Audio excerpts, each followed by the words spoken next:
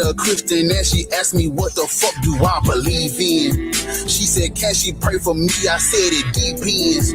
Told her ain't no saving me cause I'm too deep in. Hey, yeah baby, I'm a heathen. Long as I'm breathing, religion is diseases. She said Jesus is the way to life. Lord and Savior paid the price. Son of God that gave his life. Then I started speaking hard truth. She cried herself to sleep to my ex-Christian blues. If they do the Lord's work, they just unemployed. Man, I'm just a sinner fighting demons like I'm preacher boy. All these black towns underwater that done been destroyed. Pray to the Lord to come and save us. He ain't here to know us.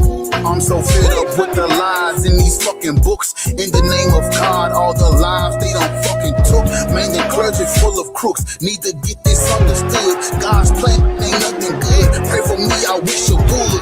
So Lord and Savior, watch us suffer every season. Black pastor saying only God knows his reason, but God ain't intervening. This what we deceived with. Man, I met a Christian and she asked me what the fuck do I believe in. She said, can she pray for me? I said it depends. Told her ain't no saving me cause I'm too deep in. Hey, yeah, baby, I'm a heathen. Long as I'm breathing, religion is diseases. She said, Jesus is the way to life. Lord and Savior paid the price. Son of God that gave his life. Then I started speaking hard truth. She cried herself to sleep to my ex-Christian blues. Ethiopia can't be these niggas saving grace. Black Christians say they Bible older, that ain't saving face. Black atheists rants up in this bitch, I set the record straight. Hope I stop, they tryna pray. Cut me off, still find a way. The lake of fire waiting on me, how I talk shit about Jesus. Shit, it's fuck Muhammad too, justice for Aisha. If it's Christian or it's Muslim, bitch, it's still egregious. I can't put my faith in either, Judaism just as evil. Only reason you a Christian cause the doom diverses. Tryna wake my people up like that's my only purpose. Damn, these ex-Christian blues got me preaching. Man, I met a Christian and she asked me what the fuck do I believe in. She said, can she pray for me? I said it depends. Told her ain't no saving me cause I'm too deep in. Hey, yeah baby, I'm a heathen. Long as I'm breathing, religion is diseases. She said Jesus is the way to life. Lord and Savior paid the price. Son of God that gave his life. Then I started speaking hard truth. She cried herself to sleep to my ex-Christian blues.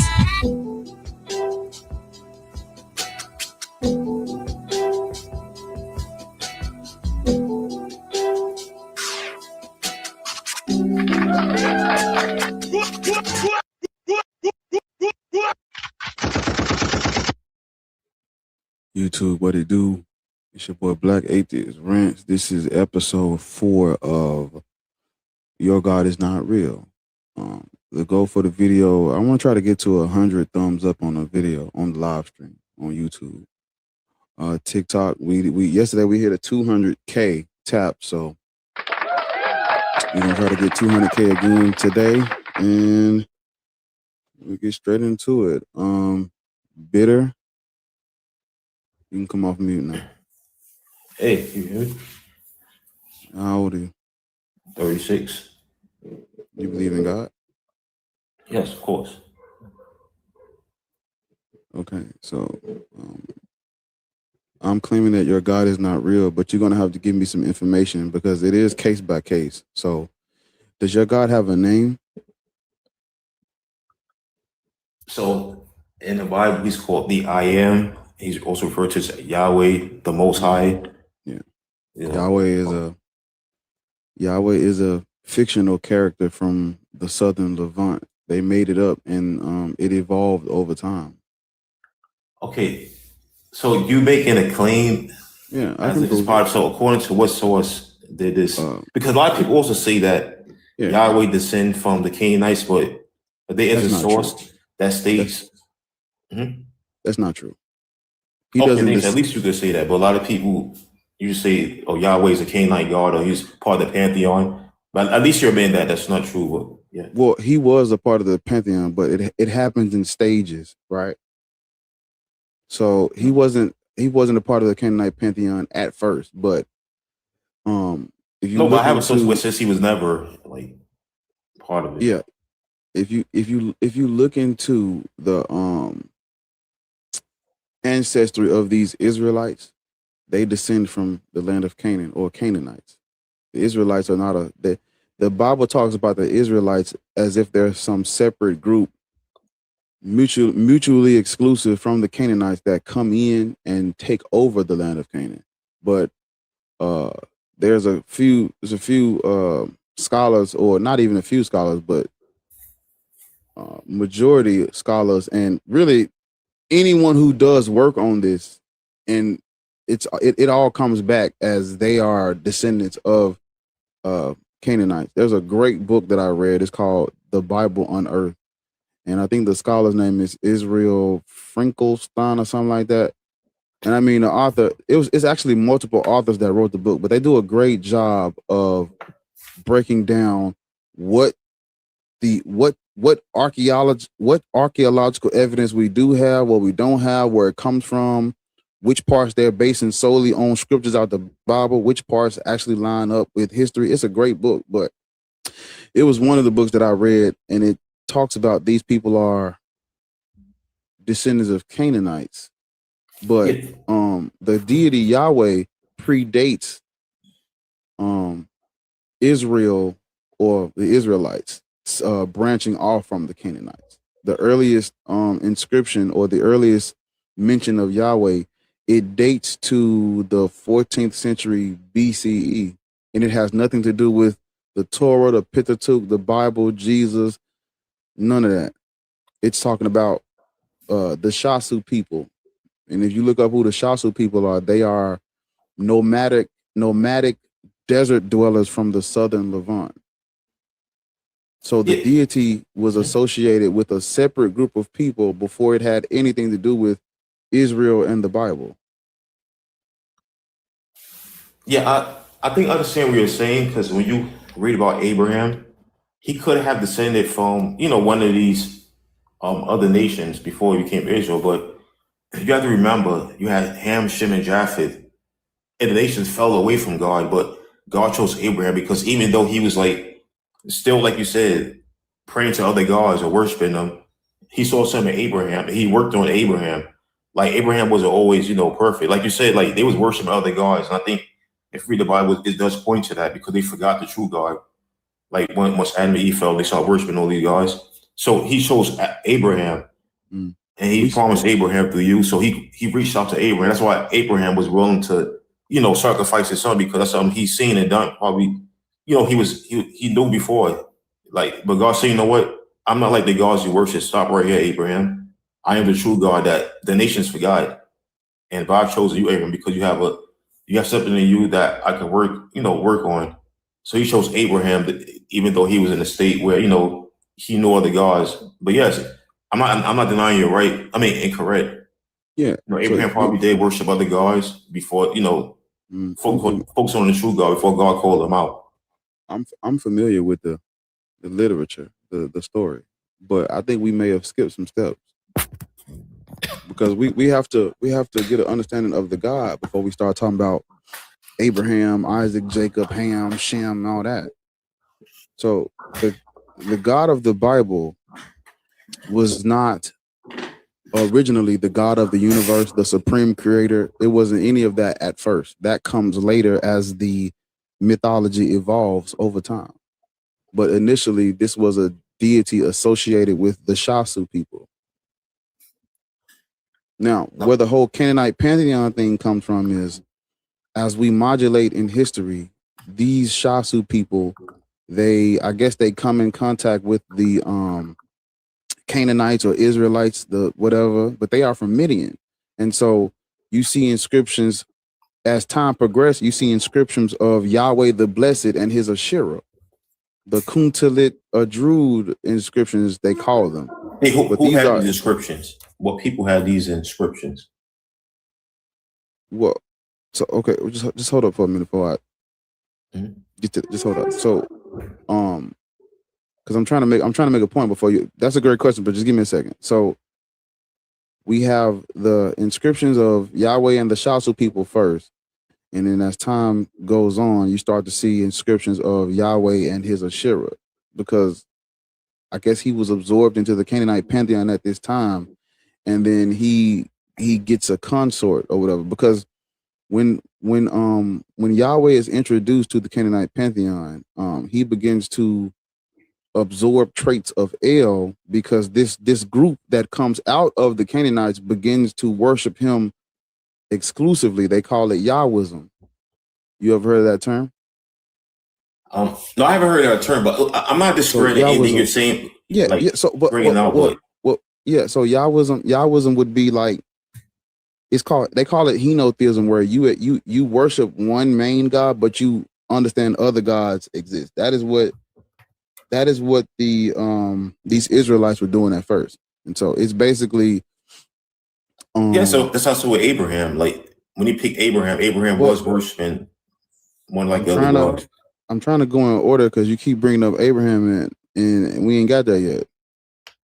But I always butcher this name, but it's called the Kuntalit Druid inscriptions, and it's a collection of ancient Hebrew and Phoenician texts found in the Sinai Peninsula, right? And it's talking about it. They say it dates to the 9th or the 8th century BCE, and they are. Wait, who says this? Like what source? Like, what you can get this off of? Let me see, because I have a few websites that this comes from, but you can go to Bible Archaeology Society. Am I saying that right? It says, yeah, BibleArchaeology.org. They mentioned the Kuntalit Druid inscription. There's a few that mention this, but this is in the Kuntalu Druid Kuntalit. I can't pronounce it. I think it's Kuntalet or Kuntalet or Kuntalet Druid inscription. And this inscription states that Yahweh was introduced. Yeah, it's talking about Yahweh and his Asherah. Like it speaks of them together. And so let me see. So let me tell you what more than likely happened. So usually what happens is that nations see the power of the Most High and they try to associate themselves with him. But if you read the Bible, Christ nor the Most High never says I associate with this God, but other nations try to associate with the Most High because they see the power of this God, so they try to associate. But God says he stands alone. I am God alone. But these other gods, for example, Islam give credence. Even today, like Buddhists, you said the Christ consciousness. No, but the Most High would never associate. I am God alone. These gods are nothing.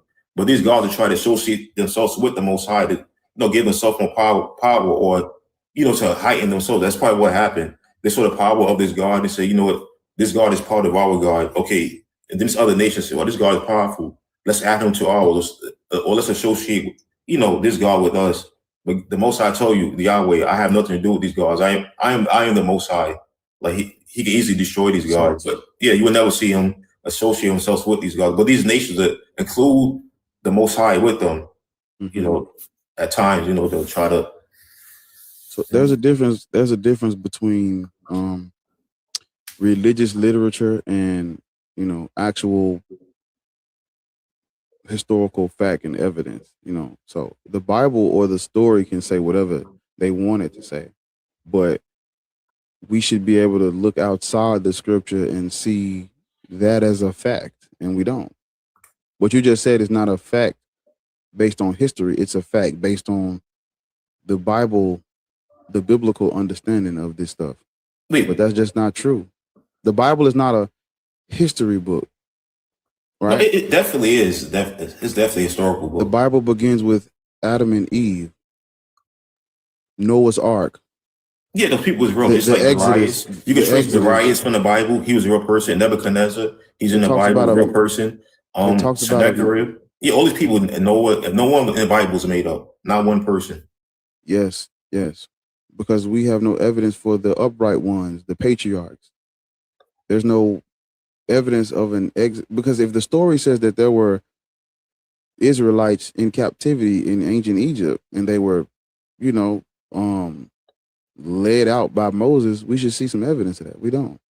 Okay, so you expect the Egyptian to say, the prideful Egyptians to say, the Israelites whipped us and the Most High gathered their people and we was left to look foolish. Do you actually think the Egyptians are going to describe that in their stones? They didn't even want Moses' name in there, so they're going to get absolutely destroyed and put that in their inscriptions. You think the Egyptians would do that to themselves? I'm saying, what evidence do you have that these events took place? What do you have? Sure. So there's one. I could find the stone. I could look it up, but it states on one of the Egyptians, the stones, that Israel is no more. So the reason why they put Israel is no more because they had big contention with them in their God, and so yes, Israel is no more because they left their land. So basically, they don't want to focus on Israel, so they just put Israel is no more. They want no bills with them, knowing what happened and what their God did to them. So they just put Israel is no more. That's what we have at least so far discovered. I believe there's something else that the Egyptians have concerning, the Israelites. But the fact that they put Israel is no more, you have to ask yourself, what do they mean by that, and why don't they want Israel to be no more? Did they mean that they wiped them out, or they left them alone? Like Pharaoh said, just take them. Like basically, that's what happened. So, what I'm saying is, what evidence do you have of a flood or an exodus? A flood? Because you said that the Bible. Oh yeah, flood. There's much evidence of a flood. Oh, so, the worldwide flood mentioned in Noah's Ark. Oh yeah, the flood. That's very easy to present. So when you look at every culture, it mentions a great flood, but a lot of people states that these stories is just localized flooding. Here's where that's incorrect, because if it was a local, an account of a localized flood, it would say every 100 years this flood happens, or every few months this great tragedy happened with this dragon. And they'll say this one event. So something so devastating happened that this story was written down on the culture. So what happened is that Ham, Shem, and Japheth taught their sons what happened. They told the story. But what happened is that nations, like say, for example, China, to glorify themselves, they said in the great Ying survived the great flood, or in Africa, the great Igbo, survived the flood. And it say every few years this flood happened. It happened one time in the story. So think about it. If these accounts were about localized flooding, it would say every 100 years the great Ying saved the people. No, it says this one event happened where almost everyone says a boat landed on a mountain. Look it up. And one man was saved. So what happened is that Noah taught his son, Ham, Shem, and Japheth, because they was there. They taught their children. I'm asking you for evidence of this, and you're the fact that there's a flood story in every culture. You do know, but see, you're going to fall into a trap, because you're saying because every culture has some form of a flood story, therefore the flood story of one of the many cultures is true. So let's use that, and let's go a little further. Every culture has a creation story as well. Are they all talking about Yahweh? Yeah. So no, they're not. The thing is that you're on the right track. So you have to find out there's only one telling the truth, but we have to find out. I feel like you didn't hear the question. I feel like you was not listening to the question. I asked you again. Maybe I didn't hear it correctly. Go ahead. You're saying, I asked you for evidence of this flood story. You said, well, every culture has a flood story. But if we keep that line of reasoning, every culture has a creation story as well with a separate deity. Is that evidence of Yahweh too? Yeah, that is evidence. So I just want you to hear what you're saying. I feel like you don't understand what you're saying, right? Because I am asking you, for example, in Norse tradition, they're saying that the god Odin slayed the giant Ymir in half and created the universe out of that. Is that evidence of Yahweh? No, of course, that's not how came about. It's not how. But that's why I asked you more times to make sure you understood the question. Actually, it is evidence of Yahweh. But I'll explain how. But I'll wait till you. So Odin slaying the giant Ymir and creating the universe is evidence of Yahweh. Yes, because they understand that there is a creator. But again, these separate nations, they be prideful and try to say us, Nordics, this is our God. This is how he made it.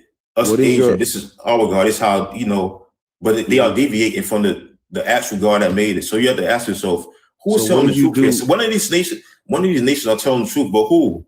They all know that there's a creator. That they're on the right track. Could they all be lying?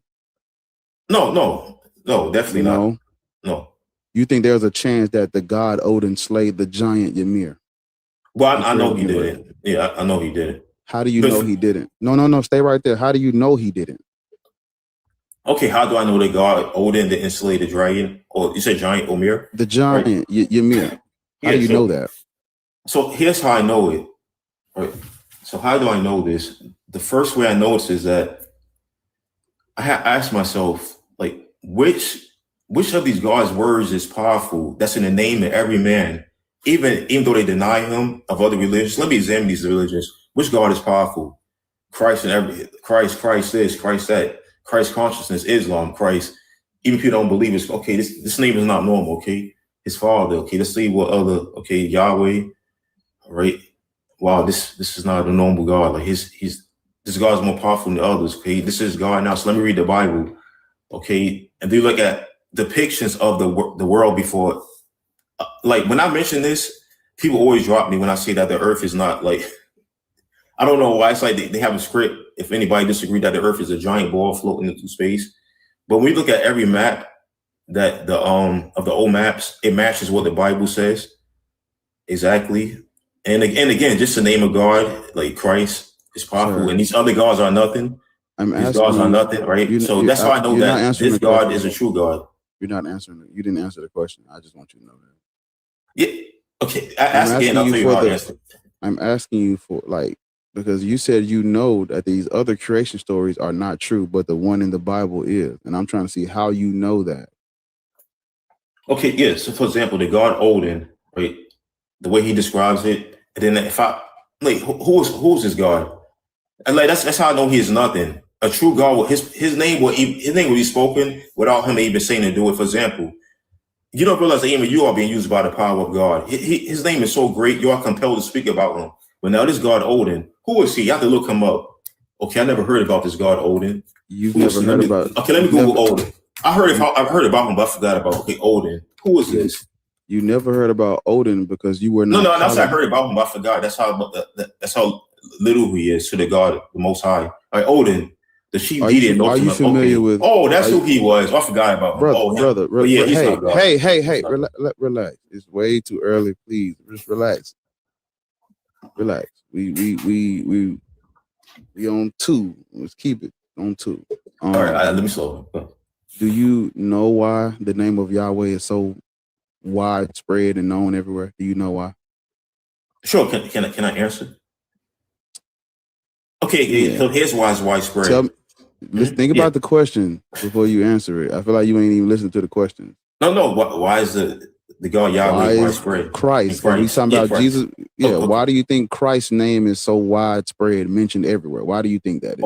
Perfect answer. And I have perfect question and the perfect and right answer. So what happened is that the Romans, they met the Messiah that was prophesied to come, right? And they saw what he did. They couldn't refute that he was God.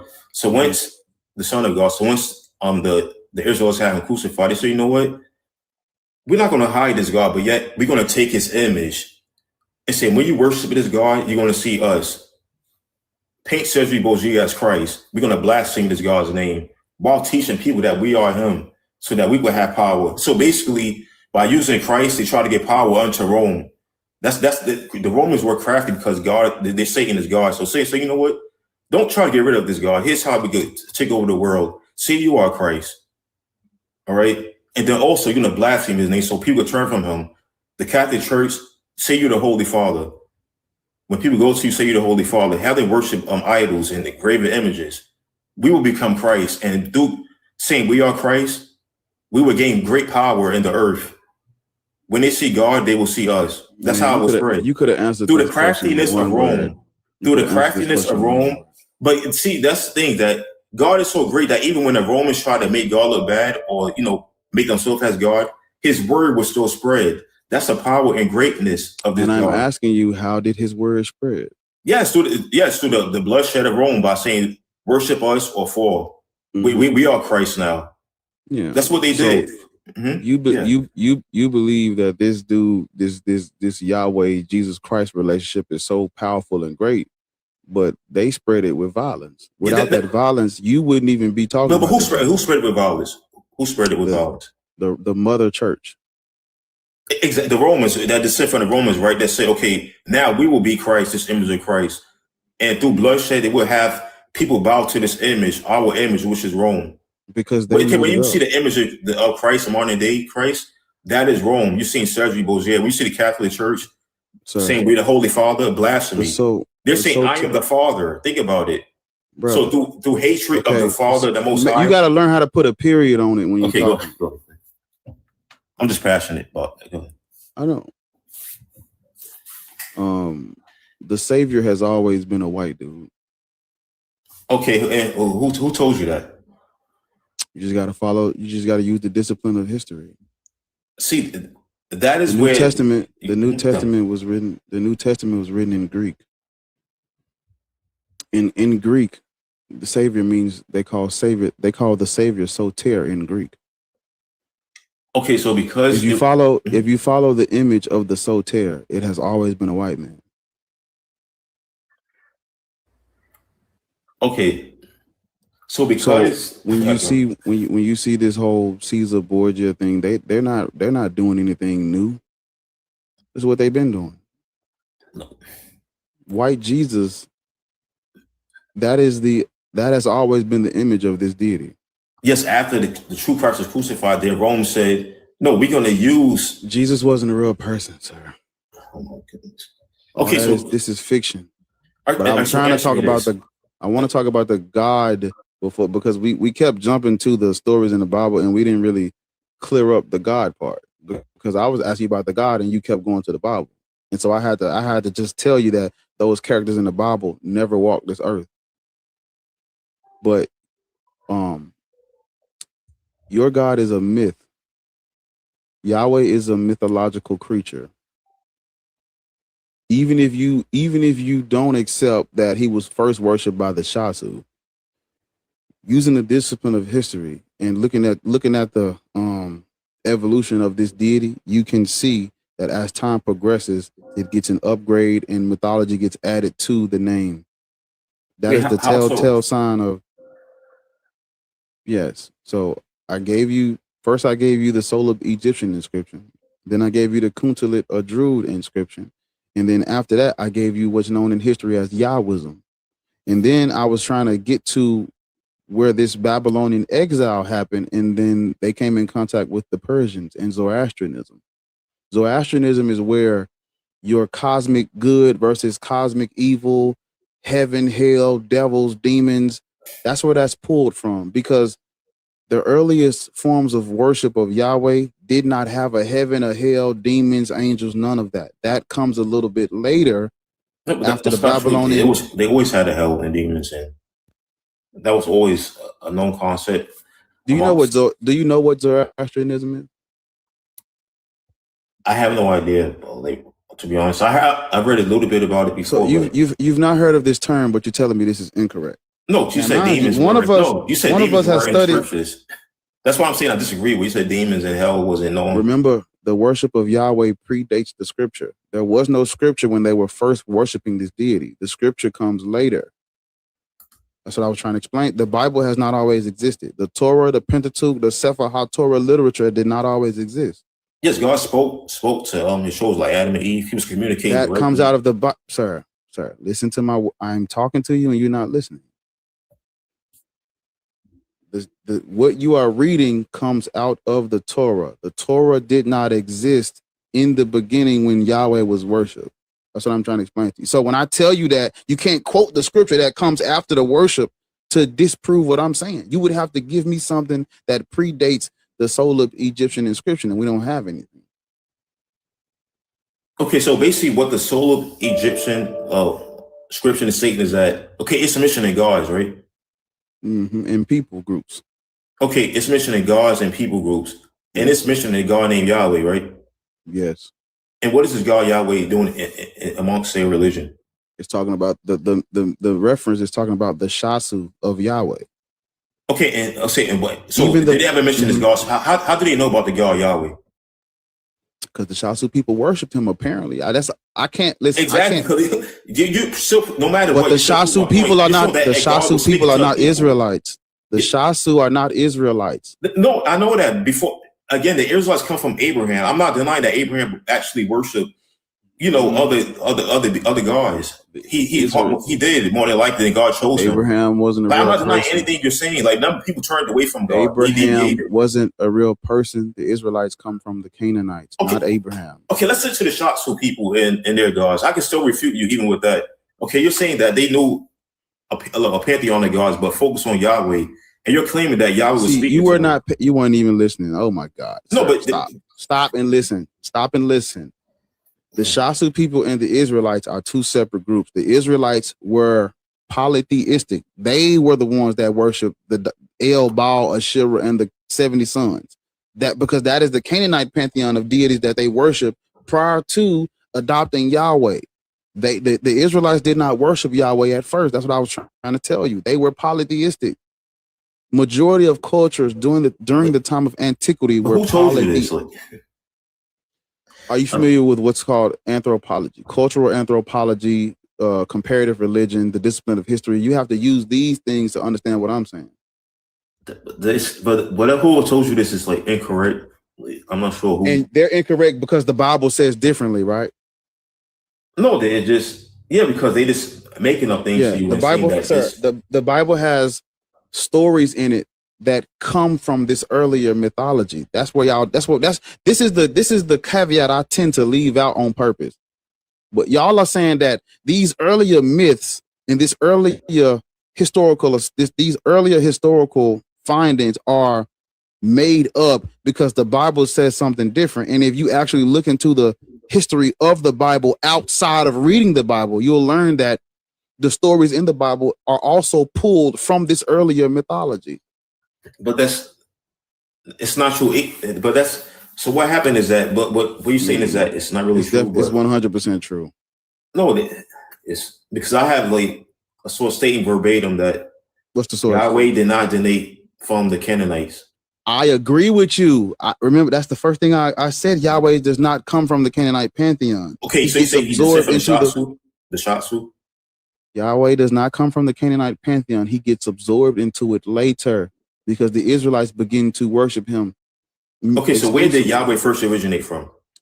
The earliest evidence of Yahweh is the Solub Egyptian inscriptions talking about the Shasu people of the southern Levant.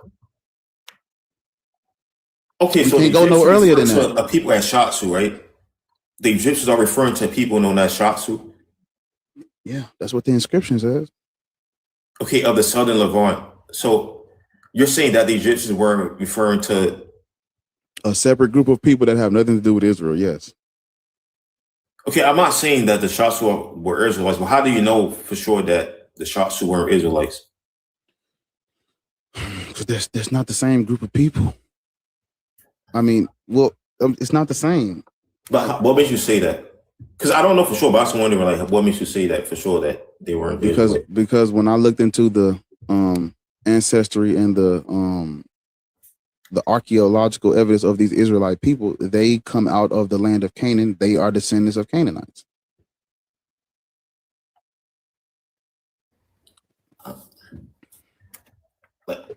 I would have to look into, because you're not giving direct sources, but so that means I literally gave you the fucking inscription mentioning the Shasu and the God Yahweh, and then I gave you the inscription mentioning Yahweh and Yahweh the Blessed and his Asherah. No, I'm not denying that part. I have to see where the Shasu are not Israelites. I have to deep into it. But I heard that people say that in fact they were Israelites. I've heard this name before, and people did say they were Israelites. That's why I'm saying that now do research on my own.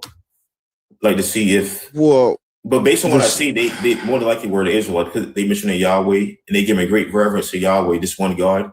Because the other nations they give reverence to other gods in conjunction with, but they only focusing on Yahweh alone. It's only one people that focus on Yahweh alone in the Israelites, so it has to be them. You lose either way. How? Because if you think that the Shasu are the earliest form of the Israelites, it doesn't take away from what I'm saying. How? Because Yahweh, because the earliest worship of Yahweh had nothing to do with what's in the Bible. That those stories still come later. Even if you think that yes, I agree Israelites, with you. Yes, because Yahweh was reaching out to the lost people, that he was still speaking out to people that was lost. That's what I'm saying. That Abraham was like, he that's the one he chose, but he was still reaching out to people saying, wake up, I am God, in the midst of these false, God said, these people confused, all right, we're hearing, but there's something about this Yahweh God, let's include him. Exactly, you still proving my point. He was still speaking out to them amidst these false and the evil gods. You're proving my point. All these people heard about the name Yahweh, but Abraham was the one who woke up amongst these, wicked people. Abraham, because again, he still had the same teachings, but God picked him out. Said Abraham wasn't a real person. So when you keep mentioning fictional characters, it's funny. Okay, let me. I want to help you because see, it's hard to understand what I'm saying when you only know the history of one religion, you don't know anything else. No, but even while you're saying, I want to ask you a yes or no question. Do you think that other cultures during the prehistoric or whatever, during the ancient times, do you think they made up fictional characters and stories and deities to explain who they are and to deify their culture? Do you think they made those things up? Yes or no? Yeah, I would say they made it up, but they were in contact with spirits. Right. Stop. So they had influences. Yep. Mm-hmm. That was a yes or no question. Just hold up. Right, yes. Mm-hmm. So if you accept that other cultures made up fictional characters and deities and mythology and pantheons, why are you what makes you think that the Shasu or the Israelites did not do the same? Yeah, that's all I was trying to throw in, that they, even though they made up these gods, they were in contact with beings or spirits, what we call, so they still were in contact. So they had influences how they shaped, for example, the Egyptians, Osiris. These are actually we agree Osiris is made up by the Egyptians, right? Yes, but given instruction by deities, they were. How do you know without quoting the Bible? How do you know Osiris is made up? How do I know Osiris is made up? Yeah, without quoting the Bible, how do you know Osiris is made up? Yeah, because they worshiping gods that have them set up depiction of this is how you're going to depict this god. This is the image where you're not answering the question. You're not answering the question. Lock in. Okay, outside of the Bible, how do I know? Without referencing stories in the Bible, mm-hmm. How do you know that Osiris is made up by the Egyptians? How do you know that? Sure. So their God has no power. Osiris, who is Osiris? When was I saying heard anybody say, I worship Osiris? His God, their God is nothing. They're weaklings compared to the Most High. That's how I know their God is nothing. What I just asked you to do. A true God. What did I just ask you to do? Speaking about him. Yahweh is probably eating grapes from heaven, and you're speaking about him. That is God right there. That's how I know the other gods are nothing. But Yahweh is a true God. His name, it cannot die, no matter what. Like, for example, he's sitting back for how long? People say. I asked you to answer that question without referencing the Bible, and you went straight to their gods are nothing because the Most High. That's literally what I asked you not to do. No, you said don't use the Bible. I'm not referring to the Bible. I'm showing how, like, their names not even being spoken amongst the world. Who's Osiris? Who do you see mentioning Osiris now and today? Nobody. Because their God is nothing. That's why. So that's how those made up, because the God is when weak. You hear me talking, you gotta hold on, because you don't put a period on it. Nobody mentions Osiris because Egyptians did not conquer and colonize the globe. Everybody knows everybody knows Yahweh because of the Romans, as you said. Yes, and I explain how through the power of God, they seen the power of God. Say now they want to be as God. They try to mag themselves as a God that came unto them. No. So you can't blame God for people being obsessed over and trying to be like them. No, it's not God's fault. Religions are created to control people, sir. So people need religions to control the people. So is Kim Jong-un religious? Religions are manufactured by higher ups to control the masses. Is Kim Jong-un using religion to control North Korea? This is not a conversation about Kim Jong-un. No, he's not religious. I believe it's a majority atheist. People who are not religious. He sees himself as God. So how is he controlling his people? Remember what I was telling you about when I'm speaking? Hold on. Okay. This is a conversation about religion, not Kim Jong-un. That's a separate topic. We're speaking on my words were religions are manufactured by higher ups to control the masses. This has nothing that had nothing to do with Kim Jong-un. I'm talking about higher religion. ups are people, right? Yes. Yeah, so that incorrect. The statement is incorrect based on the fact that again, a person by the name of Kim Jong-un is not using religion. So you got to ask myself, is this really true? Because if I think about it, do you really need religion? Why are you talking about Kim? Why are you talking about Kim Jong-un if I'm talking specifically about religion? Because you made the statement that higher ups people are using religion to control people. But I'm saying that's not true. You don't need religion to control people. You're making the claim that you need religion to control people. You use power, That's fear. what they use it for. That's what they use religion for. Prime example, where do you live right now?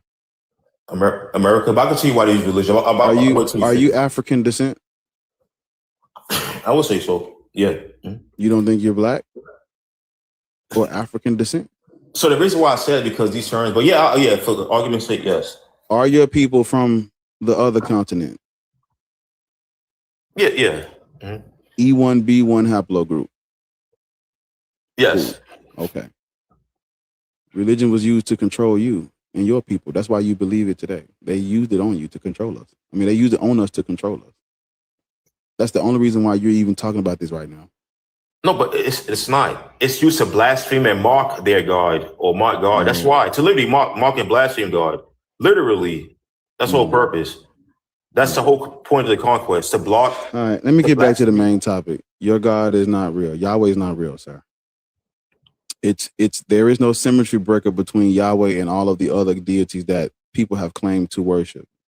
No, there's the same way that his name is spoken today, tomorrow. His name will still be spoken 1,000 years later. My people don't believe in him. Think about it, sir. Why did you even cut me off? I don't know why you. Okay, I'm sorry. All right, go ahead. I'll go on mute. There's no symmetry breaker between Yahweh and all of the other deities that people have claimed to exist. It's all one and the same.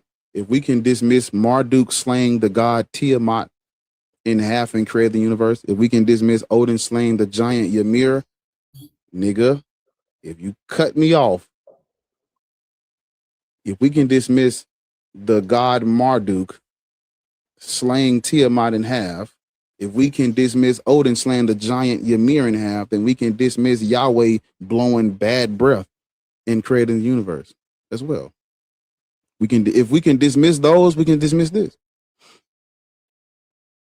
So here's why, again, I feel that that's an incorrect statement. Number one, his name, it can be compared to the other. Yes, it can. I told him to know these guys. You had to remind me who these guys were. I had to Google it. Okay, who's Odin? Marduk? Oh, I think I heard about him 10 years ago. Mm-hmm. But also, here's why I know that the breath that God breathed into us is in fact true, because what does our body need? Nickel, iron, copper. Where does God say we come from? The dust of the earth, right? So even before scientists knew this, God already stated that the same minerals that we need in our body, he made us from that, the dirt, copper, nickel, iron. What else? What are you even magnesium, right? So the same things that we are made from, the Bible states many, many years ago, before even scientists written it down in their journals, this, that. So think about it, ask yourself, all the minerals in the dirt, why does our body need everything that comes from it? Your time is almost up because you don't even know what the fuck you're talking about. No, answer that question. Why does our body need what's present in the dirt? You ever heard of Whataburger? A Whataburger? Is that a something from McDonald's? No, what is that? Whataburger is a restaurant that I am a spokesperson for. And if you tell them Bar sent you, they'll give you a free meal. Okay, so you couldn't answer my question, so you had to diverse. Your question is mute. Oh, so he can't explain it. Once again, I prove God again. So he can't explain how our body needs everything present in the dirt, which the Bible said that many years before. Name a scientist you could think of. God already said, you know what? I made you from this dirt that they're going to mention your body needs. Yes. So once again, I win, but this is not out of pride. This is good glory to God. Have you ever save souls? Once again. Hold on, jump. Dude, relax. So Doug, can you help him explain No. that our body needs nickel, copper, iron, all these things? No. You need to relax.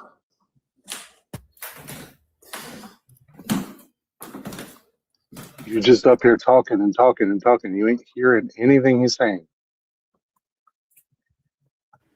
I heard everything you say. Mentioned Whataburger. I've heard that.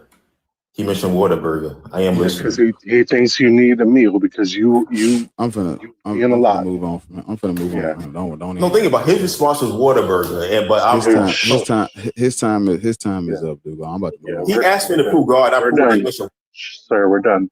We're done. So I won like that. God is real. We're done. This proves verbatim that God is real. It doesn't prove anything. This is Whataburger. Just that you can't stop talking. Glory be to God. Sir, stop. All glory be to God. It's crazy. Get down. The fuck? What's up, dude? Lord's one's up too, buddy.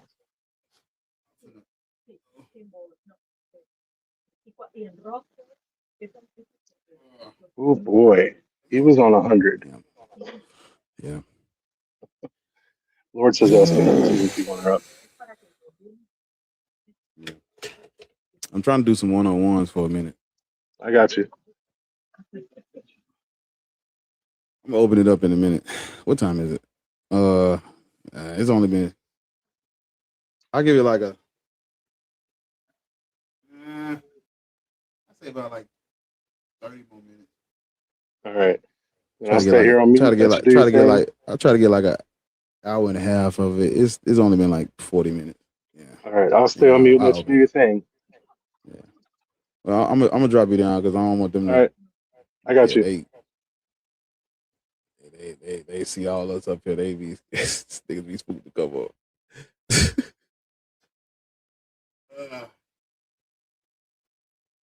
Damn foot. It's hurting.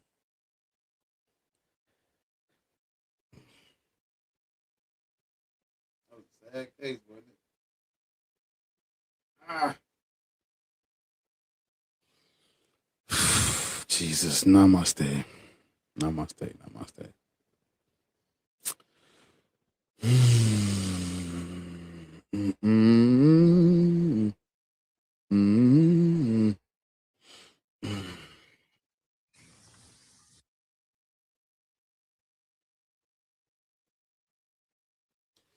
Sad case, man. I don't know which one of y'all was first. Yeah, make sure y'all tapping the screen. Oh my God, man. Come on, bro. Tap the screen. Let's try to get to 50K by 8:25. We at 30,000. I don't know if y'all can see it, but yeah. Gift goal look good. Oh, but y'all try to finish this right here. Help me with the gift goal if you can. I appreciate it. That guy's not loading in. Drop down and come back. DK, you gotta drop down and come back. It's not loading you in. He responded to Muslim Lantern. I want people to do that. Turn the TV off in the back. My bad. What's up? How old are you? 30. Christian. I'm wrong topic. My bad, y'all. Wrong topic. You believe in God? Yeah. Which one? I ask people that same question all the time. Jesus Christ, Yahweh. You believe in Jesus Christ? Yeah, I believe he's God. I believe he's Yahweh. So Jesus Christ can't be the son of a God that's not real. Well, I said I believe he is God. I didn't say son. I mean, he is the son of God, but I just said I believe Jesus Christ, because you believe Jesus Christ was a real person, right? Of course. Jesus Christ cannot be the son of a God that's made the fuck up. Yeah, that's what I'm saying. I believe Jesus is God. You believe Jesus is Yahweh, right? Yeah. Yahweh is a deity from Midian. I mean, okay. I'm talking about the one in the Bible. Yes, Yahweh from the Bible is a deity from Midian. That's not what it says in the Bible. The Bible is not a history book. It's historical fiction. Historical fiction is like think of like Spider-Man in New York City. New York City is real, right? But that don't mean that don't mean your friendly neighborhood Spider-Man is slinging webs and fighting fucking Rhino in the streets. Somebody's slinging something in New York, but yeah, it's not Spider-Man. You're right. Yeah. Because Gotham is, just because Gotham is real, that don't mean Batman is real, right? I don't think Gotham is real though. Just stay with me. Don't get lost in the sauce. Yeah, I'm just saying. Jesus cannot be the son of New York City. I don't think Gotham is real though. Jesus can't be the son of mythology from the southern Levant. Yeah, so I'm talking about in the Bible. Like, I believe what the Bible says. Yes, you believe what the Bible have to, like, says. Just show me that the Bible is false, I guess. Yeah, the God of the Bible was not originally the creator of the universe. Bible debunked.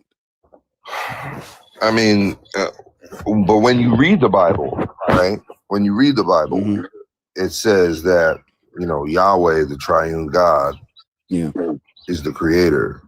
So, like, I think you're talking about stuff outside of the Bible, maybe like some ancient Mesopotamian mythology, things that predate the Bible. Yes, right, and that's cool. I respect that, but I'm saying, like, for me, you ask me what I believe. I believe the Bible, that Jesus Christ is Yahweh, the one true God. Yeah, you believe that because you've been indoctrinated, probably. What do you mean? Or colonized, indoctrinated or colonized, one of the two. How was I indoctrinated? I used to be an atheist. You grew up an atheist? No. What did you grow up as? I mean, I ain't really grow up as nothing. We would go to church on Christmas and Easter. That's called indoctrination. No, I'm saying, like, just as a family, we would go on Christmas and Easter as tradition, but it wasn't like a something that was taught in my house. It was just something. Did you know, or did you believe that Jesus Christ and God were real before you converted to Christianity officially? No, that's what I'm saying. We did Christmas and Easter. Then when I was a teenager and started actually thinking about this stuff, I was like, God don't exist. And then I became a Christian. Cool story. So that's not indoctrination. That's thinking for yourself and using your brain and figuring out that Jesus Why were Christ your family is Lord. members taking you to church at such an early age? It was just like some cultural thing we did. Christmas and Easter, you know? Not even on like the rest of the Sundays of the year, just those days. Yeah, so Yahweh's made up. How do you know that? Things outside the Bible. What things outside the Bible that are more reliable than the Bible tell you Yahweh is made up? Everything is more reliable than the Bible. Like what? Give me an example. Like the soul of Egyptian inscription. Okay, what's that? The earliest mention of Yahweh. Really? Okay. Could you show me that? 14th century BCE. Type it in. Yeah, could you show me that since you're bringing it up? You don't have a second device with you? You can type it in. But you can't, since you're talking about it, like you can't just show me. Since you're the one bringing it up. I'm not about to pull it up. I'm not about to pull it up on my screen. So you can't produce any evidence for what you're saying, then. They've already done that part for me. You just got to go and look at it. Right, but you in this conversation have failed to produce any evidence for what you're saying. The archaeologists have already done it for me. You just have to go and look it up, brother. Right, but that's what I'm saying. In this conversation, you are unable, like incapable. Because I'm not about to change my screen. I'm not about to change my screen. I'm not about to. Like I could show you the Bible verses. I could grab my Bible right now and show you Bible verses that say that Jesus is God, Jesus is Yahweh. You have failed to produce anything for your point of view. So does this mean I won? Does this mean I won? You can go and look it up, sir. Are you going to be cordial, or I'm just going to drop you? If you don't be cordial, produce evidence, and I have produced evidence. Does that mean I won? Over talking me and not being cordial, I'm just gonna drop you. Go ahead. What you got to say? I've already given you what you can look up. You have to do some research on what I'm talking about. That's all. What you're trying to do or what you're doing is not. It doesn't mean anything. I mean, what you're doing literally doesn't mean anything because you have no evidence for anything. I already gave it to you. You haven't given me anything. Yes, I did. No, you haven't. You haven't given me any single thing. You said look up some stuff from the 14th century. Okay, I'll look up something in the 14th century. What are you talking about? You don't even have. Yeah, the turn the original. comments off because I'm about to get busy with you. I mean, happy Pride. What? That's funny. Shout out LGBTQ community. Anyway, LGBTQIA community. Shout out Pride, to them, brother. Happy Pride Month to you, brother. Happy Pride Month. Well, they do say pride I'll is. never yuck someone's yum. And a haughty spirit before a fall. That's what the Bible says. It says pride goes before destruction and a haughty spirit before a fall in the Bible. I don't want. So I really don't want to talk to you. I might just drop you. I mean, you could drop me, but I'm telling you have nothing better than what I'm telling you with the Bible. I have better evidence than you. So why do you believe what you believe? The Bible is historical fiction. But you have no evidence. So I have the Bible, and you have no evidence at all. So why don't you believe the Bible? I already gave it to you. You haven't given me anything. Did you know that Yahweh had a girlfriend? You haven't given me anything, sir. I did. I gave you the Solub Egyptian inscription, 14th century BCE. You can go and look it up. Yeah, what does it say? Look it up for yourself, bro. What does it say? Just tell me what. You don't even have to pull it up. Just tell me a gist of what it says. It is the earliest known mention of the God Yahweh, and it has nothing to do with the Bible, Israelites, Jesus, Christianity, none of that. It's talking about a whole the God Yahweh existed before if you cut me off, century. If you cut me off again, I'm gonna drop you. Go ahead, sweetheart. Go ahead. No, I'm not.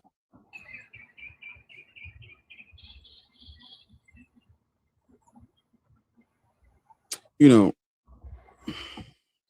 y'all come up here and y'all are so arrogant and ignorant and gullible and delusional at the same time. The Bible speaks as if you're a fool according to his folly. Right, I told you don't cut me off again. Get down.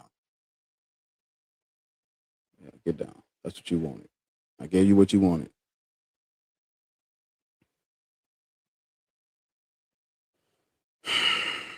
Jesus Christ. You saying y'all back on, but y'all gonna be back off because we need 100. I need 100 by the top of the hour. It's 8:28. At 9 o'clock, we need to be at 100, I'll just fucking close it down, shut the whole thing down. How about that? How old are you? Yo, I'm 20. You're 20? Yes, sir. What is all that noise in the background? I just arrived at school. I apologize. Well, let me get in the car. You just arrived at school. Why are you on the panel? Go to school. No. I'm in college, bro. Like I just arrived to the school to study. Like okay. Yeah. My bad. You good, bro? But yeah, I was hearing a little bit of what you were saying, and you were saying, do you believe in God? Yes, sir. Which one? I believe in Jesus the Father. I mean, Jesus the Son. I apologize. Sir, hey man, look, listen. Why are you moving? Like, sit still for me. Because we hear everything you're doing. That rattling, that shaking, whatever that is, whatever, I don't know, you didn't pull the launchable out or something, but we hear all that. For sure. Yeah. All right. You were saying that the earliest mention of Yahweh was in the inscription. Right, but they spoke a different language. So could it be possible that that's not the same God that they're speaking of? Especially the stories that are inside of that book. I do understand that. But if that's not the earliest mention of Yahweh, we can there are others. That's the earliest one that they're claiming is about Yahweh, but there are others. Right, but it's not saying that's the same God described in the same way. That's also, we don't know.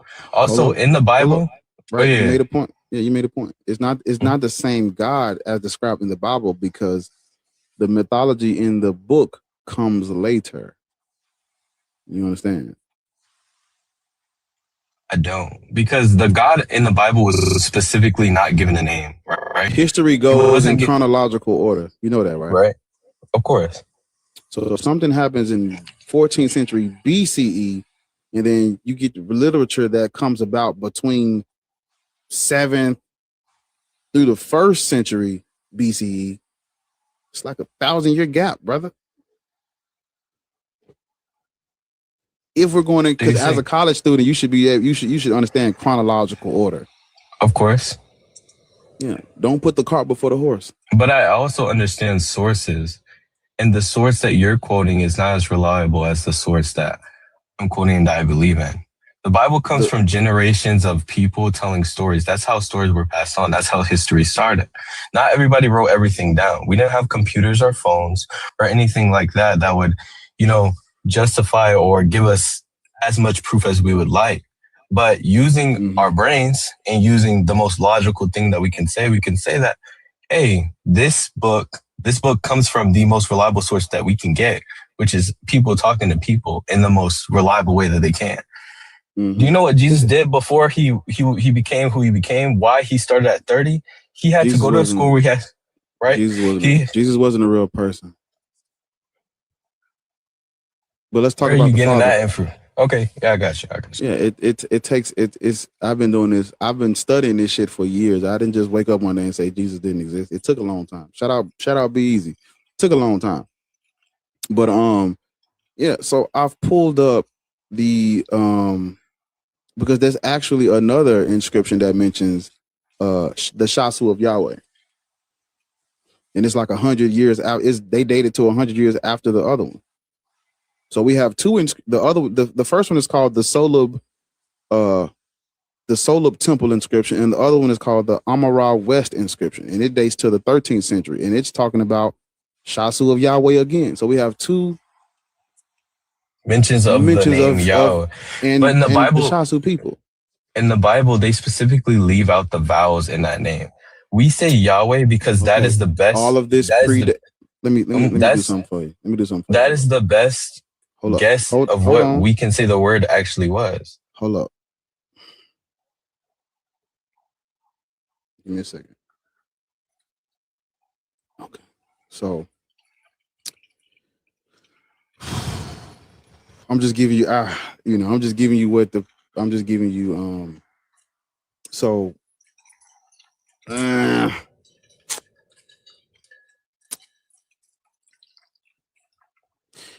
these inscriptions predate the Bible by hundreds of years, or they predate what's known in history as the Torah, because there was no Bible at first. It was called the Hebrew people called it the Torah. The inscriptions mentioning the Shasu of Yahweh predate the literature that's talking about Yahweh being a creator of the universe. Right? You understand? Yeah. I'm gonna let you talk so I can learn. But that's it. Genuine. That's it. You're just saying that they're okay? You're saying that his name is the problem? What about all the other evidence? They mention God as God. They don't really have a name for him. Yes, they just gave him a name because God did not say, hey, call me this only. He never said that. He said, I am who I am. Words have, first of all, God didn't write that. Oh, my goodness. Right. God didn't write a single thing in the Bible. Okay. So you don't have anything that a God wrote. You have what men said a God wrote. And I'm simply telling you, you wouldn't. And you have what men wrote from themselves. Yes, because I understand men make up shit. You don't. Exactly. I do understand that as well. But that didn't come from a man. It came from God. But of course, he wrote it down. What is your evidence that it came from God?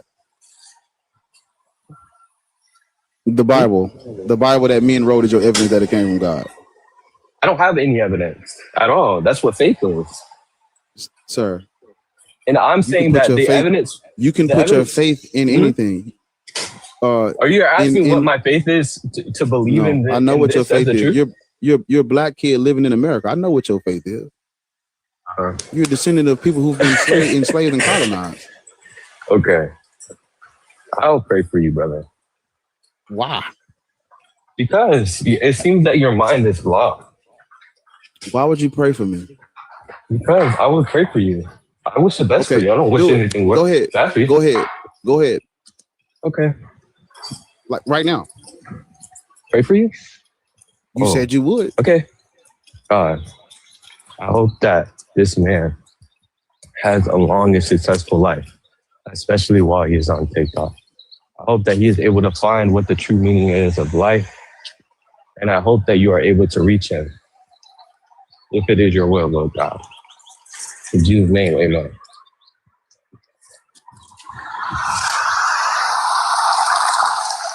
I'll pray for you, brother.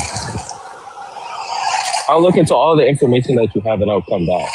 Because obviously I'm not well versed in all the other information that you have. Are you done? I appreciate that. You done? Mm-hmm. Of course. Have a nice day.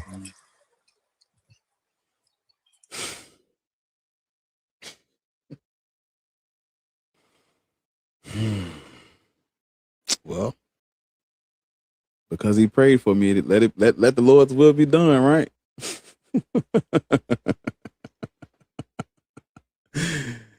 Oh my God, man. I know I'm about to get cussed out.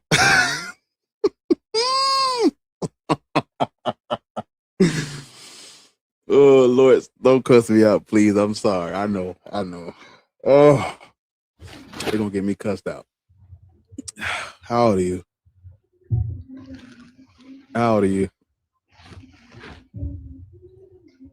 Yeah, I know. She gonna come.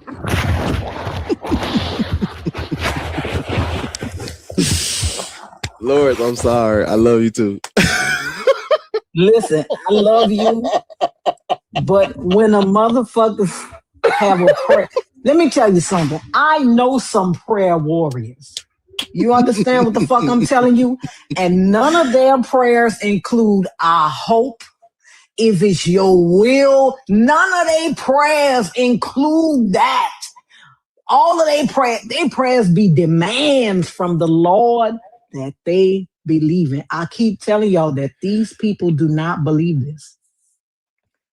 They do not believe this. He said, I hope, and that if it's your will, let me tell you something. I could get you on a prayer line right now. The motherfuckers be praying for you for 8 fucking hours on the line. You hear what I'm telling you? These people do not believe this. They don't believe it. I'm just saying. They don't believe this. They do not believe this. Because that is not how you pray for somebody.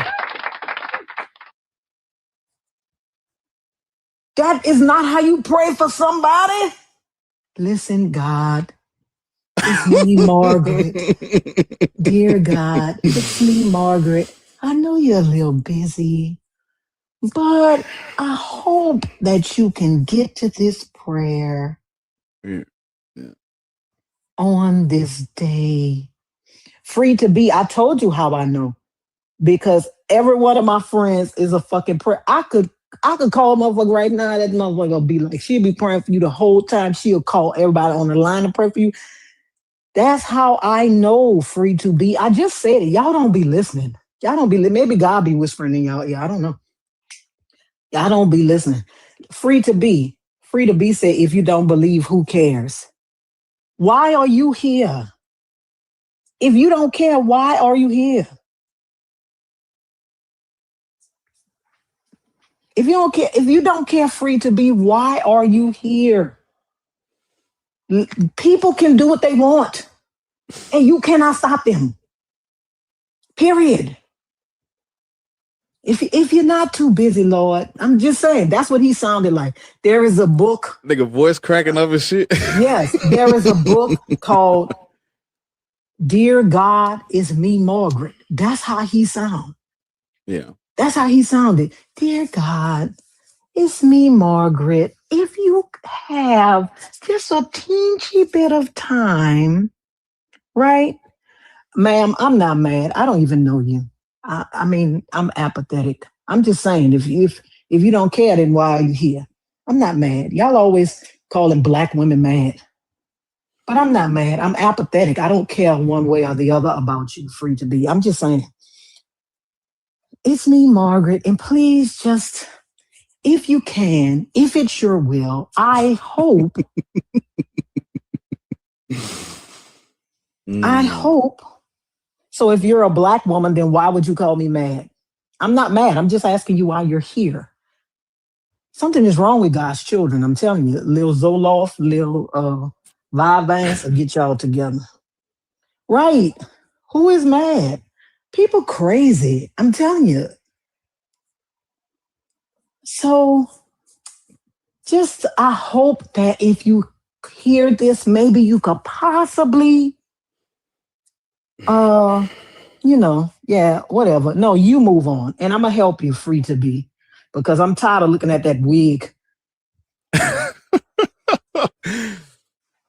I'm tired of looking at that wig. I really am. Motherfuckers talking about I'm mad when you should be mad at the person who gave you that wig. Don't listen. It's early, right? I don't know why. Why would you say you think I'm mad because I don't believe in your God? Right?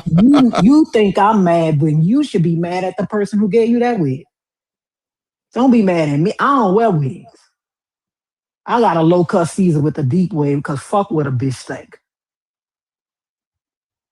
I like my edges. You need to ask God to give you more self-confidence. Stop worrying about what I'm doing. Right. If you have time after you finish ignoring the starving children and the children with cancer, can you please make sure this guy's TikTok blows up? Even though he doesn't agree with you, just make sure it blows up. Type shit. Say she doesn't understand that prayer is communicating with God. I do understand that. And because I know motherfuckers that could pray a bitch under a table, I know that what he did was not a prayer. Yes, you know how you have a box at you know how you have a suggestion box at your job, and they say, "Hey, and that motherfucker be sitting there with them same 2 suggestions in it." That was merely a suggestion. He took a 3x5 card and wrote something on it. He just dropped it in a suggestion box.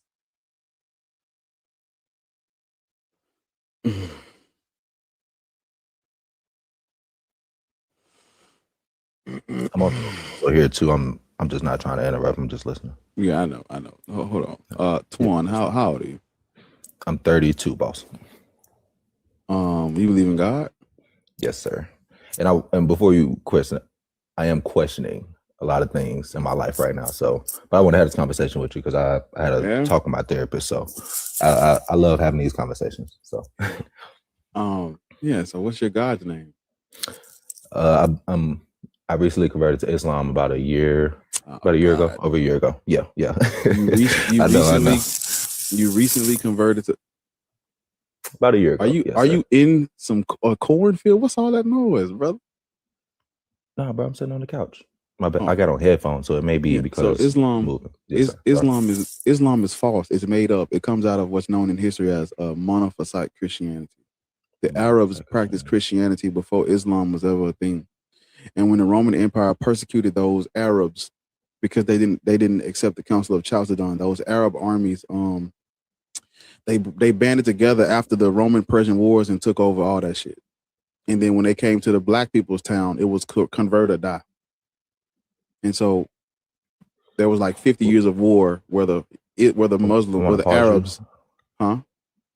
I'm just giving you a rundown for. I'm taking notes. Oh shit! I'm taking notes because I apologize. Yeah, so you have to look up. You have to look up. You have to look up what's called the Council of Chalcedon of 451. Council of Chalcedon. Mm-hmm. And then you have to look up what's called. You said 451. I'm sorry. 451. Yeah. Okay. And then you have to look up what's known in history as the iconoclast controversy, or iconoclasm, as they call it. Iconoclasm. Iconoclasm was they had a schism where they had an issue with people because the Miaphysites, not the Monophysites, the Miaphysites believed that Jesus' human nature was absorbed by his God nature. Mm-hmm. And so by making images of a real life person, you're humanizing something that they believed was absorbed by a God man or absorbed by a God. He wasn't a human. His human nature was absorbed. So by making images of him, you're going against that Christology. And so they had conflict and arguments and polemics over whether or not they should be able to make images of Jesus. It's called iconoclasm. Mind you, lock in and listen. In Islam, what are you not allowed to do? You're not allowed to have images, and because it basically points to idol worship. Now what? Yeah. Now. Before you said that, what I just said sounded just like that, didn't it? Agreed. It's in your face. The Arabs that were the Arabs were what's known as, the Europeans referred to them as Ishmaelites. Look up the term like Ishmael out the Bible. Yeah, he's the first son of the Arabs. This is if you look at the Middle East and that conflict that they're having right now, it goes back to these people are mad because the Arabs are saying, if you look at the story of Isaac and Ishmael, was it Noah? Noah's their father, right? Or is it Abraham? Abraham is the father. Abraham is the father of Ishmael and Isaac, right? Yes. Because one was born, right. One was born to Hagar and one was born to Sarah. Yes, Sarah. According to the mythology, Abraham had Ishmael first, but promised everything to Isaac. So the Arabs are saying we were first, and the Jews are saying, yeah, but we were promised the descendants and the land and the multitude. So they're literally in the Middle East fighting over biblical stories. That's why that's like at the root of this these wars and them fighting over this territory and this land. It goes back to who is the chosen people, who are the descendants, like who are we supposed to be, or who is God's chosen people. The Arabs are saying it's us because we're the Ishmaelites, and the Israelites are saying it's us because we're descendants of Isaac.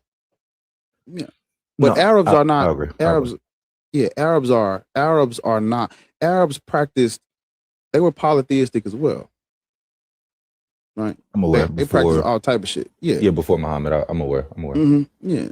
But yeah, I want to go back to say or touch on that because even today, it's it's a well-known topic about between Muslims and Christians about who was technically covered under the covenant and how do you sort of process that. But how I understood it is that, and this is of course Bible talk, even though I'm trying to deconstruct from the Bible. It's weird to say, but you don't deconstruct from the Bible converting to Islam.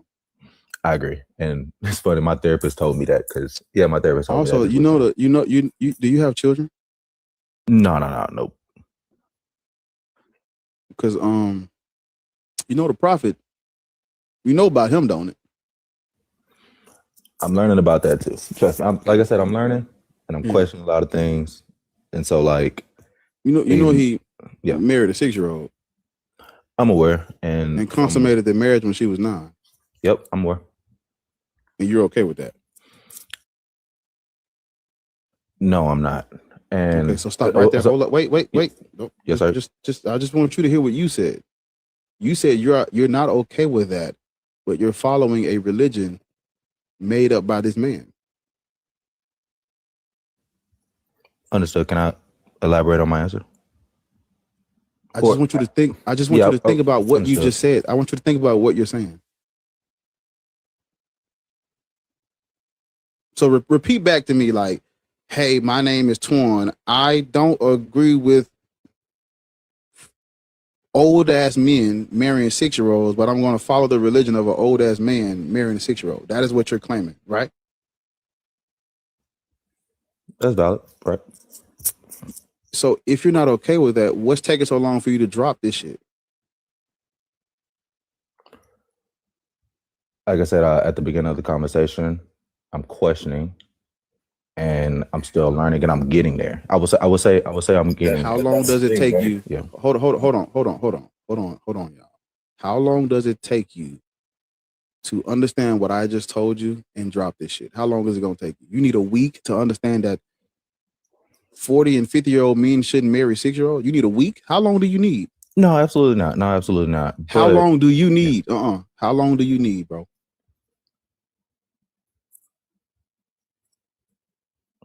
Why does it take you so long to answer this?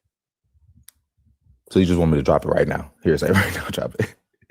Don't nobody say nothing. Just hold up. I'm asking you, how long do you need to drop a religion where You're following the prophet who married a 6-year-old. How long do you need?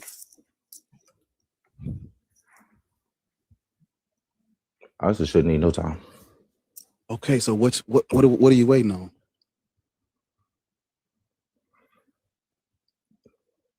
What are you waiting on? So am I allowed to elaborate? Because I want to. I know your question, man. I'm trying to answer your question. This is as simple as pie. This is as simple as pie. You're right. You're right. If you have any well, I know you have a mother. You have any sister? Yeah. Younger siblings? That's a sister. I do. And I know where you're going with this, but I want to. You know where I'm going, but it's taking you way too long.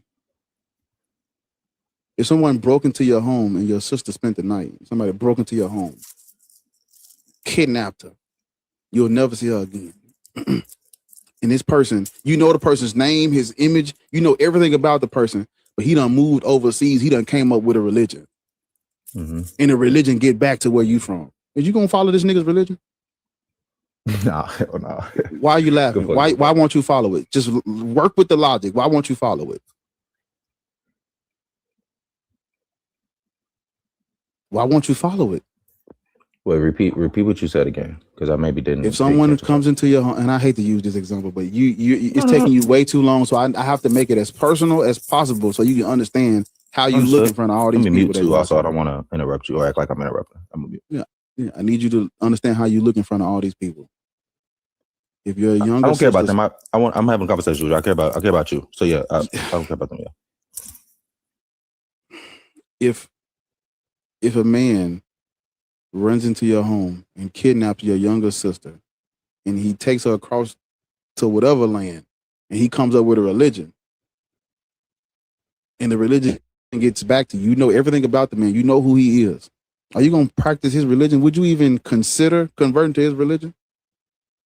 What if he converted to Islam and wanted to come back and be friends with you? Would you be friends with him?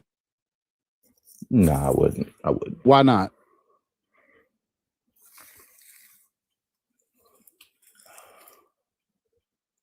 Because why not? Because I'm trying to get my words right. I'm not trying to stall. I'm not trying to stall.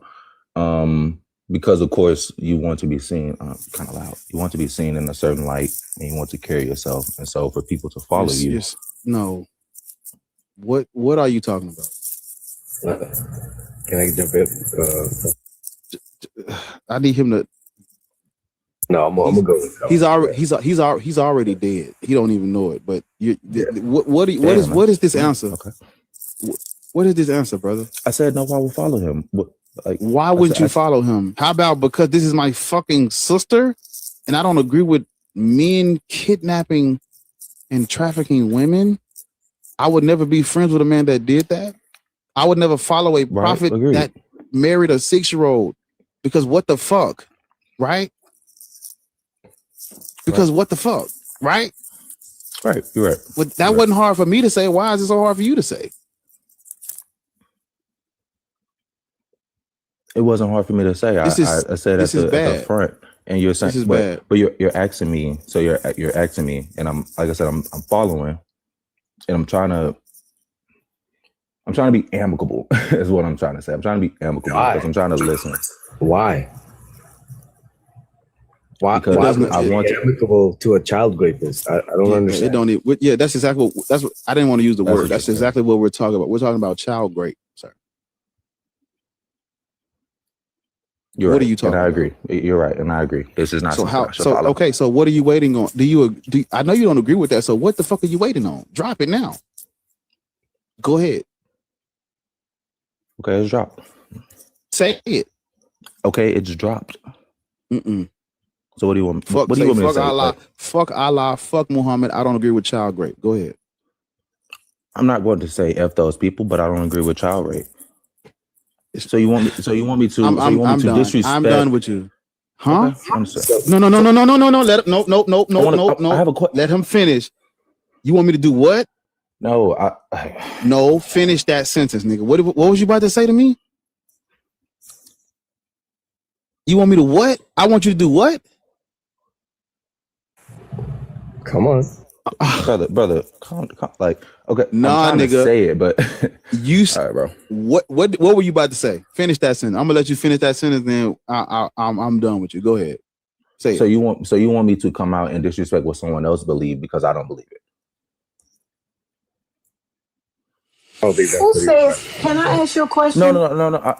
I'm just. Let me ask you a question. Yes, ma'am. Who says that you must respect what someone believes? What? How does? Why must you respect what someone believes? Right? I don't understand this whole, you gotta respect other people's beliefs. No, you don't. You might believe that you're Superman. I don't have to respect that dumb shit. I don't have to respect what you believe. That's what you believe. You should keep it to yourself. But since religious people have not, then here we are. You find yourself in a position where you have to disrespect someone's beliefs, but you won't, because you are more afraid of this ersatz God than you are telling a fucking pedophile he could kiss your ass. You're more afraid of offending people that follow pedophiles, and you want me to disrespect the pedophile? Exactly. That's what the fuck we want you to do. That's exactly what we want you to do. That's exactly what we want you to do. Fuck a belief. What they gonna do to you? What's gonna happen? Let's say you disrespect their belief. What's gonna happen? What's gonna happen? Do you live in a Muslim country? No, I don't. No, man. And okay, I'm what's gonna happen? I don't mean to call you ma'am. I'm just trying to be respectful. No, I mean, what's gonna happen? Nothing. Yeah.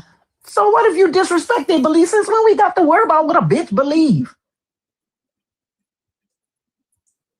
Who cares? You're right. And I am the kind of person what I believe is that if you do receive information, that you are allowed to change your position. And so you're right. And so what you're saying is if I don't agree with something, then I should not, no matter what aspect of it, I should not follow it. So yeah, I agree. Fuck Islam, fuck Muhammad.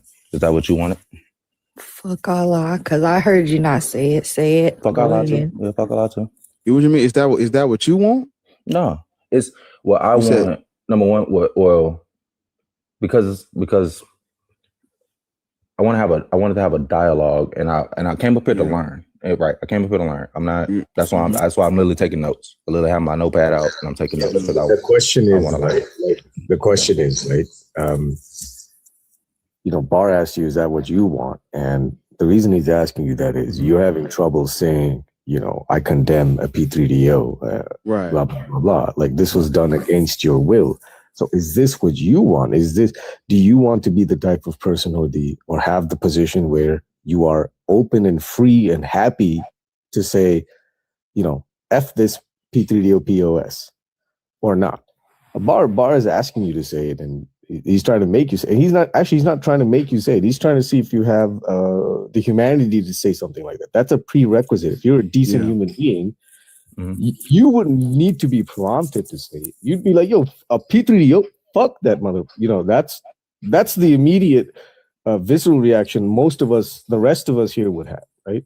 Exactly. So the question is that what you really want? Is that what's in your heart of hearts?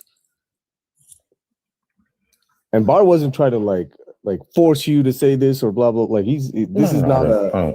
Okay, right? Wasn't to say nothing. No, and that's valid, and that's valid, and I understand. I understand what y'all are saying now, and I there shouldn't have been any hesitation. There shouldn't have been any hesitation, and I hesitated because once you believe in something, or if you believe in something for so long, it's like kind of like a lie. If someone's been lying for so long, they start to believe that lie, and so I do agree that I am indoctrinated, even from being raised Christian. I am indoctrinated, and that's something that I'm trying to get. This is why my position, Tuan, is anybody who converts to Islam is either a P3DO themselves or P3DO adjacent. They're a proponent of that of that ideology. So I understand you've been brainwashed, but like most of these Islamics like are in their fields too much. They can't think objectively. If it's wrong, and that should be the end of it. But we have to do this dance and take 5 minutes to follow the creator too, because like I said, I've been watching him for a while, and the conversations he's had has got me thinking, and even this conversation, because it's more of a straightforward thing. It's not like I can see how early I was sort of trying to dibble and dabble in the gray areas, but it's really black and white. It's straightforward. I mean, there's a lot more wrong with Islam. That's just, I mean, but that's, what more do you need? I often have this kind of like this doubt in my head, like are these people all fucked in the head? Like I have to go into what he says about black people, how it's a curse being black, how you can beat women, how you can enslave people, beat your slave, whatever, rape your slave. I could go into all of that. I shouldn't have to. Yeah. It's a testament to the depravity of the human mind that they can accept raping kids, they can accept beating women, they blah blah. I can do all of this dance with them, and it disgusts me, and it hurts my soul every time I have to do this. I have to walk them through every step of the way, and then the conversation is not, "Hey, yo, this is what he said." No, it's, well, at that time it was okay, so therefore we should, whatever it might be. Anyway, and that's what I was, and to piggyback off of that, and that's what I was told as well, and that's when, of course, it led me down a rabbit hole, and I did research. But then, what really had got me questioning was, I went to an imam, and I asked him the question. I said, "Would you?" And I'm pretty sure he actually had a daughter. I said, "Would you allow your daughter to marry me?" And I said, "I'm only 32." And he said, "No," emphatically, without even thinking about it. And so I looked at him. Yeah, I looked at him. And I said, wait, in this scenario, it's a bigger gap. How do we, hold on real quick.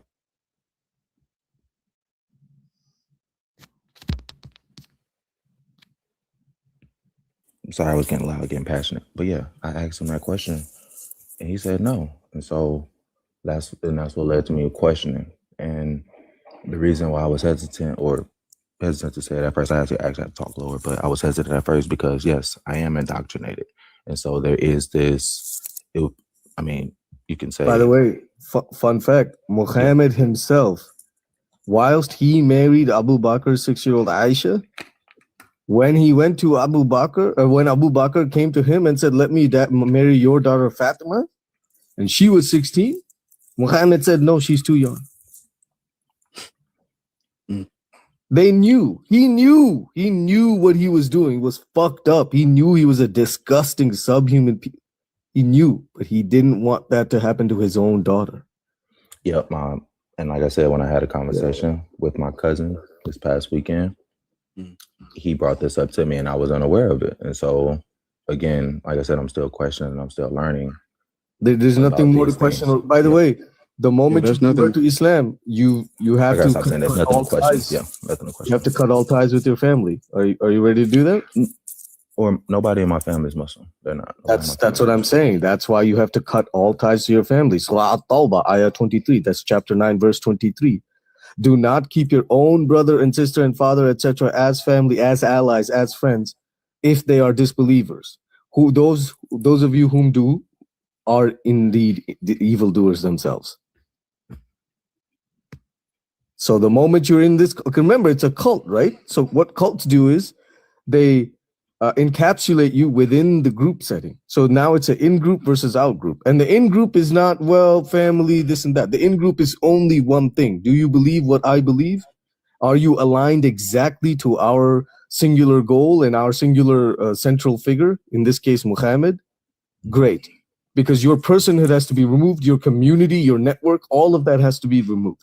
They have to break you completely, isolate you. And then now you're free for them to mold as they wish, right? Mm-hmm. So the moment you're in this religion, your family's gone. You ready to do that? See, I could go into all this. Again, I shouldn't need to do any more of this.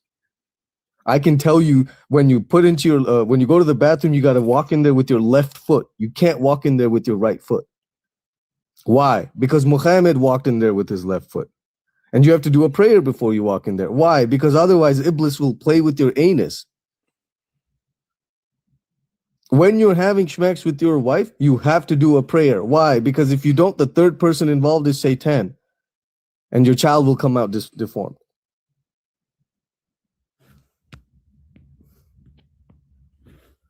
Shit like that. Just weird shit like that. When you pee, you got to squat to pee. Why? Because Muhammad squatted to pee. So you have to follow everything he said and did and thought. Because your personhood is irrelevant. Whatever Muhammad, peace be upon him, did and said, because he is the most perfect last prophet and most perfect role model for all mankind. So your life has to be programmed and following as such. Anyway, Twan, I don't know. I don't want to beat him too much. I want you to I don't know. There's nothing more, man. You're out of Christianity, out of Islam. It should be that simple. Yeah. So I don't think we should need to belabor this point, you know? Yeah. And on top of the PDF and the child rape and child marriage and the sick, twisted shit Sathiam just said, these are slave religions for black people. I'm aware. Yeah. Bilal, I'm aware about Christianity. I wasn't. Like I said, I was still researching the impact of. Look up Bilal. Come back tomorrow when you get off of here, because I usually do my other live that I do it usually says black people should not be Christians, Muslims, Black Hebrew Israelites, or it says black people should not be Christian, Muslim, or Black Hebrew Israelite. That's the live where I go into black people exclusively and the Abrahamic religions. And so you may need that one too, but there's like what Sathiam said, we shouldn't even have to do this. As soon as you found out, the prophet is a child rapist, fuck him off GP. But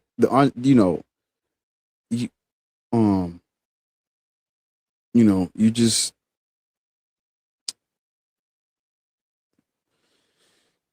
that's valid. And again, you gotta stand for something else. And y'all standing for this, but you gotta stand for something else. Your family and your people gotta come before all religion. See, I put humans first, so I can say shit like, I'm not gonna follow no prophet who married a 6-year-old. I can't do that off GP because I wouldn't want that to happen to nobody else. See what I just did? That's humanism talking. When you start to say, and I'm just using it as an example because I understand, when people start to it's because they've put the prophet of the God above. And I'm saying, hell no. Nobody's above scrutiny. Nobody is above scrutiny and ridicule. Nobody. Everybody get the same smoke. And when it comes to this prophet, you gotta stand on you having sisters and a mother. And you gotta stand on there are other women out here who are literally being affected by this. You got to stand on that first. That got to come for any type of God belief or heaven and hell. You can't be scared of heaven and hell. And they you can't be scared of heaven and hell. And then your fear cannot or I would say your love for humanity has to override your fear. You got to have courage. Where you do things even when you're scared. Even if you're scared of hell, you can't fuck with no nigga that's talking about marrying a 6-year-old because I'm courageous enough to say humans come before me burning forever. Fuck that shit. If a nigga talking about in the Bible, because we give the Quran this PDF child rape thing. Man, in the Bible, they talking about if she ain't a virgin on a wedding night, unalive her. I can't be no fucking Christian or no Jew off of just nigga. I got sisters. Off real, we can't even do it. Niggas got mamas. Your mama black, ain't it? Ain't your mama black? Lord knows. You don't even want to know what they was doing to black women. They had reproduction camps. We can't be Christian just off of the reproduction camps.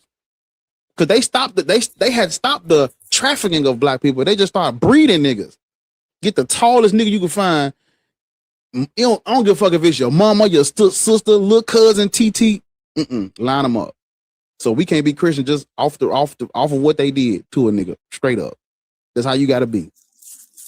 I'm gonna be honest. When I first learned about the Negro Bible, is when I first I turned my head and I said, this can't be right. And lo and behold, it was right. And then when I sat down, because when I say my therapist, he's my first cousin in my family, but he's actually a licensed clinical therapist, and he's no longer Christian. He's actually deconstructed from that, and that's who I've been sitting down talking with and having these conversations with.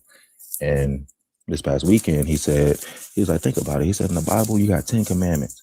He was like, none of these commandments told me to love myself.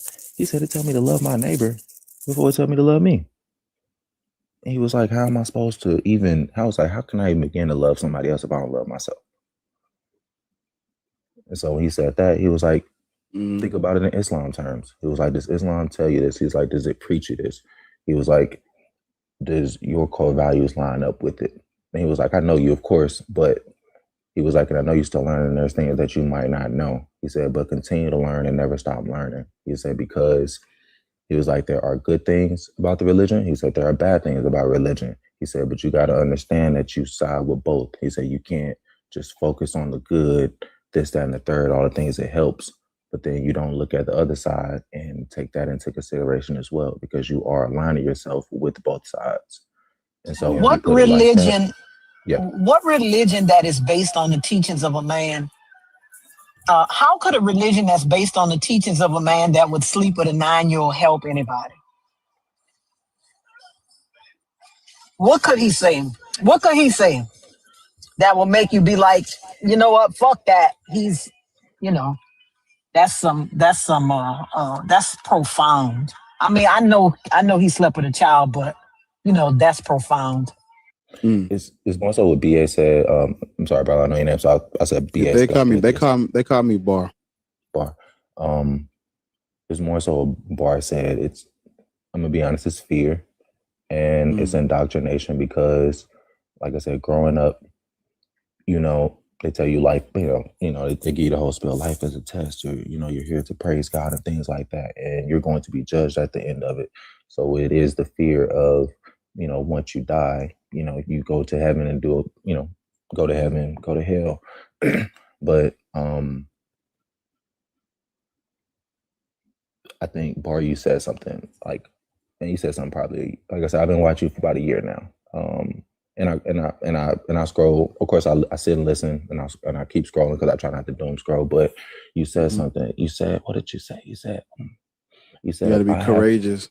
No. You said you said something, bro. It stuck with me. You said, if I have to read a book to be a good person, then I've already failed. It was something along that lines. And when I read that, it got me thinking. And now I got this personal motto in my life to where, like, it costs you nothing to be a good person. It costs you nothing. Just be a good person. You don't have to be Christian or Muslim or anything to just be a good person to another human being.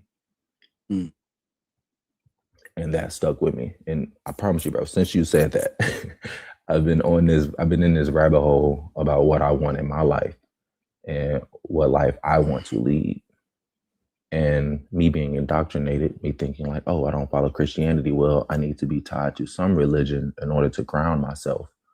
But then my cousin, my therapist, I was in Chicago with him this past weekend, and he asked me, he said, why do you feel you need this to ground yourself? And I couldn't answer the question.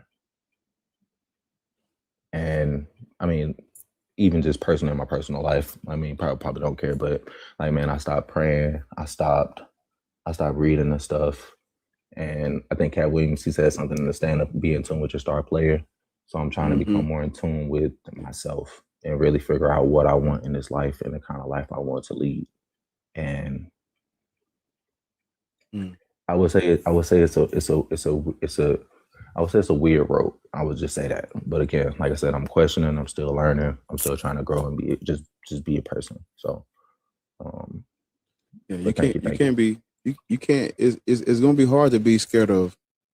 Well, you know, that fear, being scared of hell, it'll make a nigga. Man, it'll make you do some. These niggas out here, they're grape apologists because of hell. That's how serious that shit is. These niggas are scared of hell, and they got them saying and condoning all type of shit off of being scared of a lake of fire type shit. That's what they scared of. So they'll have to, you know, people who don't want to go to hell, nigga, they'll accept anything. Stoning disobedient children, unaliving women who ain't virgins, burning witches at the stake. The Bible says, "Suffer no witch to live." Nigga, unalive them all if it mean I get to go to heaven. These people will accept anything as long as they don't have to burn forever. That's how serious this shit is. All that logic, reason, critical thinking. If they are scared of hell, it don't fucking matter. They'll shit. If God tell them to unalive they firstborn, is that little motherfucker gone. R.I.P. G be the reason that nigga's gone. So you have to break, but I'm saying it's only two ways this is gonna go. Either you're gonna have to have some courage, or you're gonna have to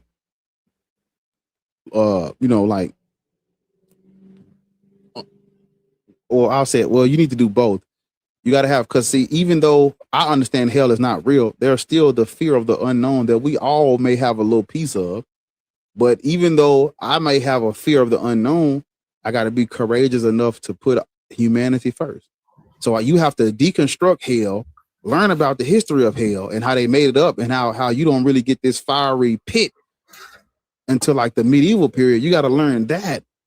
But even once you deconstruct that, you got to be like, well, damn, if hell ain't real, what happens next?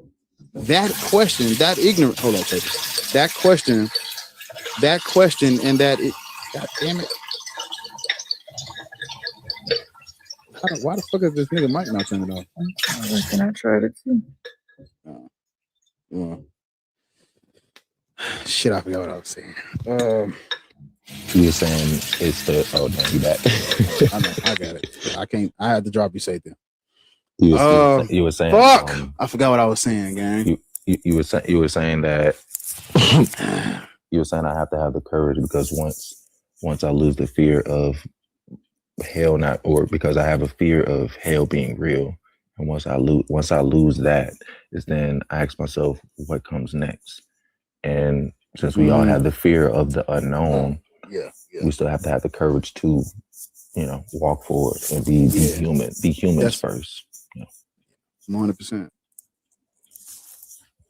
Couldn't agree more. Yeah. And like I told the guy this last night, because I think people tend to think things lose their value and meaning when we take away the God language. That's not true. Even if you don't believe in God, and you're not spiritual, and you don't have a faith system, and you don't believe in all that dogmatic bullshit, black people, there's other shit to be proud of and take pride in that don't got nothing to do with God. You know, the GPS system, that's ours. We made that up. Black man made the super soaker, that little water gun. Black man made that. All genres of music, black people. The first writing systems, black people. Earlier civilization, black people. Deep, rich cultures, black people. Nigga, we done made up some shit off of being trafficked and enslaved. We done built some shit that everybody's copying the niggas that was colonized and conquered. That's how serious this shit is. It's so much other shit to be proud of. Nigga, we got people who have rose up and overcame adversity and made a way for other people.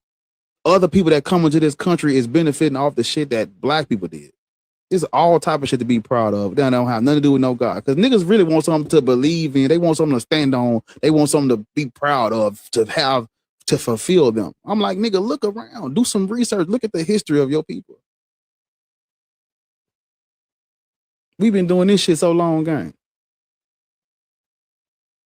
First of all, let's look. Let me just tell you, the only reason why these religions are even relevant is because of us. Have you seen a black person practice Christianity? That shit look like some man. Look, we could sell salt to we could sell salt to snails, brother. If it weren't for gospel music that we made up, what the fuck would Christianity be? Have you been to a Roman cathedral? The most demonic shit ever. The most demonic shit in the world. I've seen videos and it's very go on when you get off here, go on YouTube and look up them Roman hymns. You be like, are they summoning a demon?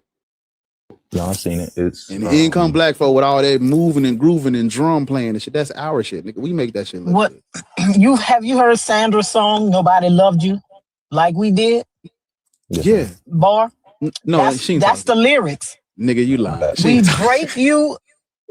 She says that black people draped Jesus in rhythm and tears, turned every song into hallelujah. Mm-hmm.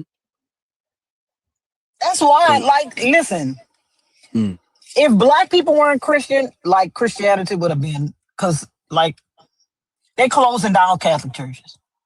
They're closing down dioceses and parishes and shit. Mm-hmm.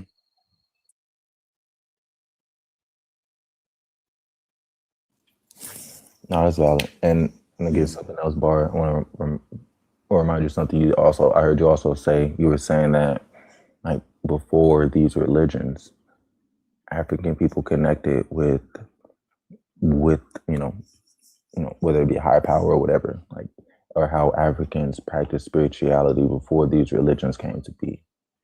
Yeah. And them even, and literally like I said, it's funny, me and my cousin I've never met, but I swear y'all, like, what you're saying like reminds me of what he's telling me too, because he said something similar as well. And he was saying like I should be able to connect with myself and whatever higher power. He was like, we can't confirm if there's a higher power or not. We can't, but he was like, I know I have a higher power within myself. And so I have to be in tune with that before I can even reach anything else. And so like I've been even researching different ways of different touches of spirituality because I want to be in tune with myself, more so than like me tied to this religion, because I've seen people convert into this religion, and I mean their identity disappears. It's like they don't know who they are anymore. Yeah. Their culture disappears, and it becomes that religion. And like it's funny, I seen that happening to me. I was looking at my wardrobe, and I'm like, bro, I wouldn't wear this stuff on a normal basis. Like, you know what I'm saying? Like, I'm supposed to wear this on a certain day, do these certain things like that, just because one person did it. But let me say something before I forget, because you just brought something to my mind. If I don't say it now, I'm gonna forget. So, somebody asks you who you are. Real shit. You should be able to talk about yourself and say who you are. I say give or take about 10 to 15 minutes straight without ever mentioning no God or no deity. I can do it. The last person asked me, "Who are you?" I think I just was like, "Shit, I'm this. I like to do that. I do that. I do this. I can do this. I'm good at this. This is my favorite thing to do this time." You know? You should be able to know a little bit about yourself and not ever have to mention no God or none of that. If a nigga asks you, "Who are you?" Well, I'm a shepherd for the Lord. Or I'm one of his. I'm letting the Lord use me. Like, nigga, you're lame. You're lame. You're a mindless robot, nigga. Who are you? You ever seen Wakanda when they was like, "Who are you?" And you know they do the little shit with the. You should be able to. You should be able to talk about yourself. And just be able to explain to people who you are without ever mentioning this shit. This would be the last. Oh, and I used to be a Christian. That got to be the last thing a nigga should know. You should be able to, because you can't believe in yourself if you don't even know what your favorite color is, nigga. You out here, you don't even like orange. Fuck, cause you got orange shirts on. But you like dark blue, nigga. What's your style, nigga? What's your favorite type of shoe? What's your favorite food? What do you do when you're sad? Do you journal, nigga? Do you know how to draw? Can you break dance, nigga? So I have a question for you, and this is it's on topic. So what do you say to those people who, because we see it all the time where like people turn their life to God, quote unquote, and you see, I mean, you're outside looking in, so you can, and I never judge this, but do you believe that they're faking it when they, and this is just a ad hoc question, it's not like, like actual evidence, but do you believe that they are putting on a facade to show like God has substantially improved their life? Or do you believe, well, I'm kind of answering my own question.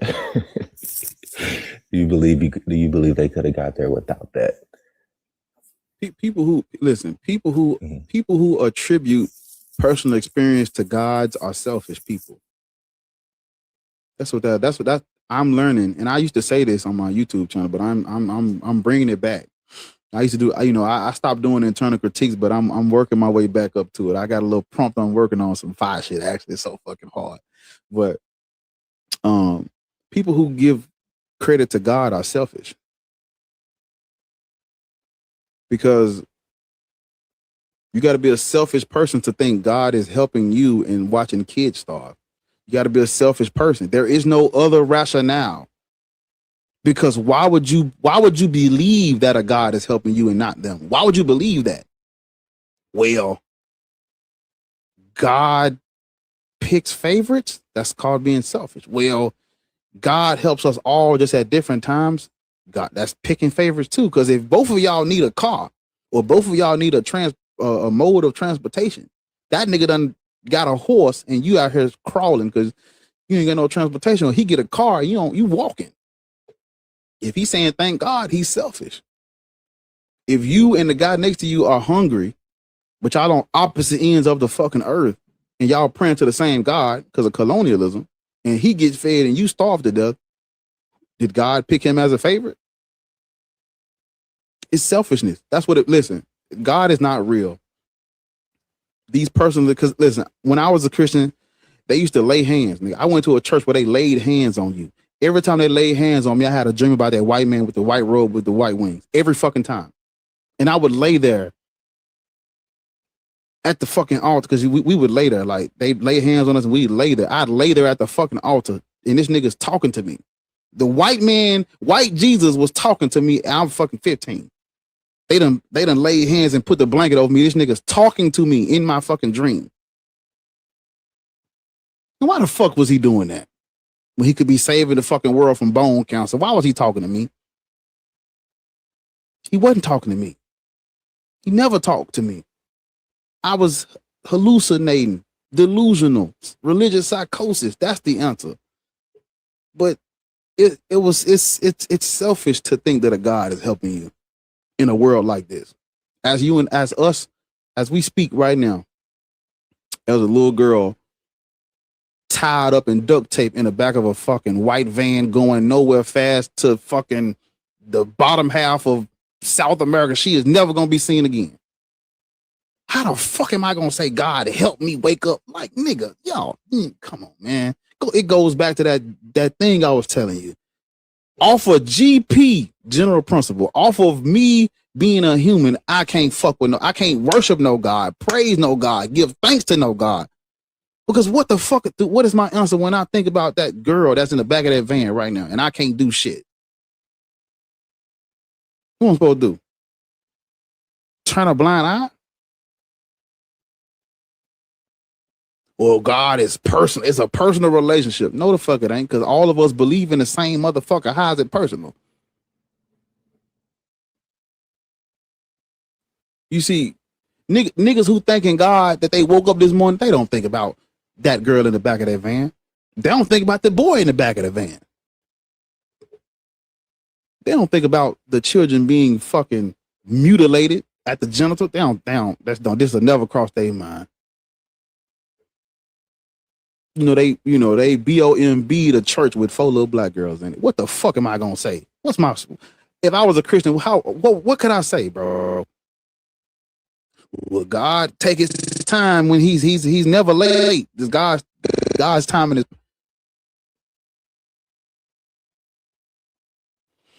I ain't gonna lie. That God's timing that used to confuse me as a kid because it's like I used to sit here and think like, well, we hungry right now.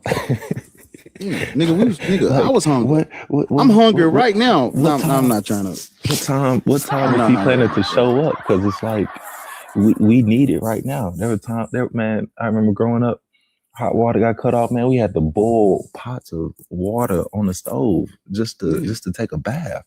And I'm like, and you know, I used to see my mom praying and putting money into the church, and I used to be like, I think I need to go get a job. I don't need to be at church with you. Like, and I'm type shit. Yeah. I'm 10. And I'm like, and I see it now. Like, believe it or not, my dad's a pastor. Believe it or not, like he's been a pastor, and you sure know how to leave out vital information, don't you? It's. I didn't want to leave. I couldn't do it. Should have started with that, nigga. We would have been done. Yeah, my dad's a pastor, and when I sat down with him and I told him because he asked me why I don't go to church with him. And I said, because I don't believe in selling hope. And he was like, what do you mean? And I said, churches sell hope. I said, they don't do anything else. And he was like, elaborate. I said, well, you think about society and you think about the institutions that are in society. Think about a school, for example. A school produces people, produces graduates. And then what do you need? Of course, most jobs, you need at least a high school diploma to get a job. Boom. So then they're producing something that basically betters society. I was like, Pops, can you name me one thing that the church produces that in better society on even you can go to a simple level, or you can go to like a higher level, whatever level. I was like, tell me how churches help. I'm like, I can go to a bank and get a loan. I can start a business. I can make money to support my family and live a normal life. I said, but if I go to the church, what am I getting? What am I getting for my money and my service and my time? Hope. I said, because there's somebody in this church right now that's screaming and they lights off. And then I said, that's another person right now in this same exact very church. I said, they lights ain't off. And I said, they probably about to take a 2-week vacation next week. And I said, they serve the same God. I was like, that doesn't sit right with me. And I'll quit yapping. But my cousin had told me this one thing. He was basically like, think about it like this. He was like, something happened to you. He was like, you gonna call who? He was like, you gonna call 911. And he was like, he seen a story once of this cop saving a woman, and this woman was pleading. She was thankful. She was like, thank you, God. And he stopped. He said, no, thank me. Because I'm here. God's not here. And so like it really put a lens on my mind, and I said, man, okay, like, is this really what you want? Is this really the life you want to live? Like, how do you want to move forward and things like that? And man, it's like lately, since I've been asking myself those questions, I felt more disconnected to religion. And I would say I've been more connected with myself because I'm starting to ask myself questions that I've never asked. I'm starting to look at things differently and things of that nature. But I would say it is difficult deconstructing from religion, especially when you've been, raised on it the entire life. Is very difficult, I will say, because it's just small things that I do that I don't even realize. But like, man, like I didn't intend to do that, but I'm doing it anyways. Why am I doing it? So it's those kind of conversations and things that I have with myself that I'm like, it's continuing to make me question every single day, like what is God? Like, what is it? Is it, like you said, is it even real? There's always that question, and there's always that fear of the unknown. And how I always looked at religion is, it's kind of like, and I don't condone gun violence at all, but it's kind of like having a gun. I'd rather have it than not need it, than need it and not have it. That was the mindset I used to have, but now I'm trying to figure out what type of mindset should I have going forward, because I don't feel like I need it at all, So I think, I think the pew pew analogy with religion, it may be a little too. It don't suffice. I would say religion is like the electric chair or lethal injection. It's designed for this. It's designed to this religion is for execution. It ain't playing around.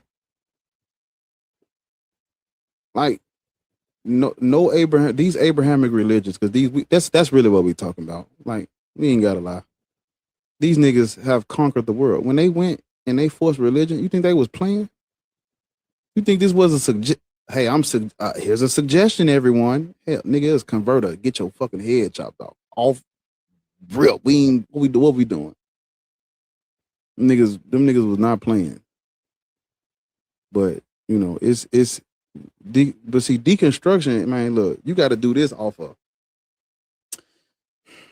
It ain't even. It's bigger than us. We we love to be the center of the story. It ain't even about us. It's about the whole, how this shit played out.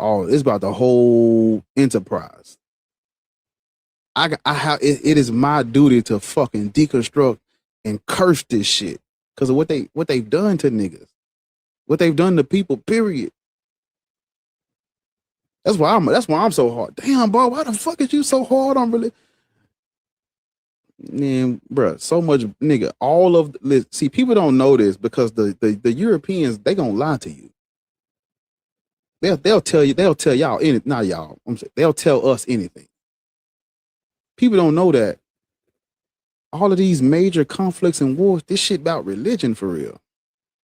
It's always been about religion. They're fighting over God right now.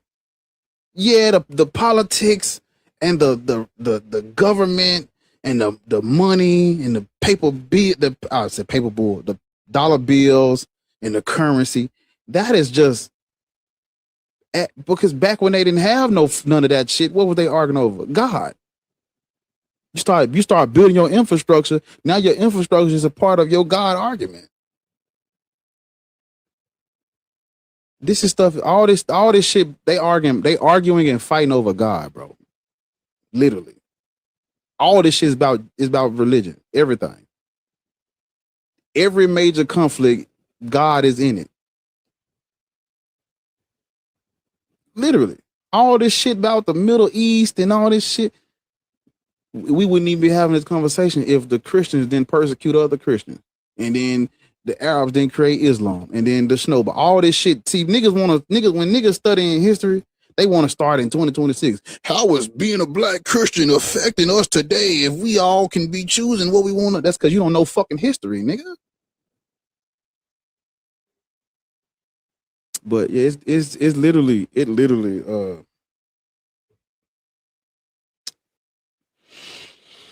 deconstruction. It's a part of I'll say, like, you know, I look at deconstructing religion as your fucking duty. I believe it's a duty. It's a responsibility that we all have, and we should do it to the best of our capabilities.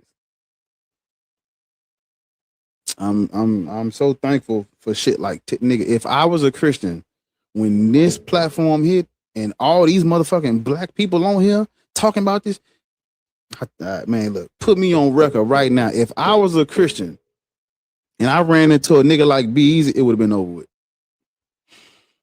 Thank the fucking gods for nigga like B-Eazy, man. Thank the fucking gods for people like Thinker. Fucking Mini Corn with her what Crystal Burger eating ass.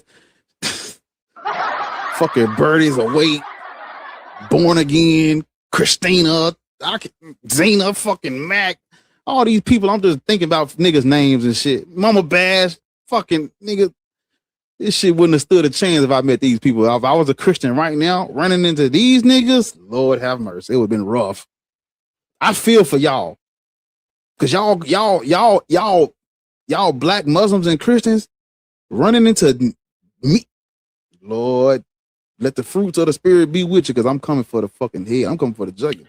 And so I seen somebody in the comments. I actually ran into Pink Beard first. Mm-hmm. Oh yeah. And I don't see him. I don't see him anymore because I know he does music, and I don't put a danger label. All the Christians need to make a hey, look, if you see a nigga with a pink beard, run. It's fucking over. It's that's like if you're reading this, it's too late type shit. It's over. That nigga joined this over literally. But I noticed most of the intellectual, or or what you would call people, or what you would call an intellectual Christian, and that's just because they know a lot about Christianity, not because I would say they're particularly smart, but they never really have conversations with other people who are intellectually adjacent or the opposite side. They won't have these conversations. And again, it's because of indoctrination. Like, and before you go, I'll say, like, the reason, another reason why I'm not Christian is because I remember I told my mom when I first told her I wasn't Christian. I told her, I said, because that's the religion you chose. I said, I didn't choose this religion. I said, I was forced to go to church on Sundays and Sunday school. I said, I was forced to do those things. I said, because now that I'm an adult, I don't just wake up and say, I need to go to church. I don't wake up and say that. I don't feel like I need to go to church to, I didn't feel like I needed to go to church to receive the word of God. I mean, but let you tell it a real Christian, be like, no, you need to be in church and stuff like that. But I didn't agree with that. And so, like, when I actually tried to sit down and choose, I'm like, okay. And that's what led me to Islam, because I wasn't connected to Christianity, but I felt that I needed some ties to a religion. And that was close. It wasn't close to what I know, but it had similar aspects. I would say that. But as I'm peeling back the layers and I'm doing the research on my own, because it's easy to, because in Christianity, I will say, pastors used to tell me stuff all the time, and I run with it like, hey, pastor say this, pastor say that. This is what Jesus say. I used to run with it, but now I'm not running with it anymore. I literally write it down, and I said, okay, I'm going to go research this myself, because I need to know for me, because I can't have anybody just walk up on me and be like, do you know this? Do you know this about your religion? And then I'm sitting here learning new stuff, and I'm just like, I didn't know this. I didn't know this stuff. Now, I'm not about and I don't want to, go back, but about the Muhammad thing, I knew about that. But again, I was still researching, trying to gain sources and stuff like that. But then once I had came across the hadith about Abu Bakr approaching Muhammad with the same thing, he said no. So I'm like, why would he? And I haven't had a chance to sit down with, Islamic scholar or whatever and ask him that question. Because I like to do that. I like to sit down and I like to ask him a tough question. Because at least one thing I did agree with in Christianity is that I was able to question things and they would give me an answer. But something that I'm seeing in Islam is they will, if they don't know the answer, they'll tell you that God knows best. And I'll be like, well, I want to know. Like, I need to know. Like, I know he might know, but I need to know. And he didn't tell me this. Why would he keep me in the dark about something that I'm curious about? And that happens a lot in, I would say, in religion, where you're kept in the dark about things that you're curious about, because why? You will start to question, and you will start to wonder, like, is this really how things are supposed to be? Am I really supposed to think about that and look at it that way? And again, my therapist said, out of the 10 commandments, he was like, 10 commandments, and none of them said love myself. He was like, he was like, that just don't sit right with me. It was like, because it tells me to love my neighbor. It tells me to honor my mother and father. It tells me not to steal and kill. But then he was like, and I'm going around doing this stuff, but I don't love myself. It was like, how it was like, how does that work? And so that's literally why this past week, he told me that this past weekend. And so, like, I've been sitting there the last 2 days just sitting there thinking, not so much as reading and researching and looking at the sources, because I've been doing that to nauseum, but I've been sitting here thinking and continue to ask myself, what do I want? And I'm listening to you, listening to, I believe her name is Lortz, listening to Lortz and things of that nature. And I appreciate y'all. Thank y'all. I really thank y'all. Yeah. Yeah. You ever seen Friday when Smoke was like he finna go home and use the restroom? What Craig told, he said, come back, nigga. Come back. Come back. Yeah. Because we learned the more we learn, the more like other, like I listen, there ain't no big eyes, little U's. in this shit, right? This the most beautiful thing about knowledge, history, education. Ain't no big eyes and little U's. It's a nigga right now that knows some shit I don't know. I can't wait to pick that nigga brain and listen and learn, and vice versa. You got to be a sponge, and you got to know the difference between dogma and religion is that's bull. All that's bullshit. All of it. Everybody's, including ours. Everybody's is bullshit. That's just on the table. That's why I'm an atheist. I'm not an atheist because I don't have better shit. All this shit is it's made up. But it takes different avenues. You got, man, listen, you need to have different avenues of sources. You got to be all over. Got to be all over, nigga. To get to where I'm at right now, nigga, I had to go and study fucking the Ottoman, the Byzantine. I ain't even studying Christianity. That ain't even what the answer's at. You got to go fucking study the other shit. You got to go study the niggas that believed it, what they was doing and why. You got to go fucking study medieval, European, Christian, what they was talking about. You got to go study the Renaissance and the Dark Ages and the Protestant Reformation. And you got to go look at that shit. That's where you going to get your understanding from. You ain't going to get shit out them Bibles and them Qurans and them book. I got a Book of Mormon. Man, I read that shit. I'm like, what the fuck? What is this? Ain't shit in there. You gonna get it out of there. But you do got to be a sponge, though. There's a difference between me doing this and a religious person doing this. Because, religious people, they're doing something that is they're grifters, they're lying. They're trying to spread a religion that was forced on everybody. That's not a genuine thing. Religion is not genuine. It's not grassroots. Religion is not an organic thing that just spreads peacefully. Fuck no. So those people, you can't trust them. Especially, you can trust them. Maybe if they're a math teacher that believe in God, you can trust them about math. But I think get to talk about God, run, because he's lying. He don't fucking know. Most niggas who are Christian never heard of Serapis. Nope. Most people heard of them. Didn't hear about Irenaeus and Eusebius and all that. And all that stuff. These niggas don't know what they talking about. They preaching to us. They don't know the historicity of this shit. They don't know about the interpolations and the forgeries. Man, shut up, be easy, nigga. They don't know nothing about that, so you can't trust them. They don't have no dates. Ain't no dates in the Bible. They don't even have the name of the we can't even pinpoint the date because they only got the name of the pharaoh they was talking about. Man, look, throw that shit out. Where the dates at? We should be able to read the Bible and look around and see what they talking about. We don't see none of that. Come to find out, these cities, Mecca, there's a lady. I ain't gonna get into it, but Mecca and Medina and Jerusalem, this shit, what the fuck? What? During the time period that they were claiming these events was happening, these wasn't even popping cities for real. This shit was backwater, desert. They talk Islam talk about Mecca and Medina like this shit was the trading hub. This shit was barren, nigga. The craziest story about Islam is nigga. At least what I believe the craziest story about Islam. You know what the word barren means, nigga? Yeah, nothing. Yeah. Lacking. Weak, some weak shit. But yeah, man, you gotta get around.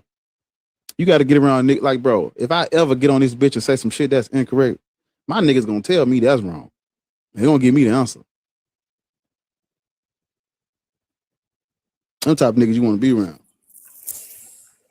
No, I agree, and I even because I was having a discussion with my therapist, and he asked me a question. He said, do you truly believe that it was like a married woman showed up pregnant and she was a virgin He was like, you even know from basic medieval history. He said as soon as a woman got her period, he said she was gone at night.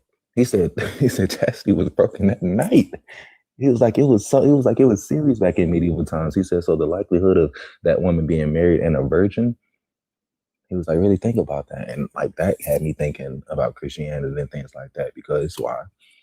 Christianity is built on the death, burial, and resurrection of Jesus. And so first off, you got to start at the beginning. Mm-hmm. and then you have to even go past that. And like, it's something that I've been searching for, and this is historical references of the death and the resurrection, like outside of the Bible.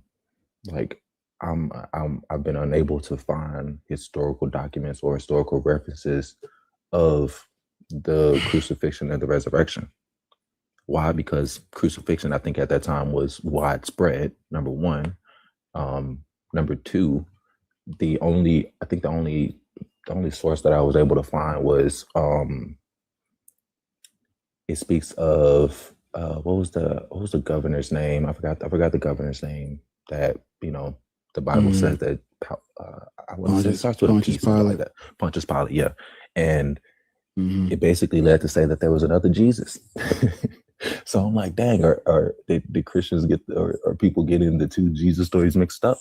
Because there were two Jesuses at that time. I think I even seen the Passion of Christ, and they brought it in that too. But that's a moot point. But like, it's a lot of things that go against just basic history and how we see the world actually happen versus what they say in the book. And that right there has been confusing me for a while, because like in Islam, for example, I'm told I'm supposed to follow, or I was told, speaking past tense, or I'm not even going to use me anymore.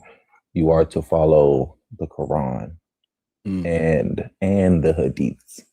Mm-hmm. And then it's like, if you get deep into those Hadiths, and I did learn about Bilal. That's literally on my list right here to go through and research more about Bilal and like who he was, because I read he was a slave. Once I read that, it made my stomach hurt. I ain't gonna lie, it made my stomach hurt. But then I'm also supposed to read these Hadiths, and I mean, hey, like you said, they're just making up all kind of stuff. Like, I'm supposed to believe that Muhammad split the moon and put it back together. Yeah. And he flew, they say he flew on a winged horse from Mecca to heaven, to Jerusalem. Right. And I'm supposed to believe that. And he had talks with the previous prophets and stuff like that. I mean, I can fall asleep and I could say I had a talk with my ancestors too last night. And I even go through even the Bible not having authors. It is a question, because it's like, you say these men were divinely inspired. Well, what if I woke up today divinely inspired and I decided to write a Bible? Like, does that? Hey, we working on a religion right now. The God is called Ushmush. God damn it! I keep exactly. I keep forgetting to fucking download that picture. But I have a God. If you would have wake up, right? If you would have wake up today and you said I'm divinely inspired, or the Holy Spirit visited me last night. How can somebody can't turn around and say that didn't happen? They can't. But then they also say, I mean, you can, don't get me wrong. But like I said, if I wake up today and I'll be like, I want to write another Bible and then call it the right thing, like, I can do that. And it has me thinking about, and my therapist told me, he said, that's really how a lot of religions happen. He said, someone heard something that they didn't like and said, next thing you know, he said, that's literally what happened. He said, why do you think there's a King James version of the Bible? And I never knew why there were multiple versions of the Bible. I thought it was just copious errors and just narration errors and things like that were different. But I didn't know that there were actual changes. And then my therapist was like, hey, if you don't give me a track changes PDF, I can't believe it, because we can't track the changes because we don't even have the original documents for that stuff. So People don't even know what because it wasn't always called the New Testament, or it wasn't always called the KJV or whatever. People, they don't even know what it was called when it was first printed on the one cover. They don't even know what it was called. They don't know what they're reading. What they're reading today it don't even. It's not the shit that they was reading at first. I'm gonna start asking Christians when was the Bible first printed under one cover and what was it called? No Google. What was that? What's the answer? And none of them will know. I know because I've studied history. They don't know. Majority of them don't know. They don't know what they're reading. They don't know what they read. Most people don't know that. You know, if it wasn't for me, I put myself through the ringer trying to look into the history of this shit. If it wasn't for that, I wouldn't have never known what the fuck a Latin Vulgate was, nigga. This nigga done went on to, he probably went to go look it up real quick. I ain't know what the Latin Vulgate was. Niggas don't know that there was no Lucifer before. Now. Go look up Saint Jerome, nigga. Saint Jerome in the 5th century in the Latin Vulgate. They don't know nothing about that. They don't know nothing about him actually having a polemic with a real nigga named Lucifer, and they put that nigga's name in the Bible as the fucking devil. They don't know nothing about that. They think Lucifer is real. Come to find out, Lucifer is a real person that was arguing with Saint Jerome. And Saint Jerome done put this nigga's name in the Bible as the devil. But these black folks that trust about Lucifer and say, nigga, you're trapped. Go home and niggas don't know they don't know nothing about Gutenberg and William Tyndale and the printing press. They don't know nothing about all that. They don't know nothing about Europeans couldn't read for real. And the nigga that was printing Bibles in English so they can read it got chased all over you. The church chased that nigga down. Talking about Wycliffe. Yes, there is biblical history that goes way before the King James Version. That is not how this works. Come on. How old are you? What does it matter? Twan, you see what I'm saying? I see what you're saying, brother. These he already apprehensive. I don't think he wants to listen or learn anything, bro. I don't. Hey, I don't know what's wrong with him? And I've been trying my best to listen. That's why I mute, because I don't like interrupting. And when you see the difference between you and him is when you show that you can't listen, nigga, I shut up and listen. I'm listening to you. He don't want that. He don't want that same courtesy because he don't want to extend it. He want to be rude and that's the Christian way. I think it's because when you don't believe when someone else believes, they feel is that the main way to get you to believe is not through like proper just discussion and understanding. Why the fuck are y'all mean for no reason? Like y'all dating intimidation. I get mean when a nigga get to saying some crazy shit. They're just mean. Soon they come up, they be mean. When I go on Christian panels, I be like they have to make me speak because I'm not finna interrupt nobody. I go on Christian panels, I wait till I'm introduced. I wait till they engage in me. I wait till it's my turn to have the conversation. These niggas, absolutely not. They just, meaning God, Jesus, God, Josephus, Tacitus, God, Annals. Like, relax. Now, you see what I'm saying to him? He did it again. Still ain't introduced him. He's still talking. You're not loved, are you? What's your mom's number? Fuck it. What's your mom's number? Fuck it. What's her number? I'm gonna start asking Christians for their mom's number. What's her number? Is it 230-556 what? 67. What's your mom's number? That's very rude. Well, ain't that about a bitch? Well, hold on, brother. He literally asked you a question, and what do you remember? What you responded with? Do you remember what you responded with? He asked me how old I was. Correct. Do you remember and what did you say? And I asked him. I said, "Why does it matter?" So you don't feel like that's rude, sir? I didn't say that. I didn't say whether it was rude or not. I asked him a question, a follow-up question. He asked me how old I was. I asked him, why does it matter? For funsies? Right, that's not a valid question. Why does it matter? You know, you have to be a certain age to be on this platform. So I don't think the brother would want to assume your age. So it's a simple question. Brother, how old are you? And the fact that you are already apprehensive to answer that already shows like where your mind is Like you're not even open minded.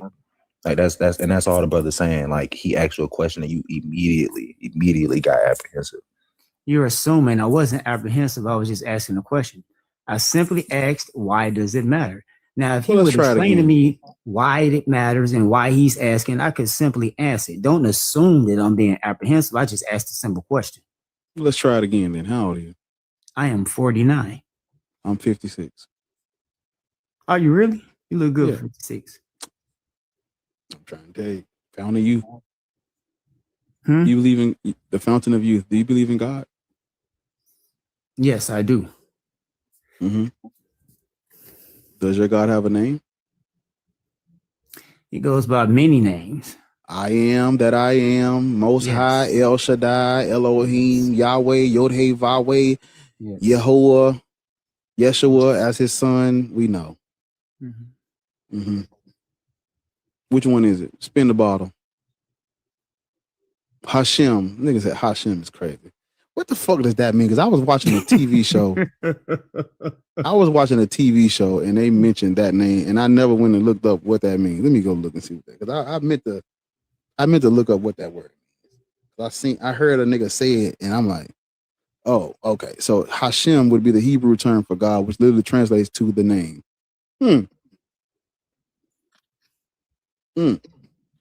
I needed that. Twan, you learn something new every day. That's the word that I needed. I learn something new every day. That's the word that I needed. Because now that I have that word, I have the Greek word, the Latin word, and the Hebrew word. That's what I needed. I needed that. God is good, ain't he? Amen.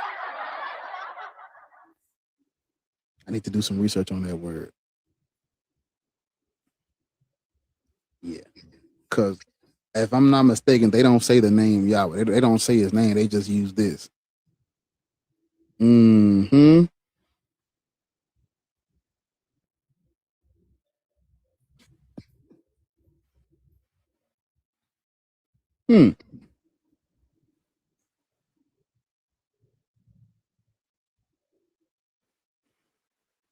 Yeah. So in casual conversation, they don't say Yahweh. They say Hashem. Yeah. Cool. And whatever time period this is, this runs along. Does this run alongside the? I'll look into it later. Yeah. So, that they done fucked the game up giving me that word. I needed that word, boy. Ooh, that's I can't wait to use that. Yeah. So your guy's name is what? I normally call him Abba. Abba? Yes. Father. That means father, Daddy. right? What language do you speak? I speak English. So why are you calling this God by Aramaic title or Aramaic word? Abba means father in Aramaic, if I'm not mistaken. Yes. You're not. I like Are you? I like the term. It's the term that Jesus himself used, for he told his people to call him Abba. So I call him Abba. The New Testament was written in Greek first.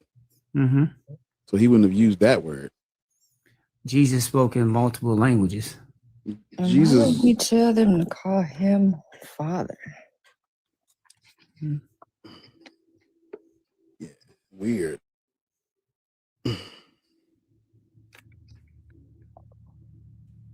And that's that found in the John, right? What scripture that's found in? Is it found in John? It's somewhere in John, yes. Yeah, because John is the gospel where Jesus gets all God-like. You know, the gospels that's the gospel, yes. Excuse me. Jesus, yeah. The Gospel of John is where Jesus gets all supernatural, spooky and shit. But yeah, so God the Father is made up, and Jesus Christ can't be the son of a created creature that evolved over time and got religious upgrade. Mythology got added to him. He was syncretized and absorbed this trait, this characteristic, and this superpower. You know, Yahweh wasn't even the creator of the universe at first. Had nothing to do with that. Mhm. These people of this book, the people of the book, their creator God was named El, if I'm not mistaken. Yeah, El. Yeah, El and Elohim. Yahweh are not the same. You know that, right? Did you know that El and Yahweh are not the same? Because El is just a fucking statue. Mhm. If you look up El, they got little figurine statues of that dude, or that deity. El was a little statue. So the Israelites come from the Canaanites. That's where they come from. And so they would have worshipped El. They were polytheistic first, prior to them switching. The Israelites. Wait, I don't want to jump out of turn. Mm-hmm. Is it all right if I speak now? Yeah, you go ahead. All right. Now, the Israelites did not come from the Canaanites. The Israelites, as you see biblically, was something that came down through Jacob himself, whose name was changed to Israel. Mm-hmm. So their practices come from all the way down from Abraham himself. If anything, they would have initially came out of Sumerian lifestyle. That's where Abraham comes from. That's where he was pulled from. So did you know that there's a difference between literature and actual history? Like there's, you know, when people are writing literature, they can write whatever they want. Mm-hmm. But the history outside of that literature tells a different story. Because during what's known in history as the Iron Age, the Israelites were polytheistic. And their religious practices were their religious practices were identical to the Canaanites. Because there was no the religion of Judaism didn't exist. The religion of Yahwism didn't exist. These weren't things at first. I agree. So these people were polytheistic first, before they switched to henotheism and then monotheism. So when you quote the Bible at me, you're putting the cart before the horse, because the Bible comes later. When you talk about them being polyistic, this is exactly why the Most High pulled Abraham out of Samaria, because they were polyistic. You're doing it again. What's that? You're quoting the Bible to wash away what I'm saying. Because when you bring up Abraham, I'm going to say Abraham wasn't a real person. Now what? That's your prerogative. Yeah, yours too. Where do you live? What country? I'm here in the United States. Do you think black people are Israelites? Some, not all. Do you think African people are Israelites? A few, not all. Are you a Hebrew Israelite? A Hebrew Israelite by camp? No. If you want to say Israelite by the bloodline descendancy, quite possibly so. You know, are you familiar with are you familiar with a guy named Yaju Judah? No, I'm not. And what ties your blood to Israel? Do tell. What ties my blood to Israel? Yeah. Well, that's why I said possibly so. I'm not sure. From my father's bloodline going down through being through the slave trades, which I actually had seen paperwork of his great grandfathers and them actual slave papers. They actually have them, which is crazy. Most of them were taken out of that western coast of Africa, of which primarily many of the Judah tribe was taken from, which many of them was taken. That's why they named that whole port off the west coast of Africa, Port Judah, because they were from Judah.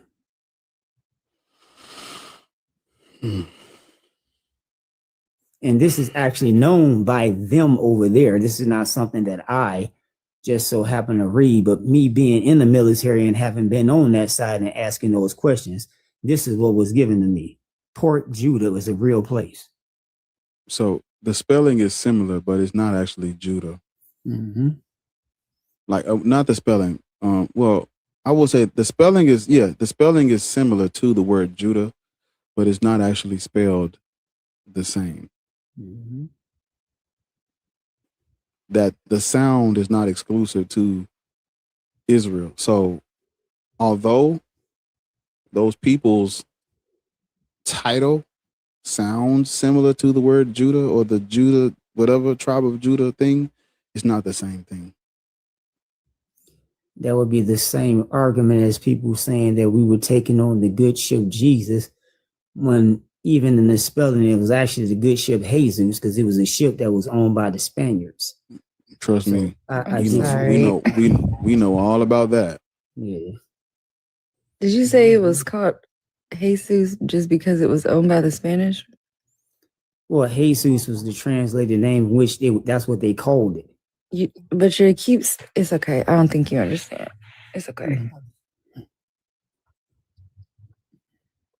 Yeah, we know about the good ship Jesus. Mm-hmm. But my whole thing about this, my faith system, isn't so much just about the book. It's about things that I've experienced personally myself. Actually having been part of actual exorcisms.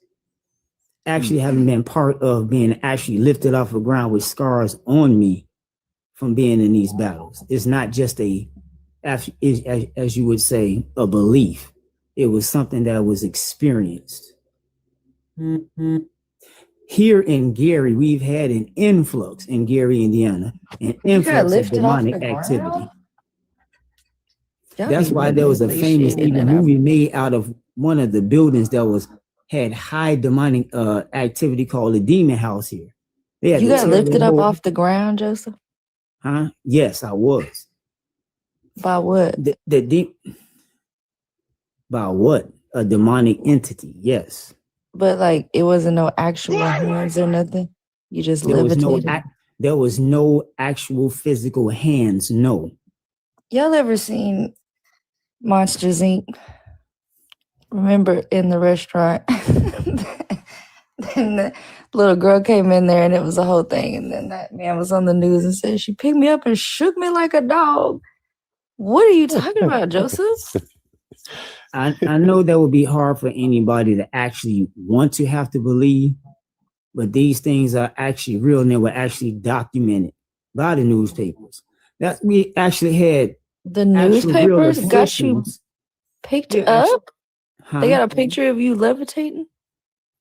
I never said I levitated. Well, that's what it would be if you lifted up off the ground and wasn't nothing around to pick you up. Now, Joseph, have you ever seen the movie Paranormal Activity? The movie Paranormal Activity. I don't think I've seen that one. Okay, yeah. That's what it reminded me of. Yeah, you should watch that. Watch Paranormal Activity. No, you shouldn't, because you already think you're getting picked up by demons and shit. It was not a thought. It was something that actually happened. Yeah, right. So you said the newspaper got a picture of it? No, I didn't say the newspaper got a picture of me. I said this news story about pointing to the demon house itself. That made national news because of what was going on in that. National. So let's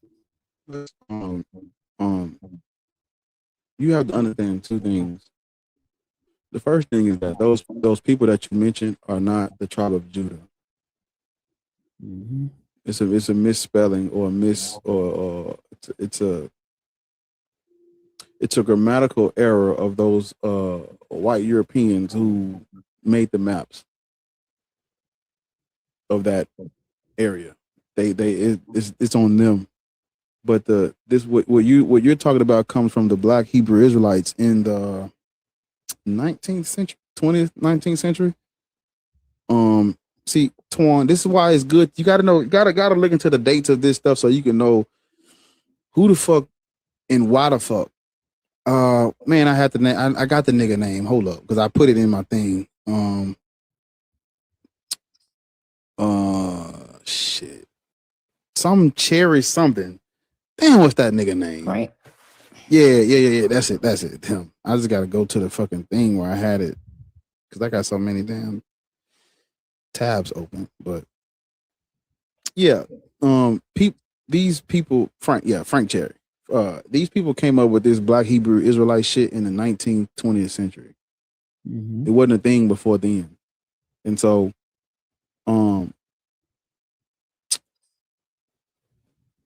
Black people have nothing to do with those characters in that Bible.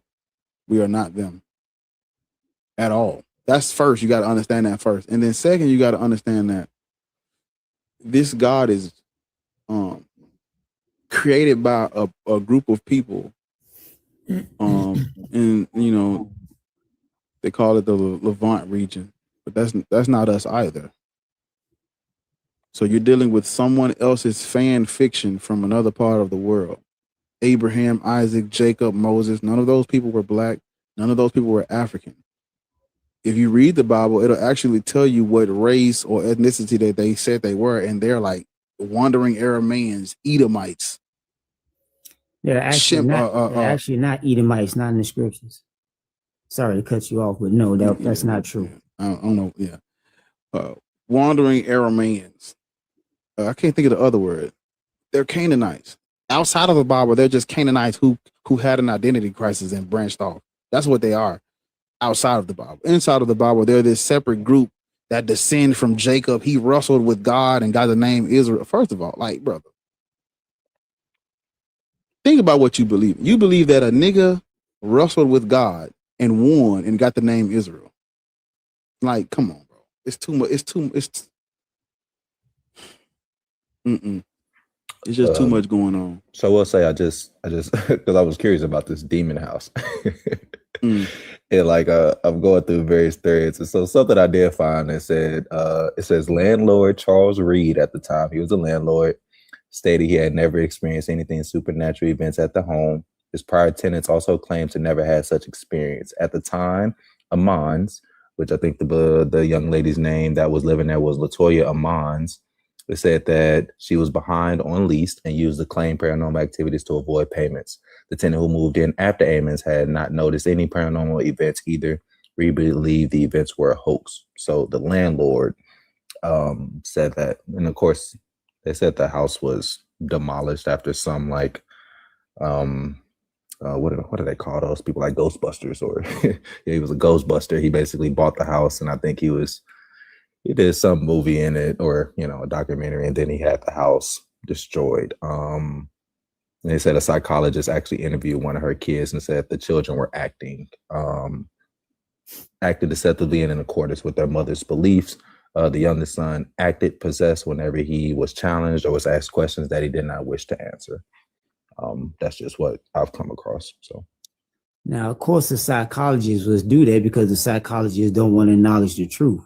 But what the psychologist did not do, nor the landlord also do, is actually have the interview with the actual police officers that was actually there, with the official of the nurse that was actually there, with the county cop that was actually there, and all of them have put that stuff on actual public record.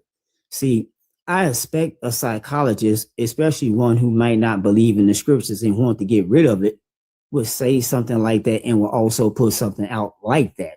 So that's not something that's unexpected. As far as the landlord, it would not be something that's unexpected for him to say something like that also, because he wants to get more tenants. So why would you tell people that something is happening in my place that is that much that has that wickedness in it, and I'm not going to get no money out of it? Of course, he's going to say something opposite of that. But that does not take away from all the reports of the other individuals that was there outside of Ammons and her children. So, brother, I want to ask you a question. If you truly believe, and this is a personal question, if you truly believe a home that you were living in was occupied by ghosts, you would continue to live in said home instead of relocating? Because this woman continued to live in said home. and she continued to, if we gonna say, interact with these ghosts and whatever these supernatural things are. And so the landlord said previous tenants. So it's just not the landlord. There are previous tenants who also said they never experienced anything supernatural whatsoever. But again, I'm going back to the personal question for you.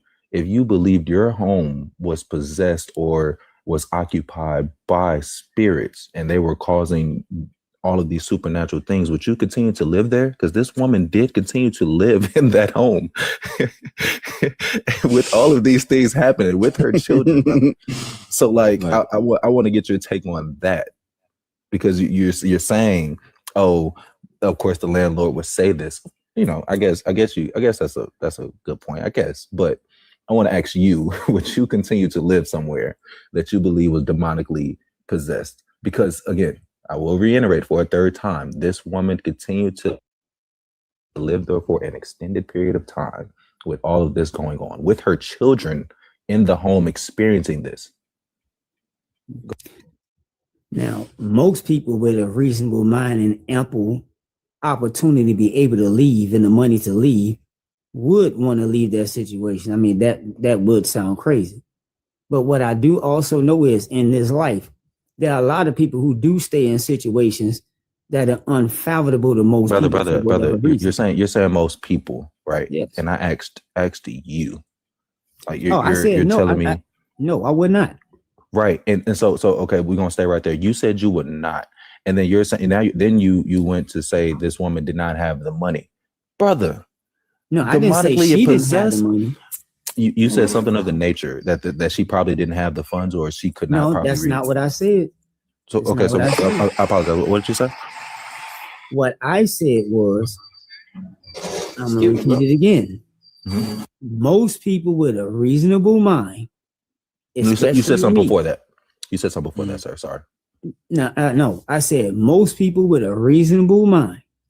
This is what I said. I said nothing before that.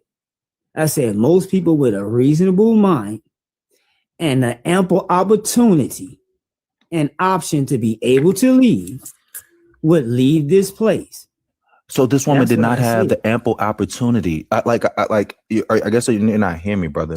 After all of this information, I know, but only atheists and polytheists get to cook up here like this. Bro,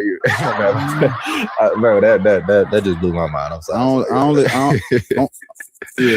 Only polytheists I let up here is Hanji. Everybody else. You looked up that house real fast, but I want to know why you didn't look up that prophet the same way. I literally looked that up. Like I got books and stuff on that too. Yeah, trust me. Like I said, I'm learning. Like I said, whenever someone tells me something, I always look it up and I read it for myself. And when I'm reading this, I want to ask him, is this what? Because Bar did the same thing to me. He asked me, he said, hey, all right, I'm gonna take this out. And then we got to where we got to. So that's why I wanted to ask him that same line of questioning that Bar asked me, because I wanted to really see what his thinking was. But and I was just curious. So that's why. My bad. I spoke out of turn.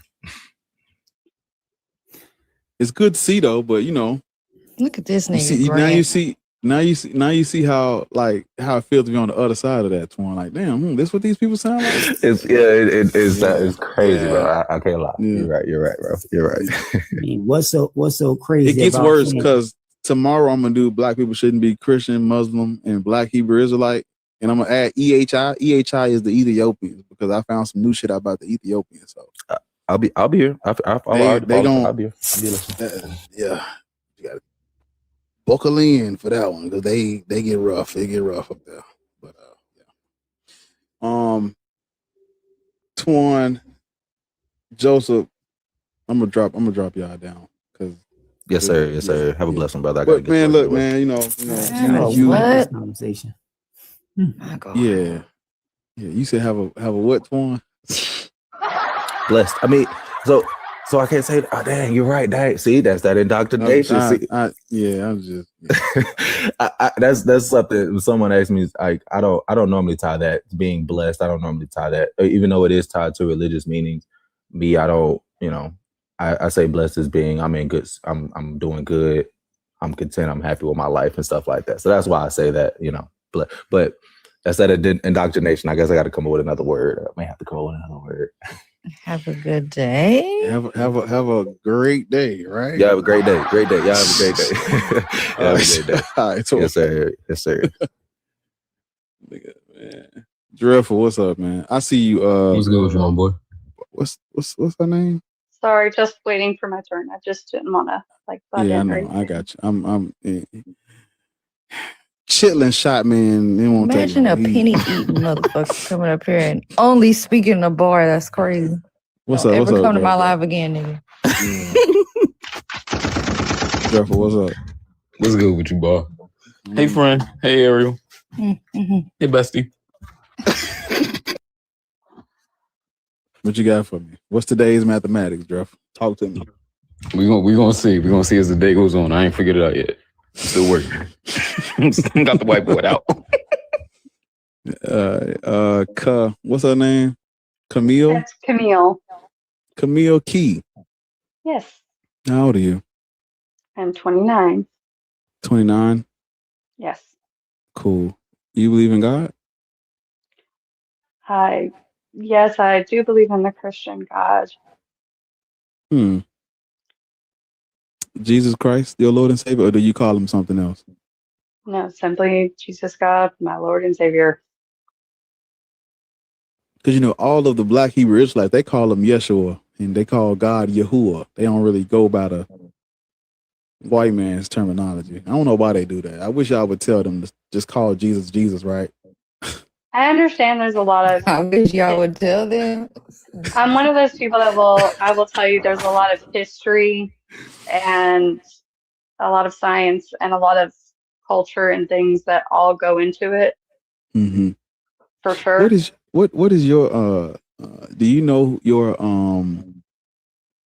what culture or ethnicity you come from? I know you're white, but I'm saying The one like that need to be telling people from what what they I need to call Jesus. From what I know, I am mostly Cherokee, Native American, German, and Black Irish. So basically the Sorry. Spanish Irish that were like, yeah, that's what I am. You said German. Yes. And Black Irish? Yeah, I know. That's why I knew that was going to come off a little weird. But no, it's, so there's a type of Irish that the Spaniards came over to Ireland and they procreated and they created this like olive toned Irish descendants, and so it's called Black Irish, which like black licorice. They're olive tone. Kind of, sure. That's what you want to call it. Uh-huh. My dad was very olive skin toned. A lot of people thought he was Hispanic for a long time because he worked in landscaping, but no, he was definitely from Europe. Then it's not black. I know, but that's what they called it. They weren't calling it black in the sense of like African American black. It was like, I see what, it's a thing. That's Google a crazy way to. Yeah, that's a crazy way for them to describe themselves because they're not. know. Yeah. But it's a thing, right? You're seeing it correct. Yeah, that's. I can't believe they actually refer to themselves as that because they're really only doing it. Okay. Yeah. Oh my God! Why are you yelling? Because they're only doing it. Yeah, it's like they're doing it because, like what you said, they have like more of an olive skin tone, dark hair, dark eyes. So they're saying Black Irish. It's crazy. Yes. My dad has more of an olive skin tone and black hair. So we're gonna say Irish for the sake of Okay, I'll just say Irish. I'm sorry. So you believe in the God of the Bible? I do. Yahweh. I do.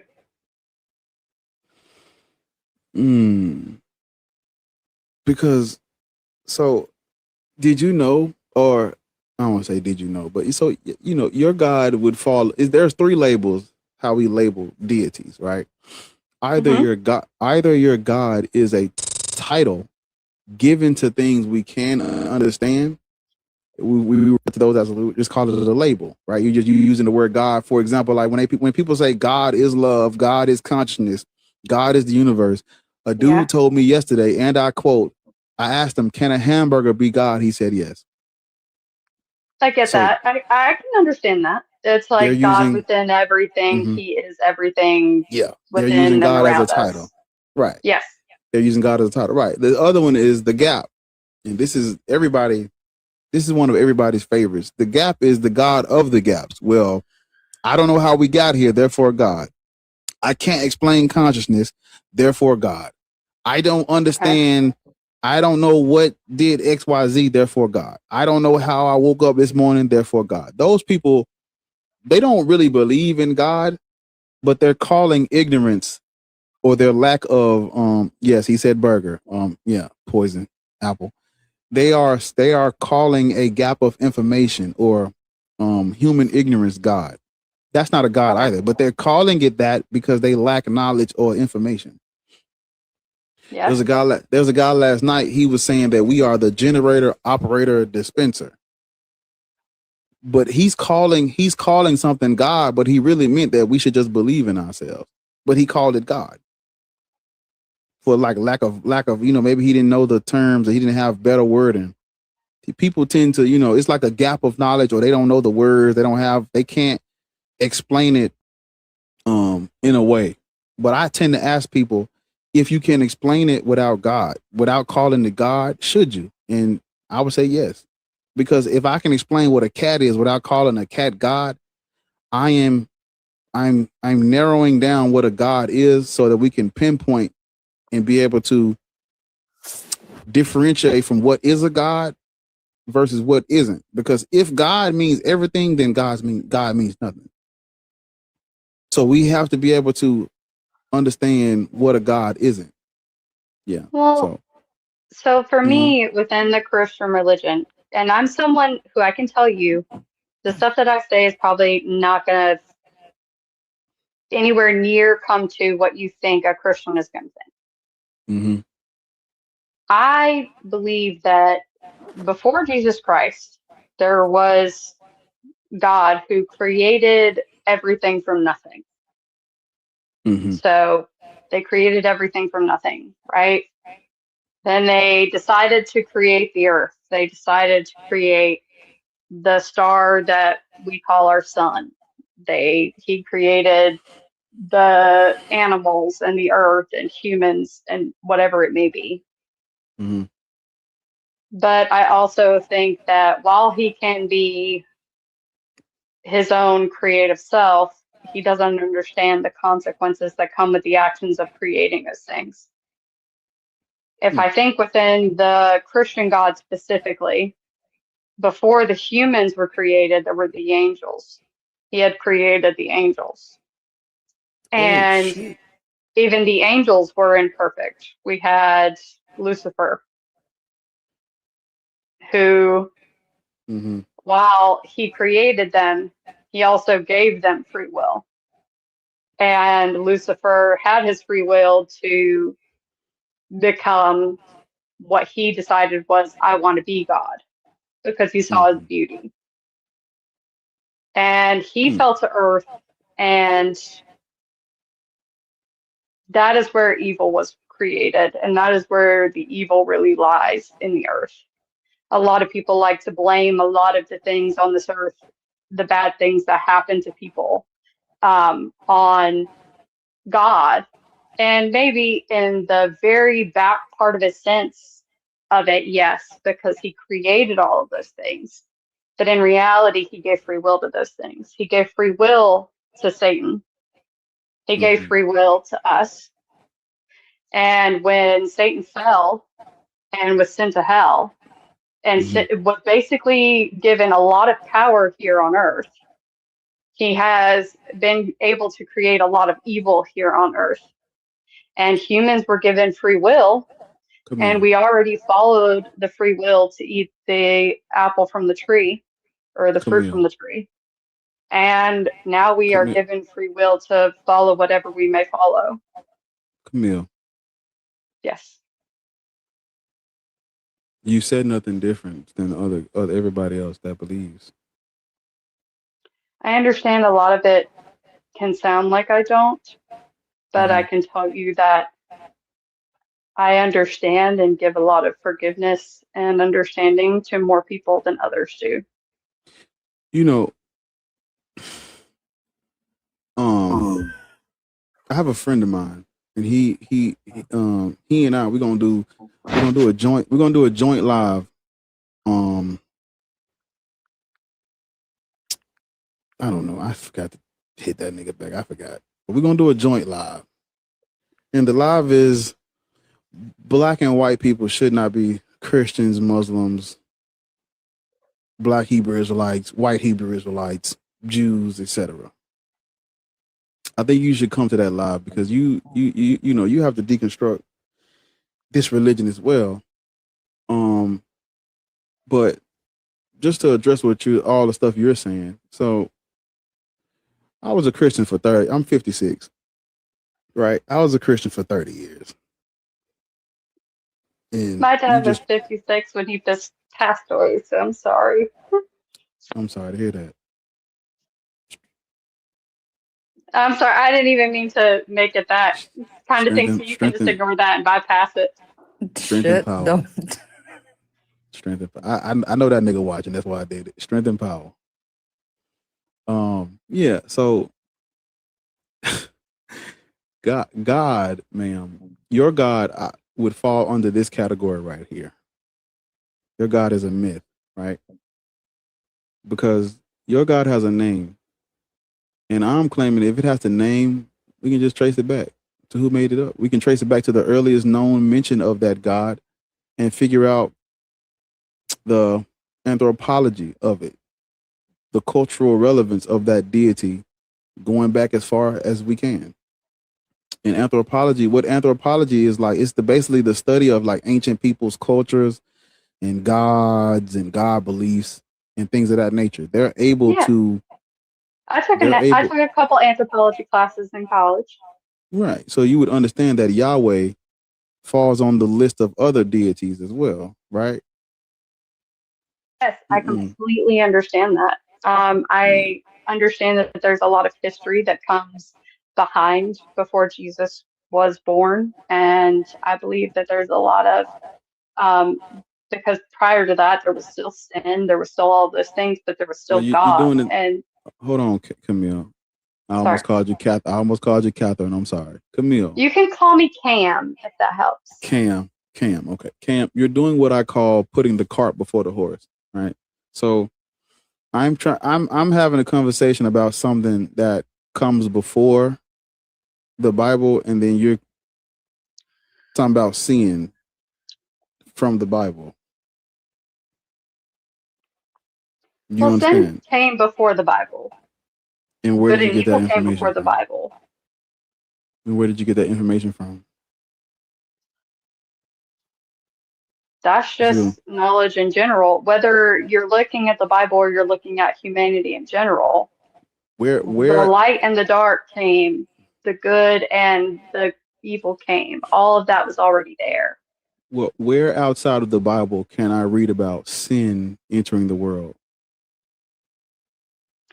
I mean, there's a lot of religions that can explain that kind of thing, where we're talking about the sin. Not that kind of thing. I'm talking about sin, like actual sin.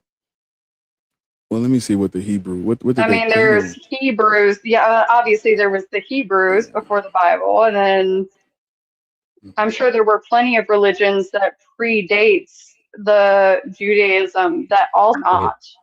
But if I could just add this real quick, I think a lot of times, specifically Christians, and we see it all the time up here, Christians conflate sin or bad things with sin, whereas sin is simply just transgression against Yahweh's very specific laws, right? So that's a good question Bar's asking, like, where are we seeing this anywhere else? Because like there are certain things, like owning a slave technically is not sinful if we go by what the text teaches us.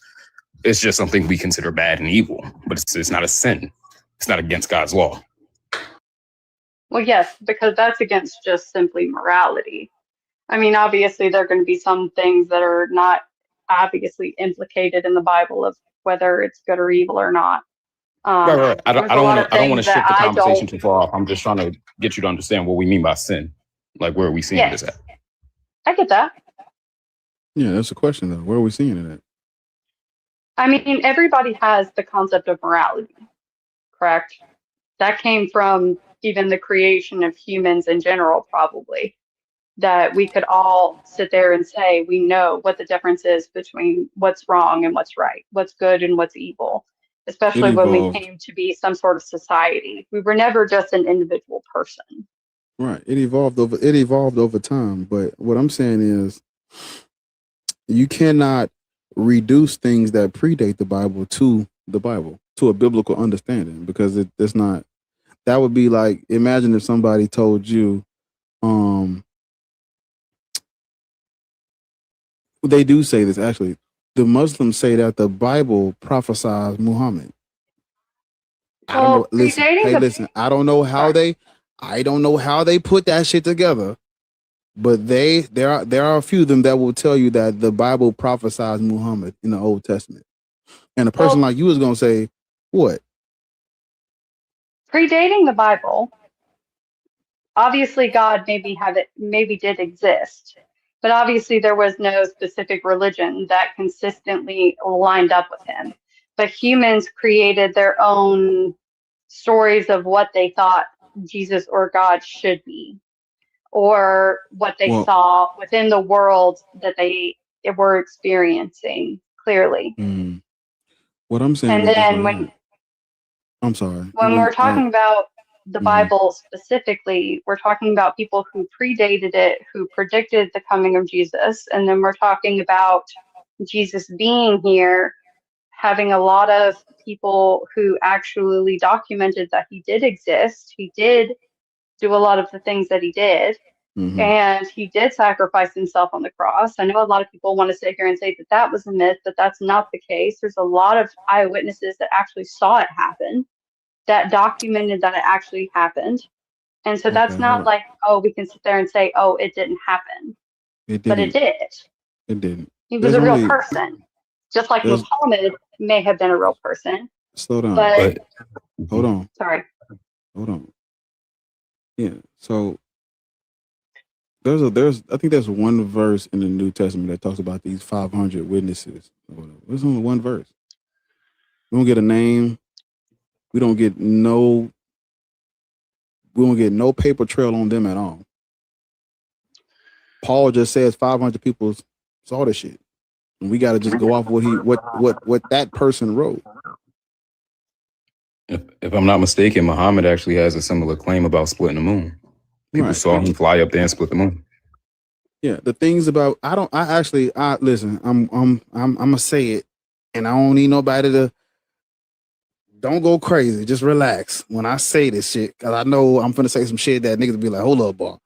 I don't think Muhammad was a real person either. I'm working on it. I know it sounds crazy. I'm doing my due diligence. I ain't gonna bring it up. I won't bring it up until I'm sure. So I'm reading. I can't tell you how many fucking books and shit I gotta read to get through this, but I'm doing it. It is taking me a long fucking time, and that's where all my studies have been going right now. I've been working on Islam. That's why I know so much about. I appreciate that you've been doing a lot of research. I appreciate that. That's incredibly dedicated of you.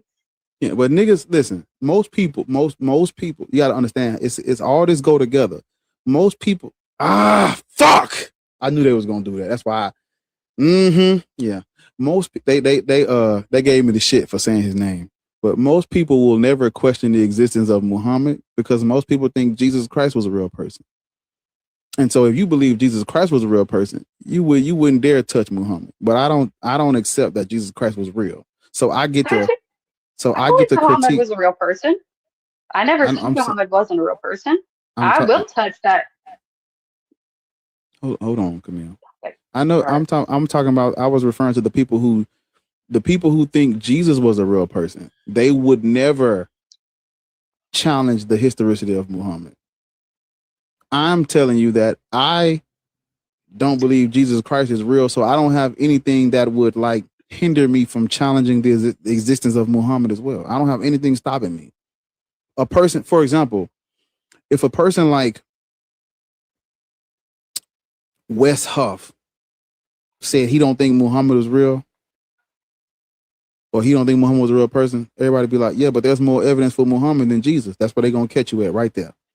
Even though that's not true, because there's not a lot of evidence for either, but that's what they'll tell you. So I'm like, I don't fall in that category where they can trap me like that, because I'm gonna say I don't believe neither one was real. But Jesus Christ, there's no evidence that Jesus Christ was a real person, man. Well, His I mean, narrative do we is made believe up. that Julius Caesar was a real person? Please don't. God fucking damn it!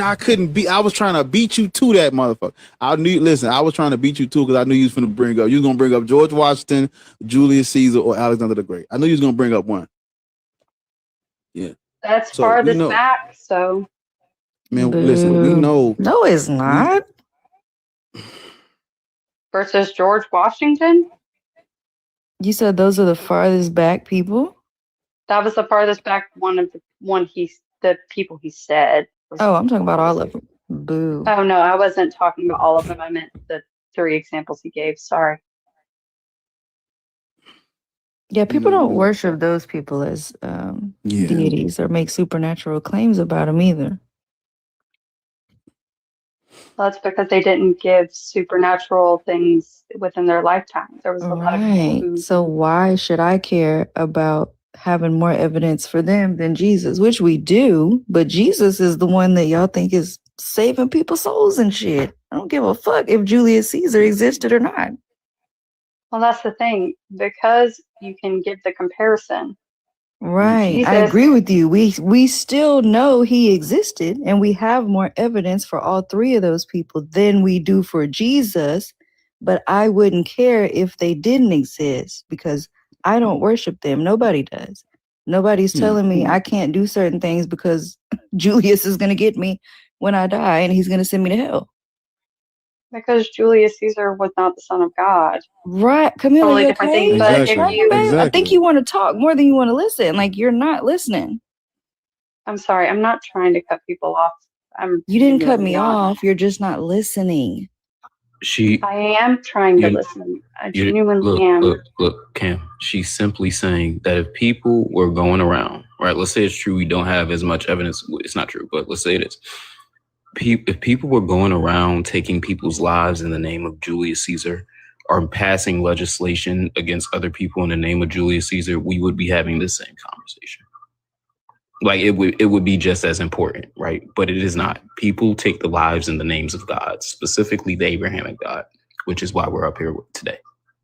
People pass legislation and say people can't give birth, or people aren't allowed to be in this country, or people aren't allowed to marry these people because of this God.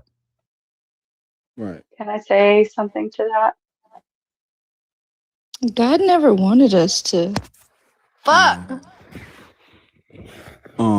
So, ma'am, even if you, because Jesus Christ really ain't the topic. Even if you think Jesus Christ was a real person, I have, for the sake of this conversation, I have to let it pass. Just okay, fine. You think Jesus Christ was real? Jesus Christ cannot be the son of a God that is mythology, right? Jesus Christ is not the son of Yahweh from the Levant, from Midian. He's not. That's just not how that's gonna work, right? This deity evolved over time. People believed it, and even if you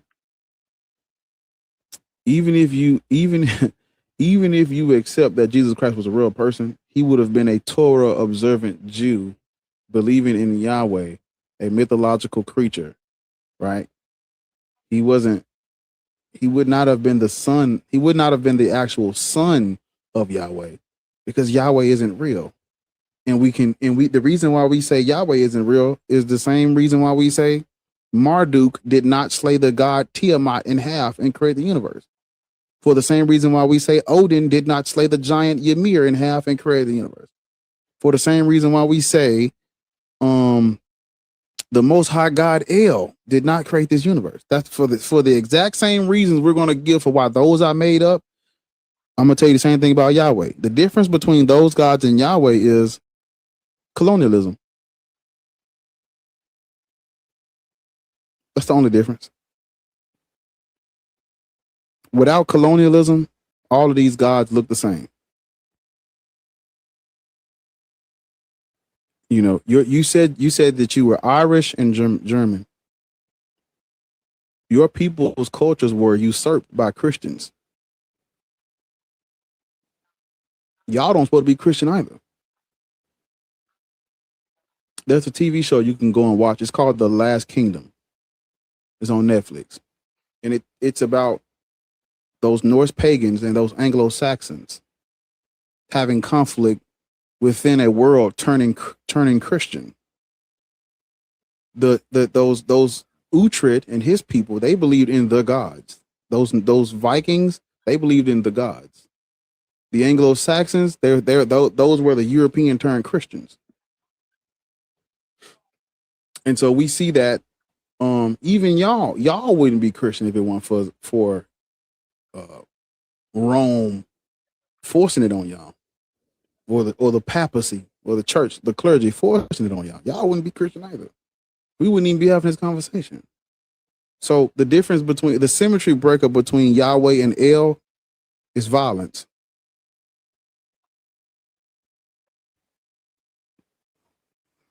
That's it. Without that violence, we're literally talking about another Marvel character.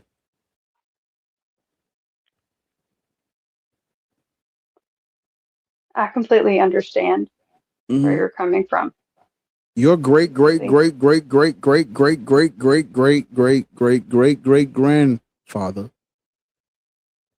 he thought God was Odin. You are saying God is a God from a place he is not from. One of y'all are wrong. And it ain't him. Predating Jesus Christ, all God cared about was whether you sinned or didn't. You ain't even listening to me. I am. No, you didn't. Because yes, I did. I just told you that your great ancestor did not call Yahweh God, and your response is the God of the Bible, XYZ. You're not listening.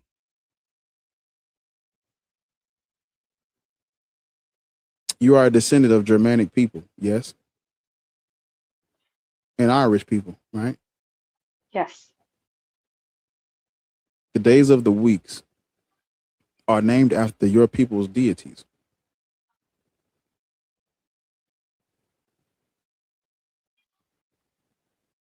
The holidays taken from y'all. Did you know that the Christians, they translated let me see. I got to keep these dates. That's why, Twan, if you watching, got to have your dates. Because see, I never Oh God, if we're talking about Christmas and if we're talking about Easter, I already know. Trust me, it's way in my head. It gets worse than that. It gets worse than that. So, it gets worse than that. The word God itself is your people's. Because I tell black people to give it back to y'all, and now I'm telling you to take it, reclaim it, because it's yours. It's not ours. It ain't mine. I ain't pagan. I only celebrate the holidays just to be with my family. I don't care about the meaning of it. I asked you, what is your ancestry? You said you're Germanic. That's what you said, not me. Yes, it is. By blood, you're Norse pagan. I'm sorry. I don't make the rules, man. I mean, that's just my ancient history. That has nothing to do with me.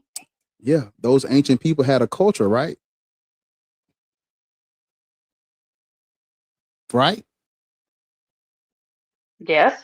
What? I'm who's not that? pagan. Who the fuck is that? That's It's her. very pagan. Who? It's getting pagan. Who is that? That's her. What are you talking about? Look pagan That's to me. me with my dog, who just passed away 2 months ago. You look very medieval. Why is it in black and white? Look medieval to me. Because I just preferred it that way. I don't understand why that matters. I just wanted to see what because you your look like. people, Go ahead, yeah. your people, played a significant role in the shit we believe in right now. I'm not talking about that. I'm just talking about why in the hell my picture with my dog has anything to do with this. Because Why I that went to even see had to what be you brought look up. like, and as soon as I went to look, you said, "I'm not pagan," and then I saw this picture, and it's giving "Welcome to the Witchwoods." You can welcome it into pagan whatever you want. I was just dressing up with my dog and taking pictures. It's okay. Like, I don't know why you're getting your feelings hurt. I just went to see what you look like because you're up here talking about Not if you want to American relate it that way when I was just Camille. Relax, babe. This ain't that. Gothic, maybe the word. You said you were Native American and you're talking about German and you were talking about Irish and shit. I wanted to see what you look like. And you look like exactly what he's talking about. Go get your gods back. Literally. Yeah. What They does that have to do took with something. anything? Ma'am. Cardio. Wait, never mind. Go ahead. Cardio needs to be blocked. Gallic. Yeah. That's I needed to see that word. Yes, thank you. Yeah. Gallic. Yeah. That's exactly it. Yes, thank you. I I can forgot all either about go and the Google Gallic what Roman that wars. word means, or someone can tell me what that word means. Yeah. So you see, the Romans, they did a lot of conquering in of these other European people. You look at what's called the Gallic Roman Wars, where they went and beat the shit out those Gallic. I don't know how to Gallic. I'm assuming Celtic, Gallic. Druid people. They went and beat the shit out of them. And guess what they did when they beat the shit out of them? Guess. Gaelic. Yeah. Guess what it's called? They have a term for what the Romans did to them. I want you to look it up.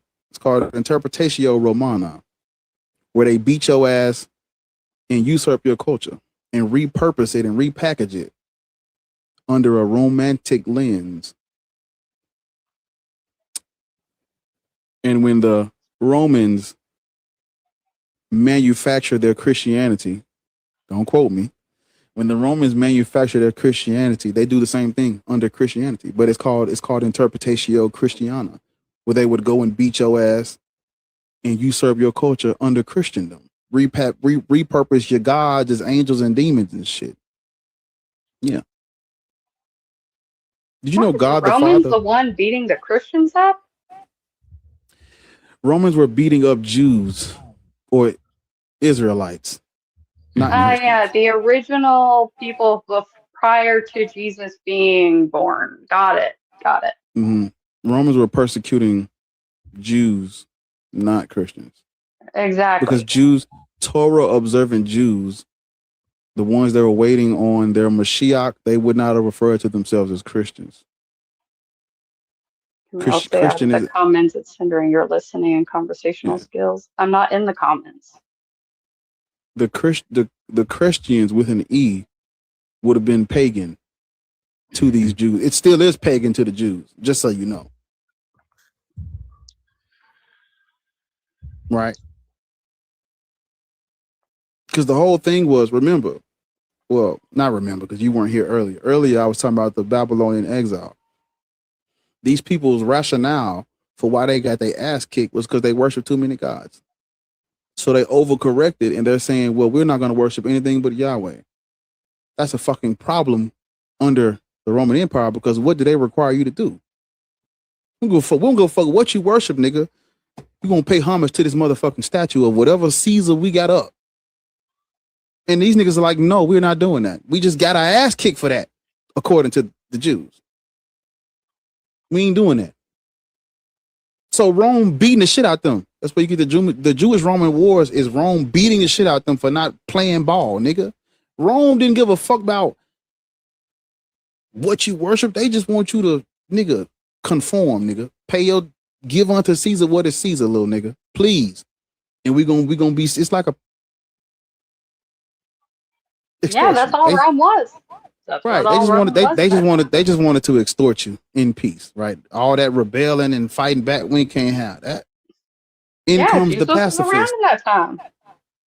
Yeah, why the fuck would Jews waiting on a king to liberate them from Rome listen to a nigga talking about submit to Rome and give unto Caesar what is Caesar? It don't even go with what the fuck the Jews was waiting on.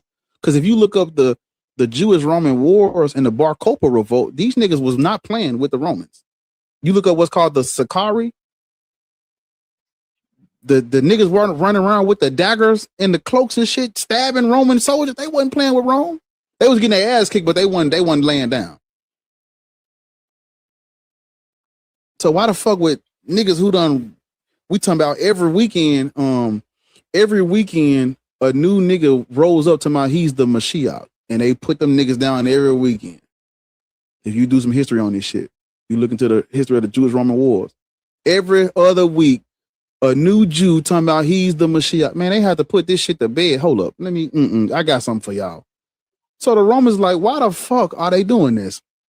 That's where you get Josephus at. Josephus like, hey, look, nigga, they're waiting on a king with a sword. And we're gonna give him one. And the black dude yesterday said Yaju Judah said the sword is in the tongue. Yeah, that's what they want the Christians to believe today. They want you to believe it's all allegory, not a literal king with a sword, but a nigga coming to talk. Keep you niggas docile. Turn the other cheek. If your enemy smack the shit out you, because these texts are not contemporary. This shit, ain't no evidence of no Jesus. All that shit is interpolated and forged. So you and then you don't get a New Testament canon until fucking the 140s from a dude named Marcion. So now you got to account for the fucking first 200 to 300 years of Christianity that they claiming. These traditions claim. Well, then you got to ask yourself, okay, where does all of our knowledge and information of the first 300 years of Christianity come from? Who does that come from? Church? This has come from a man by the name of Eusebius. And Eusebius was an admitted liar. He made shit up for the advancement of the church. Eusebius is the one that got these people thinking that Mark the Evangelist took Christianity to North Africa in the 1st century. Ain't no evidence of that. But that's what people believe because of his church history that he wrote. So y'all have been lied to, bamboozled, hoodwinked. Got y'all thinking Romans was persecuting Christians? Absolutely. Them niggas was persecuting Jews.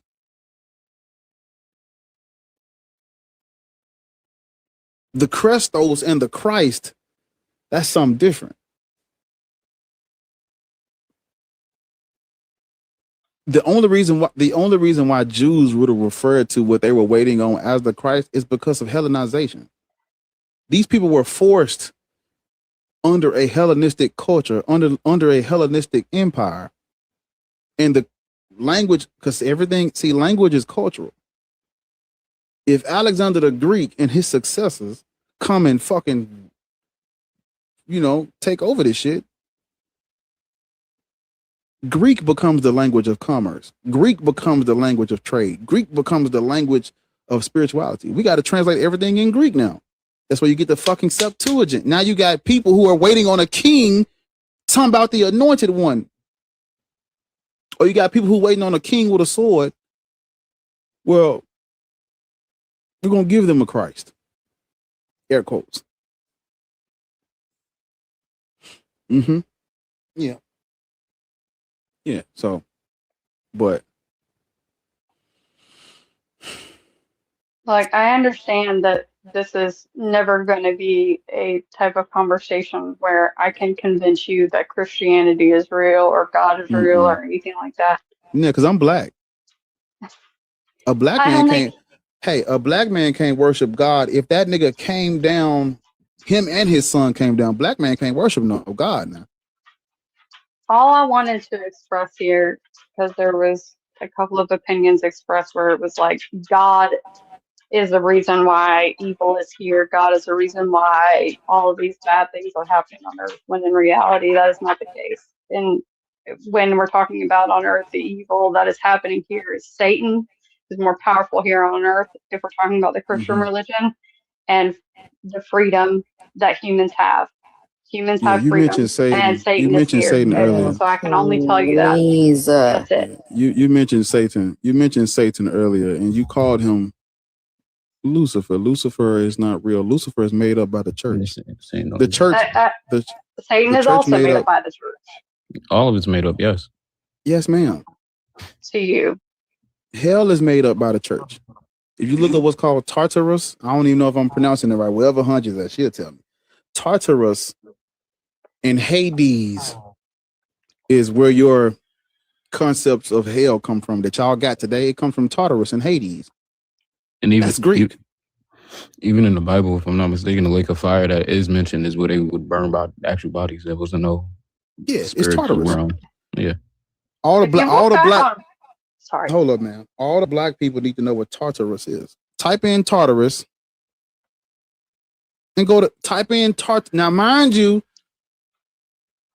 I don't know what your vision of hell is. Type in Tartarus and go to Google Images, and you tell me what this shit look like. But listen, listen. Y'all better learn some history. Listen, man. White lady, Germanic, Black, Irish lady. You got to learn a little bit more history outside the Bible so you can understand what's real, what's made up, what's true, what's false. You ain't gonna do it reading the scripture. The scripture is a literature. That's a narrative. That's a playwright. Right, ma'am? Bible can say whatever the fuck everything. The Bible can say anything and everything. You're right. They can put anything in there. But Hades and Tartarus is where the new concept of hell come from during the medieval period. They just wanted to scare y'all. They had images of Tartarus on the walls in the churches and shit. They just wanted to scare y'all. Ma'am, there was no Lucifer. I want somebody go get the Christian that can disprove what I'm about to say. There was no Lucifer prior to the Latin Vulgate. That wasn't a thing. Because Lucifer, the name is, everything is tied to language. Lucifer is Latin.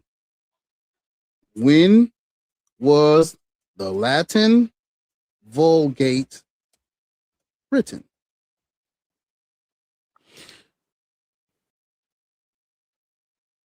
Fifth century. I never believed that hell was exactly the way that people wrote it. I never believed that. You're not locked in. I never believed that heaven was the way that people wrote it. You're not paying attention. Yeah, It's not that's a why I thing at put all, this is the up point. here, because It's not a she's thing. one of them, and this is not an insult because I was the same way. The stupid ass videos about our DNA is shaped like a cross because God loved us so much and he put it into our that type of shit. Because That's this the way right to do here is psychosis. Drawing lines back and forth and saying these are all the Bible connections and each line represents a verse, and the darker the line is, the harder the connection is gonna hit. Like, that's psychosis. Ma'am. She don't give a damn what you're talking about. She don't even read the scripture. I guarantee you she don't, because she keeps talking about the surface level. The devil is bad, God is good, and Jesus never wanted us to do that. You got to stop doing that like that. And I'm not even being mean. That's literally psychosis. That's crazy as hell. For Do that you know to the be your definition of basis. psychosis? Yes, I do. And you're in religious psychosis. But I wasn't even talking about you. I'm talking about the nigga who made the stupid ass rainbow. But you posted this on your page because this is the type of things that you ground your faith in. And I said that because I used to do the same thing. That's the only thing I've ever posted about my Christian religion. So what? Ever. Camille, listen, I be trying not to cuss y'all bitches out. I already feel like a goddamn rag doll from last night because I was up to 3 a.m. Y'all bitches get so defensive when people try to talk to y'all instead of letting y'all preach. Good, take your attitude to somebody else, babe. I'm just telling you what the fuck I'm observing because you ain't listening. What am I doing now? Going back to the comments.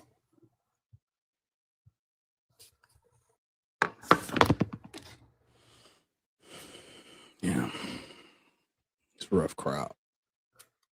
Yeah, but white people,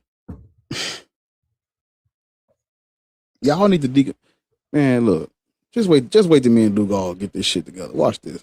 Y'all got to deconstruct too. Y'all got to deconstruct too, man. But yeah, like you notice like they don't seem to be mad enough, right? Shorty was up here talking about what that got to do with me when you were talking about like North paganism and shit like that, and her great, her ancestors, right?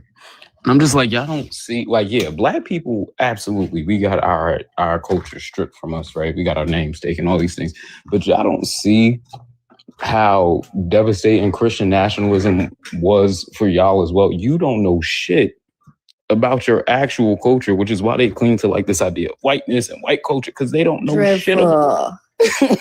Let's talk about this is why you're up here calling yourself a Black Irish, and you don't even know why.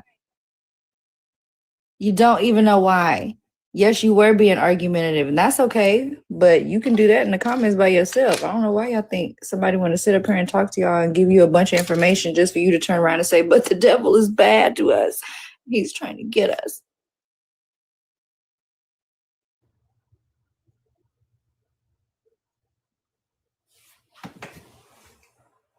Yeah.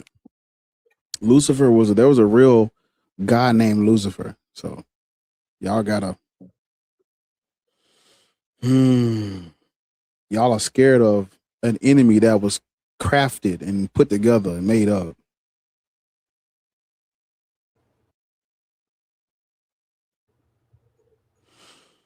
Go cope in the corner. But yeah, it's bad. It's rough. Girl, nobody gives a fuck about your genes. I'm not being argumentative. I'm just gonna argue with everything that you say because I don't want to be wrong. Shut up. Wait till Dugal gets here. You're getting on my nerves.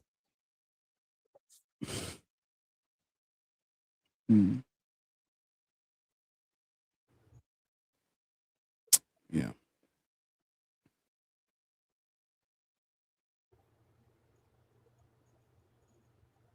Probably so, Astro. Over on YouTube, probably so.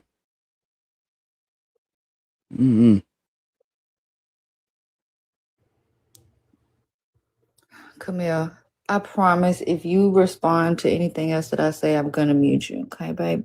Because I'm not trying to argue with you. And again, you're not fucking listening. I didn't say you were wrong.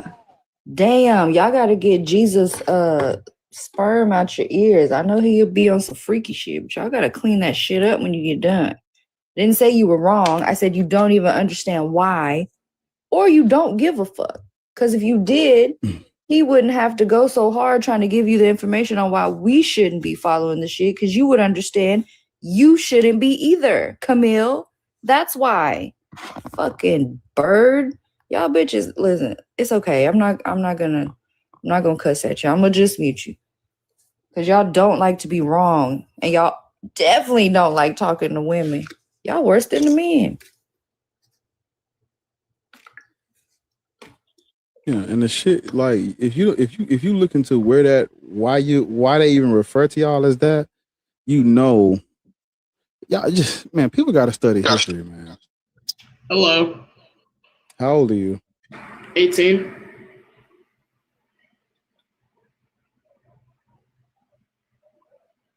Fuck it.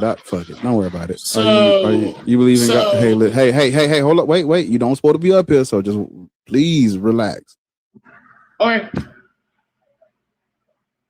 Young man, do you believe in God? Do I believe in God? Yes, sir. Do you believe in God? Yes, sir, I do. Okay. Young man, you a Christian, Muslim? Yes, sir. And what is your race or ethnicity? I'm white. So, you just graduated high school? Yes, sir. Okay. Did you say you're a Christian? I lost my train of thought. Yes, sir, I am a Christian. Okay. Young man,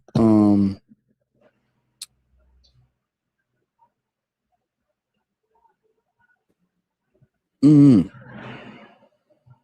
really know what to say to you. Christianity is false. God is not real. Santa Claus ain't real either. That's where you're wrong. You believe Santa Claus is real still? No, Cool. Why don't you believe Santa Claus is real? because he was just a myth to make. Well, see, Santa Claus was based off of Saint Nick from whatever time, but I forgot when. But he was based off of Saint Nick. Right. But things from the Bible have been proven real. Like they're starting to find Noah's Ark. See, that's where you're wrong. See, that's where you're wrong. Tub. Shut your bitch ass up. Tub. That's where you're wrong. Tub. What the hell? That motherfucker is 13 years old. What a piece of shit. See, that's what Christianity does to you, folks. Didn't I just tell y'all? Listen, I don't know where the fuck can I survive at? Okay, men don't like you, women don't like you, fucking teenagers don't like you. God damn.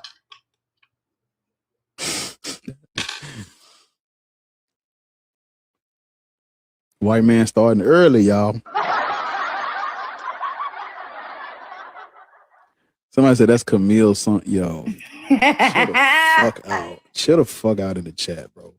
Yeah, we at 2A, man. What the fuck we? Okay, man. Look, boy, you niggas better be lucky we hit this number. I'm gonna shut down when. Watch this. What we at?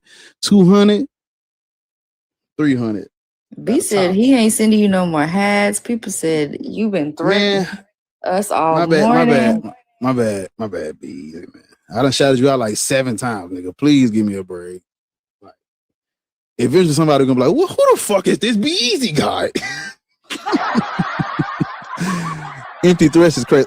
Don't hit this 300K. Watch this. All right, say that.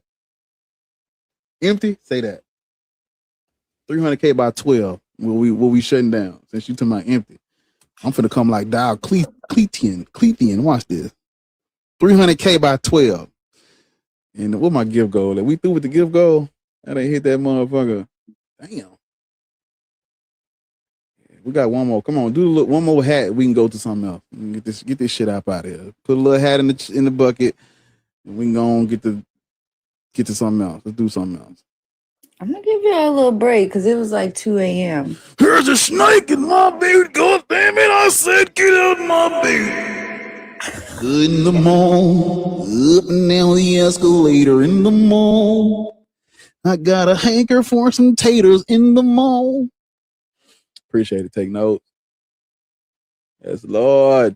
All right, now we done hit the gift goal. Let's fuck with the gallery. What the gallery look like? You know, they ain't trying to skimp a nigga. You know what I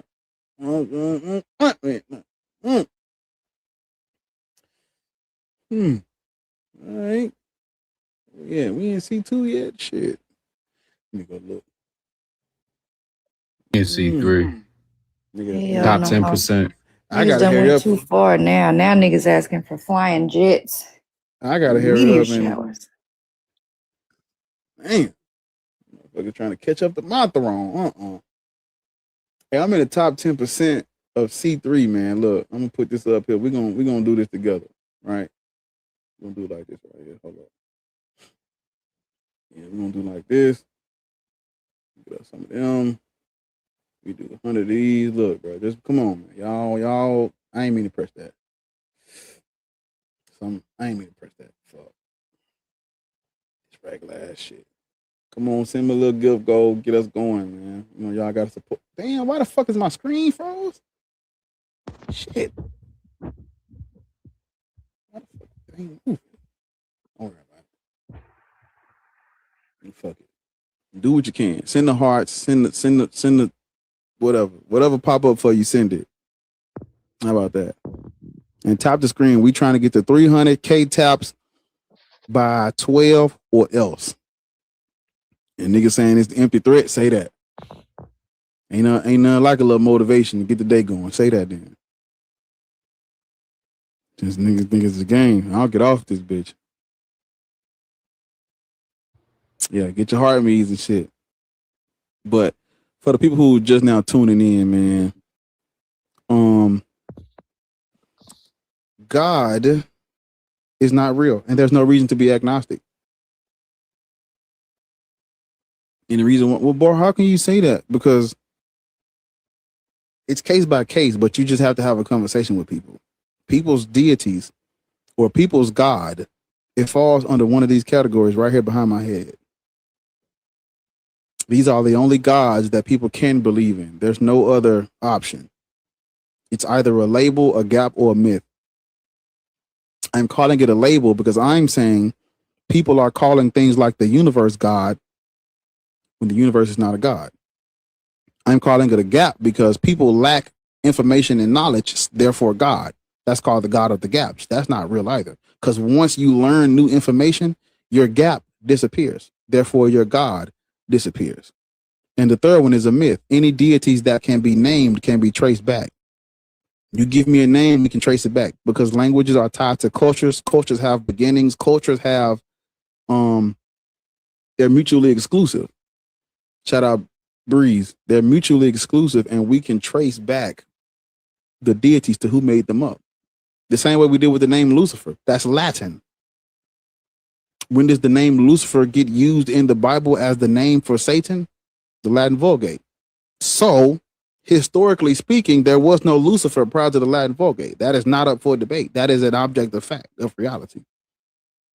If and when they wrote the Latin Vulgate and they put the word Lucifer as Satan, that is where the devil becomes Lucifer. Prior to that, this was not his name. There was no Lucifer as the surname of the devil or Satan. This can be done with Yahweh, Jesus, every name. When people be like, Jesus is really Yehoshua, no, he's not. Because the New Testament was originally written in Greek. That's Greek mythology. If it was written in Greek first, and his name would have been Jesus. Jesus is not the same thing as Yehoshua or Joshua in English. It's not the same thing. His name is Jesus. You can't take the name, or I'm gonna give you an example. In whatever, go trace a culture back, see what their word is for their deity, and then call it that. You can't call it something else that is not. You can't. That's culturally inappropriate. Now that you understand that God is either a myth, the God of the gaps, or a title being used incorrectly, let's go with the top. Your God is God. God in and of itself is a white man in the sky, people. Well, boy, why are you saying that? The same thing with the Latin Vulgate. How was this word used prior to Christians going and forcing their religion on those Germanic Norse people, those Gothic, not Gothic, those Norse people?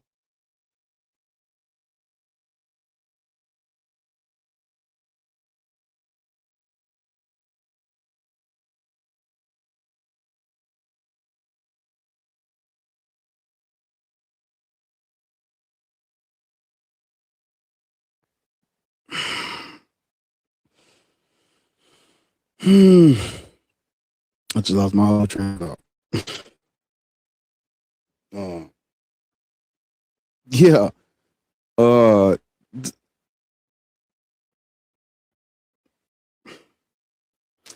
I was gonna say? Shit. Those Germanic people, those Norse people, the Christians forced us.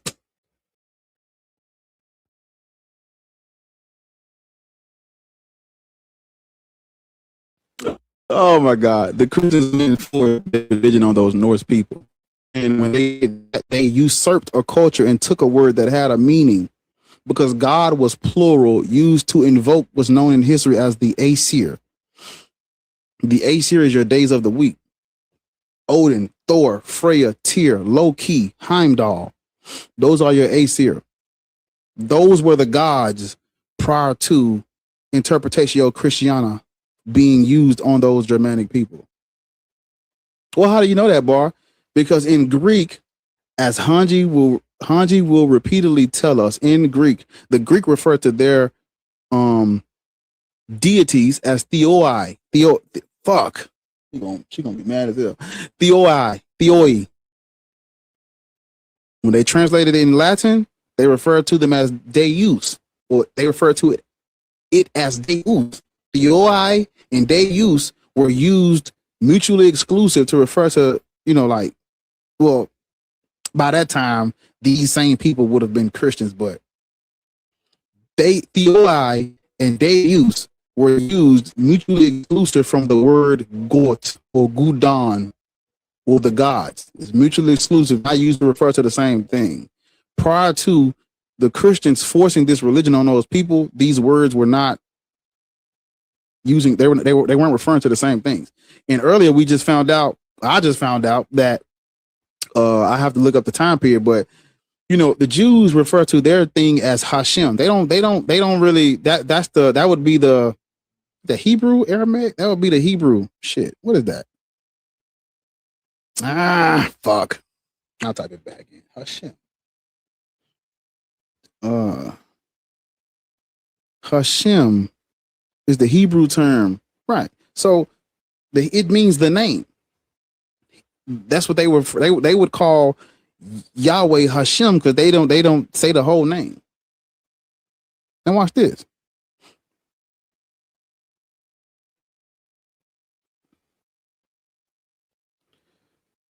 The Norse pagan people, they use this word plural. See, listen, the Judeo-Christian culture and worldview, the philosophical monotheistic worldview, and the English language, we are using the word incorrectly. Because God was never used to, they weren't referring to one thing, they were referring to the pantheon or the family. So if we come behind, like I use the Yoruba spirituality as an example, because in Yoruba spirituality, Olodumare is the supreme being at the top, and the Orisha are the lesser beings. Orisha is plural, not singular. If you take the word Orisha and refer to one thing, because it's the Orisha, but it's plural, Olodumare would be singular, but that's referring to the supreme being at the top. I'm simply saying that those Norse pagans, they refer to them as the gods, the Orisha. Like in the Yoruba culture, they say the Orisha or an Orisha, but it's one of many, or it's like one of the gods, like not just one god only. They didn't believe in that. No. So you're using their culture incorrectly. That's why I'm telling her, the lady who's a fucking descendant of the Germanic people and she's Irish, go get your culture back. But that don't got nothing to do with me. I don't know what the fuck I'm supposed to tell you then. You out here, you cosplaying as a motherfucking Jew, and the Jews ain't even Christians. Hey, Hanji. Hey, bye. Did somebody summon you? Because I did just speak you into existence. Did anybody summon you, did it? Telling you, I'm omnipresent. No. Okay. I'm finally free. He don't know nothing about witchcraft, because I definitely summoned you as soon as he said it. What happened? He just don't know nothing about witchcraft, because I'm the one that summoned you, and because you're omnipresent, you felt me doing it, and you showed up. I sure did. Every time. I know when my bar's in trouble. I actually am in trouble, because I was mentioning the Theoi. Theoi. There you go. Theoi. Theoi. See? Mm-hmm. Y'all, Hanji's Greco-Egyptian, so she's the expert on all this. So we go to her for our expertise. I told them earlier, I said there's only one polytheist that could ever get up here and cook. And I said it's Hanji. Everybody else, y'all gotta be, I'm sorry, absolutely not. Because it was a dude that was deconstructing, his name Twan, and he was up here cooking the other guests. I said, absolutely not. No, watch out. No, only polytheist up here is Hanji. You can't cook like that up here on this stage, nigga. You gotta keep, you know what I'm saying? I had to kick him down, you know. You gotta stay with the rest of them. There's only one. Oh, there you go, right there. Listen, Twan, this Hanji, right? She's Greco-Egyptian, Twan. Right? It's gonna rain. Ariel, you brought me rain. I collected my storm water, and I said, all right, you can send it over there to Hanji. She needs something. Go that one. Thank you kindly. So we have a witch, a Greco-Egyptian deity, and then we got a nigga that eat chitlins. That's all. Yuck. Please, you gotta get your fucking credentials up, Dripple. You gotta step your game up, brother. And we got Sathium. I don't know. Sathium, listen, Sathium got he listen. Because if Hanji ain't got the Greco-Egyptian bat signal in the earth, this nigga has definitely got the Muslim what in it. I don't know where you be at or who you know, but every time a Muslim come up here, this dude be just Aki. Are you? He just come out the woodwork. I'm like, bro, like I have to tell everybody I got y'all on pay. I got you and M's on payroll at this point. Folks, I don't mind any gifts you might want to send me. That's cool too. I got you. He ain't saying nothing but a word, man. I got you. Get you a couple roses, man. You know. I will say this: Ems is fun because he's Egyptian, and when you have the both of us on the panel, I don't know if it's like instinct, but we both just dogpile at that point. It's been done before. You should have seen him when me and him used to do a co-host with a Deconstruction Zone. Oh yeah, me and him were a danger. Yeah, we need all hands. See, you know, this is like the Justice League or some shit. I don't fucking know. We need everybody, you know, all hands, man. It's Moon Knight. Is it? Yeah. I feel like we're more Moon Knight. Speaking of fucking Odin, I mean, it's his day of the week, people. Woden's Day. Yeah, he is the All Father. If you would have went back to the time period of these people, because these people, like, I don't want to be insensitive because these people still exist. Like they haven't, they're not wiped off the face of the earth. They still exist, y'all. I've met these people in person. They will tell you, yes, God is Odin to them. They feel disrespected by us. Cause why the fuck are we doing? They literally look at us how the Jews look at the Christians. Cause why the fuck are you doing this with our shit? That's how they talk. And I said, how you feel about this? Man, I'm like, man, look, I'm Christians, man. I'm like, cause where y'all think I got this from? I had to go and talk to one. You know, shit. The new God of War games, the last two that just came out, God of War, whatever, 2018. I think it's Ragnarok. Go and play those games. I'm not lying. Damn, boy, how you know? Go and play the game. Kratos went from fighting the Greek pantheon and he tried to move away. But word got around it. He's the God of War, the God killer, as Thor referred to him. Go and play that game. Go and play God of War 2018, God of War Ragnarok.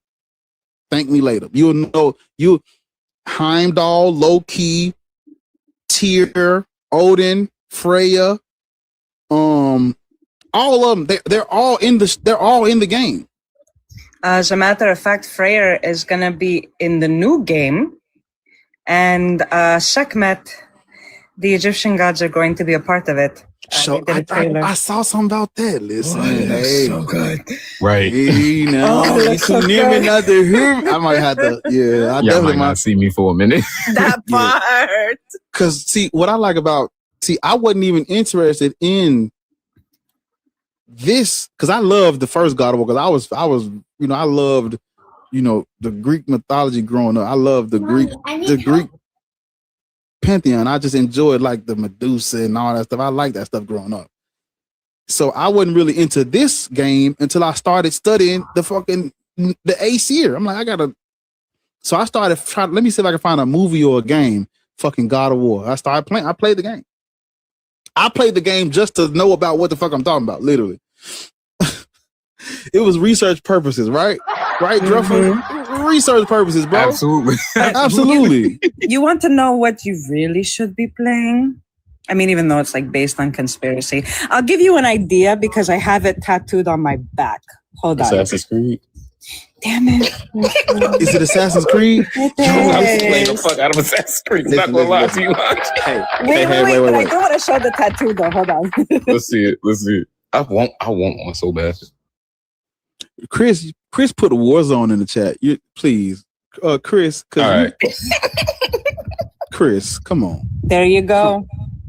Come on, now, Chris. I need that. That is nice. Oh, you brave. The back hurt like hell. You brave. That's you. Yeah, you brave. You got it. but listen. Assassin's Creed is going to give you an understanding of history that listen. Hey man, they put some historical facts in them games, man. Go and play that. Play them. You know what? I'm gonna tell you a fun fact. You and the chat. I am friends with 4 out of the 7 assassins. The one I'm closest to, of course, is the Greek, Michael Antonakos. He told me that he plays Alexios in Odyssey. Mm-hmm. He said that when it comes to Assassin's Creed, not only is it based on history, but conspiracy theory. The whole franchise is conspiracy theories. But the deities, if you were to play them in chronological order, Odyssey is the first one you come across. Hades, Poseidonas, it is. Athena. I see that. Yeah. And then in Origins is the next one. You go against Apophis. You can battle Anpu, Sekhmet, and Sobek for armor. Their animus glitches. And then Valhalla. No, it's Mirage and then Valhalla. Valhalla is the one. I'm sorry. No, Valhalla is the one, but that one is so fucking. But you have to play Mirage to understand why Basim is in that one, and then it builds up. And if you pay attention in Origins, it actually talks about how King Herod is causing trouble in Jerusalem, which kickstarts Altair Abin Ahad. So it's it's a fantastic franchise. If I were to recommend any video game to start off with, it would be Assassin's Creed for sure. Plus, who doesn't want to beat up Romans? You know, they do be having them little tidbits. You visit like a landmark and they give you the whole background on it. I do I love me some Assassin's Creed. I'm not gonna lie. I can't wait for Hexy though. It's going to be based in Germanic witch trials in the 1600s, and apparently the protagonist is a woman descended from Ezio Auditore de Forensis. Oh, it's going to be good. That's our second woman protagonist, no? Because the liberation when we was liberating enslaved people. Oh yeah. Yeah. You know what? Everyone sleeps on Liberation. That was my favorite, actually. I was doing good. Sorry, kiddos playing Pokemon. Well, I see they almost at this 300K. What? Don't hit it. See what happened. Yeah. Yeah, come on, man. We almost there, man. Let's hit this 300K taps. I'm gonna be in B5 in a minute. I can't wait. I'm gonna look down on my peers.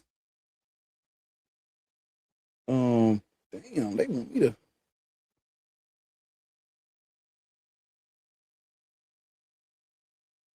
Let's get this cracking. Hold up.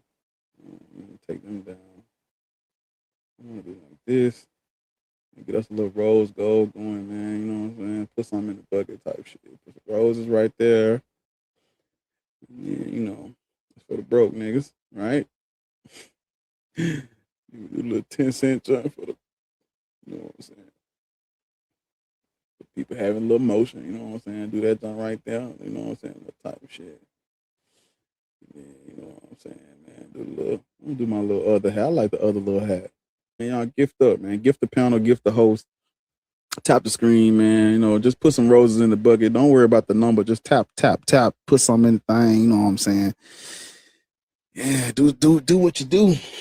Do what you do when you do it, when you need it. You know what I'm saying? All proceeds go to my prosthetic shoulder. I'm having surgery on it. You know what I'm saying? So again, you know, yeah, you know, you work out too hard, prosthetic soldier get the falling off and shit. No, it's all that damn wrestling that caught up to you. That's what it is. So I'm trying to tell you. Actually, I've never. This is so weird to me.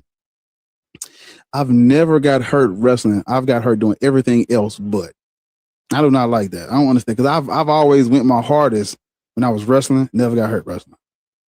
Never. What I don't like about the problem with that I was having was growing up, I was a fucking beast. But as I got older, I started to gain weight, and then I started to weigh the same amount as my fucking senseis, who was also, because in the judo tournaments would be by weight. They don't give a fuck about your rank, height. They care about weight only. So when I got to I was a fucking at 175, 140. Them little niggas didn't stand a chance. When I hit 180, just working out and shit, and I started, my fucking coach was 210. I was 185. And I was in his division, and it's bro, how you gonna put me up against a nigga that's been training me, know what my weaknesses is, know what I don't know how to do, what he ain't showed me yet. And I used to fucking go toe to toe with that nigga. Listen, there was a guy who came to one of our tournaments, and he was in the Olympics. He was in the Olympics the next year. I took that nigga all the way to the golden score. He beat me off of a golden, that shit, man. I was like, damn. But he beat me off a golden score. But that nigga, he was in the Olympics the next year. I said, well, I fought an Olympic, whatever you call him. I fought somebody that went to the Olympics the next year. And I damn near could have won, but he was so fucking agile. I ain't never seen nobody weigh. He was 200, but it was like a slithery snake. How the fuck are you this agile? he's moving like he's 140. I was like, yo, listen, get me out of here. Get me out of here. But yeah. That's how one of the coaches was at my gym. When I transitioned from boxing to Muay Thai, this nigga about big as hell. I'm thinking, all right, I'm gonna just try to dodge it and move out the way. I ain't trying to get hit. That nigga hit me with a leg kick to the head so hard. I said, wait, bitch. Real quick. But the thing with wrestling that always concerned me was because I tried it for maybe 2 classes. I was like, nah, y'all got that. Y'all got that. Absolutely. I think that's probably why you still have the build too, Bart, because I notice a lot of people when they no longer wrestle, they still maintain their build because you guys are in a way, you low-key want to keep it, so you stay in the gym to tone it back up. Look. If you keep, you're going to be 80 years old with a fucking, six-pack. Yeah, fucking ask, what's his name? Oh my God. I forgot his name. Seth Michaels. There you go. Seth Michaels and Hunter, I would have been the professional wrestling like WWE. I could listen. Hey, I could have did it. I could have, but I live 20 minutes away from their performance center. Really? Wow. Wow. Hello, I'm here because I know Dreadful Quan. Oh God. Did you warn them? Dreadful, it would be you. It would be you. That's not me. It would be you. That's not me. Yeah, you're not coming up to talk to the chitlin man. Absolutely not. Oh my fucking God. You're not coming the fact that I'm the chitlin man is insane. That's what they call you across the pond. All of Art by Nicole's friends call you that. She said she told her friends about you because we made fun of their fucking frozen peas and beans and eggs, and she said she told everybody about you, Chitlin Shot Man. Chitlin Shot Man. First of all, imagine your friends get put out of places because they know you with the wet underarms. No. Yeah, we'll never forget you. Mr. Wet Underarms. It's over with. Mr. Wet. Yo, please. Nigga said he woke up, his underarms was wet, sir. No, File a complaint. you gotta File a talk to complaint. Mr. Thomas because I've talked to Mr. Thomas before, and unfortunately, he does know Dreadful, but Mm. it's not other people's fault that they happen to meet Dreadful because Well, his voice startled me. Oh, okay, but that's rude. Hello. I'm Mr. Thomas. I'll introduce myself. You know, I'm a biological Christian. A what? Hold up. A what? A biological Christian. What does that mean? It means I'm Catholic on my mama's side and Baptist on my daddy's side. Okay. And my God is real. And you won't know how I know he's real. Mm-hmm. Because I speak to him every single day behind the windows. And he anoints me with his Holy Spirit every single day. So if it's not God, then who is it? The Diddler? I don't know. What you Ever seen Scary Movie 2? It's Jesus. It is. You know, the thing is that when you are talking to a biological Christian, you have to understand that we know far more about the Lord than you ever could because we talk to him. We let him touch our hearts. What the She scared the shit out of me. Listen. Hi, She Mr. came on Thomas. my where is the puppet? Because she I'm came saying, on how my the panel. fuck do you do that? How She you came on do my that? fucking panel. Like, and No, first give her she back put the the picture, puppet. Mark. She's pretty. First How she you put do the that? puppet in the camera, and I said, Oh, "Okay." wait, one more time for the people, Mr. Thomas. There we go. Hold on a moment. How the fuck are you Let me doing get that? myself. Hello, everybody. Oh, wow. I love it. I was not expecting this. I don't appreciate the racial profiling. You're doing racialism against me. This is great. Was I about to get Listen, I almost blocked her the first time because Mm-hmm. she put the puppet on camera, and Dreadful was like, "Show him what you look like." And I said, "Oh, it's gonna be a black man instead of a white man." And then it was her, and I said, "Girl, what the fuck? Please."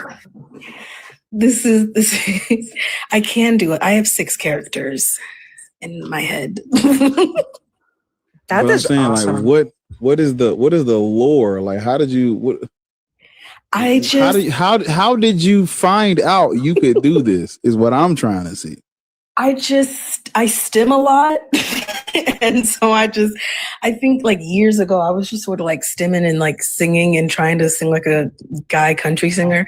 And then I was like, let me see if I can like troll my friends. And we were like trolling each other. So I brought out this voice and I just said, I'm Mr. Thomas. And then Mr. Thomas was officially born. And he has a whole lore. He has a whole neighborhood. He has adopted children and a wife. Which I love my wife, Nancy. She's beautiful, and I met her at a family reunion. Best day of my life. I love it.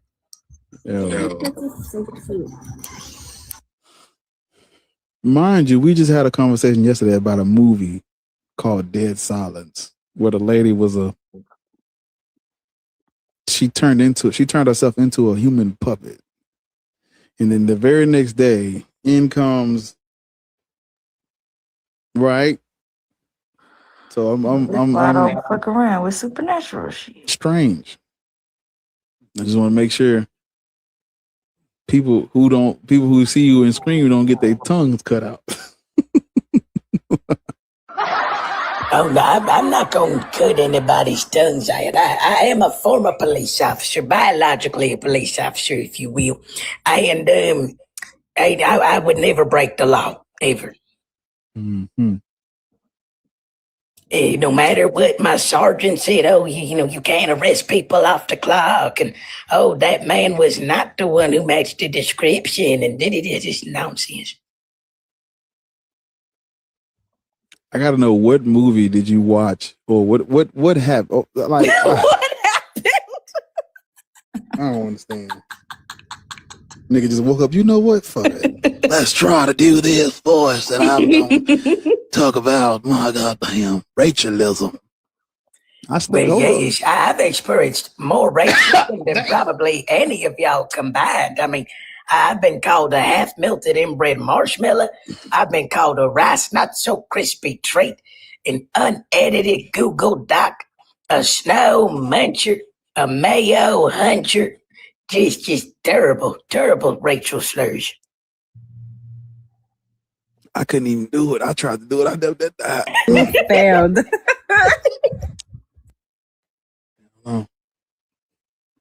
Can you say there's a snake in my boot? There's a snake in my boot.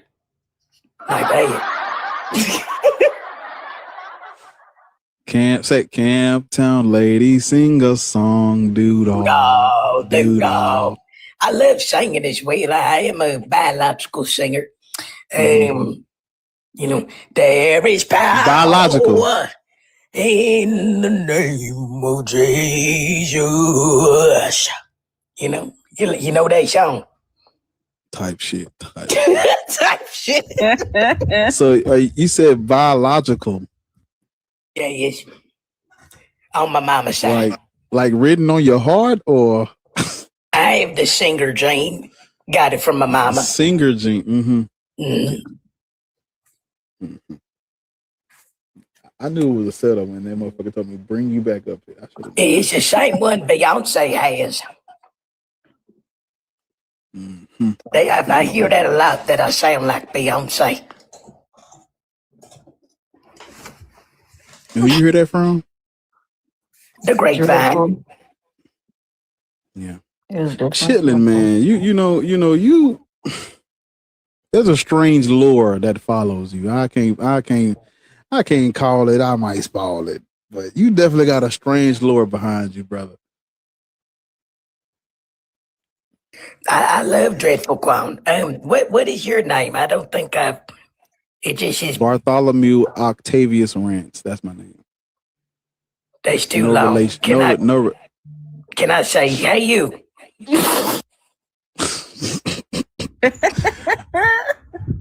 It's Bartholomew Octavius Rance. No relation.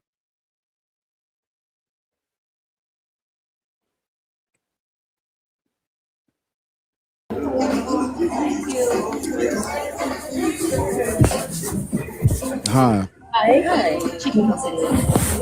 Do we have your age? Are you picking up a Uber Eats? What's going on?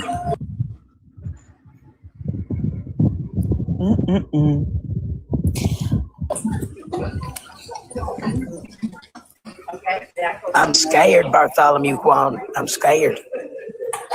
I'm scared too because I don't know who that is.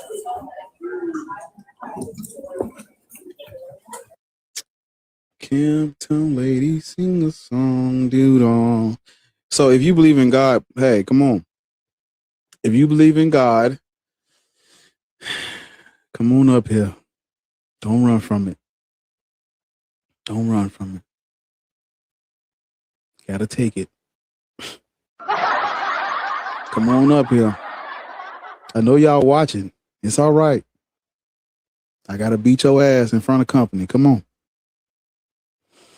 Come on up here. Somebody rudely and falsely accused me of using the devil's, the devil's oxygen, the cigarettes. No, The devil's laid us right. I don't do that. My voice sounds like this because when my mother was pregnant with me, she was drop kicked by a horse and it kicked me in my larynx. It was a family drama. The horse had an affair, the whole thing. But it's okay now. The same horse did come back on my 5th birthday and tried to take me out again. But I said, Uncle Tom, stop it. Right.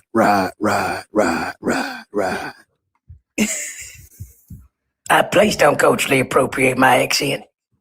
Right. I feel like there's going to be a misunderstanding here. My culture is not your costume. If you don't tighten it up, right? All right. Right. You see, this is more racism. That's what this is. It's more racism. That's what it is. Are y'all gonna do anything about this? Well, poot in a pooch. Call me Squidly. It comes more I don't from fucking know. the throat. You gotta use more of your chest. Like that, right? Yeah, like, exactly. like- Gotta get your chest into it. Right, Make sure it's right. deep and raspy. I'm with you too near me not to hear me, right? Right on.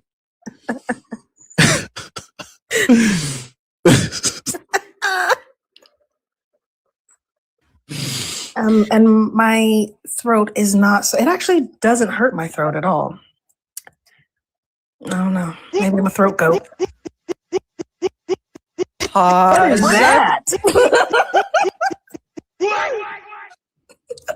Camptown lady, sing a song, dude. Oh, dude. Where the hell is Breezy at?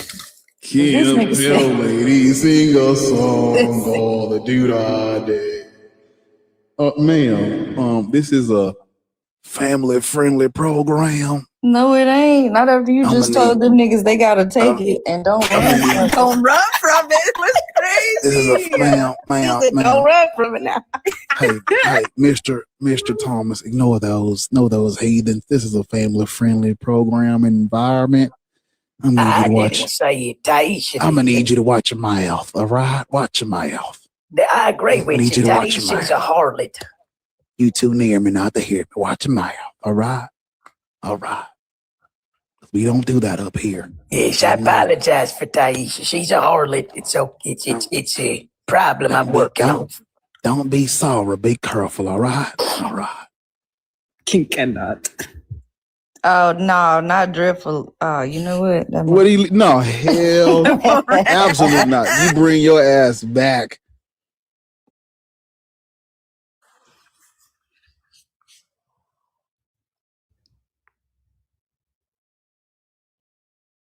Goodbye me on my live this morning too. It's crazy. You go live doing this? Actual debate, but I Strange. also do the voice acting thing. Also, this is some pastime shit. You just out here winging it, just like fuck. Yeah. We just gonna disturb other people's lives because I ain't live, type shit. I prefer edumacationing. Absolutely not. Absolutely not. But I feel like I've made all of you smarter just by being here. You're welcome. I appreciate your services, ma'am. I really do, Mr. Thomas. I appreciate your service, Mr. Thomas. I appreciate you.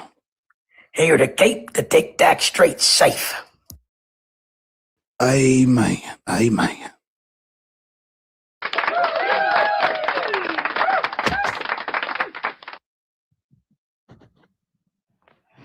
You got He another, didn't play a do you have song. another song for us this evening? I appreciate if you sing one more song for us. Okay. Grandma got ran over. So I will rain. call upon your name and keep my eyes above the waves. When oceans rise, my soul will rest in your embrace. For I am yours, and you are mine. Whoa. Thank you.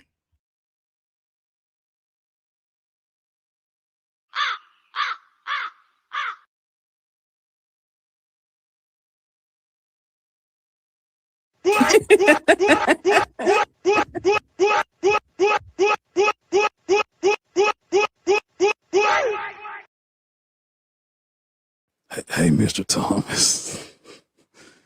Yes.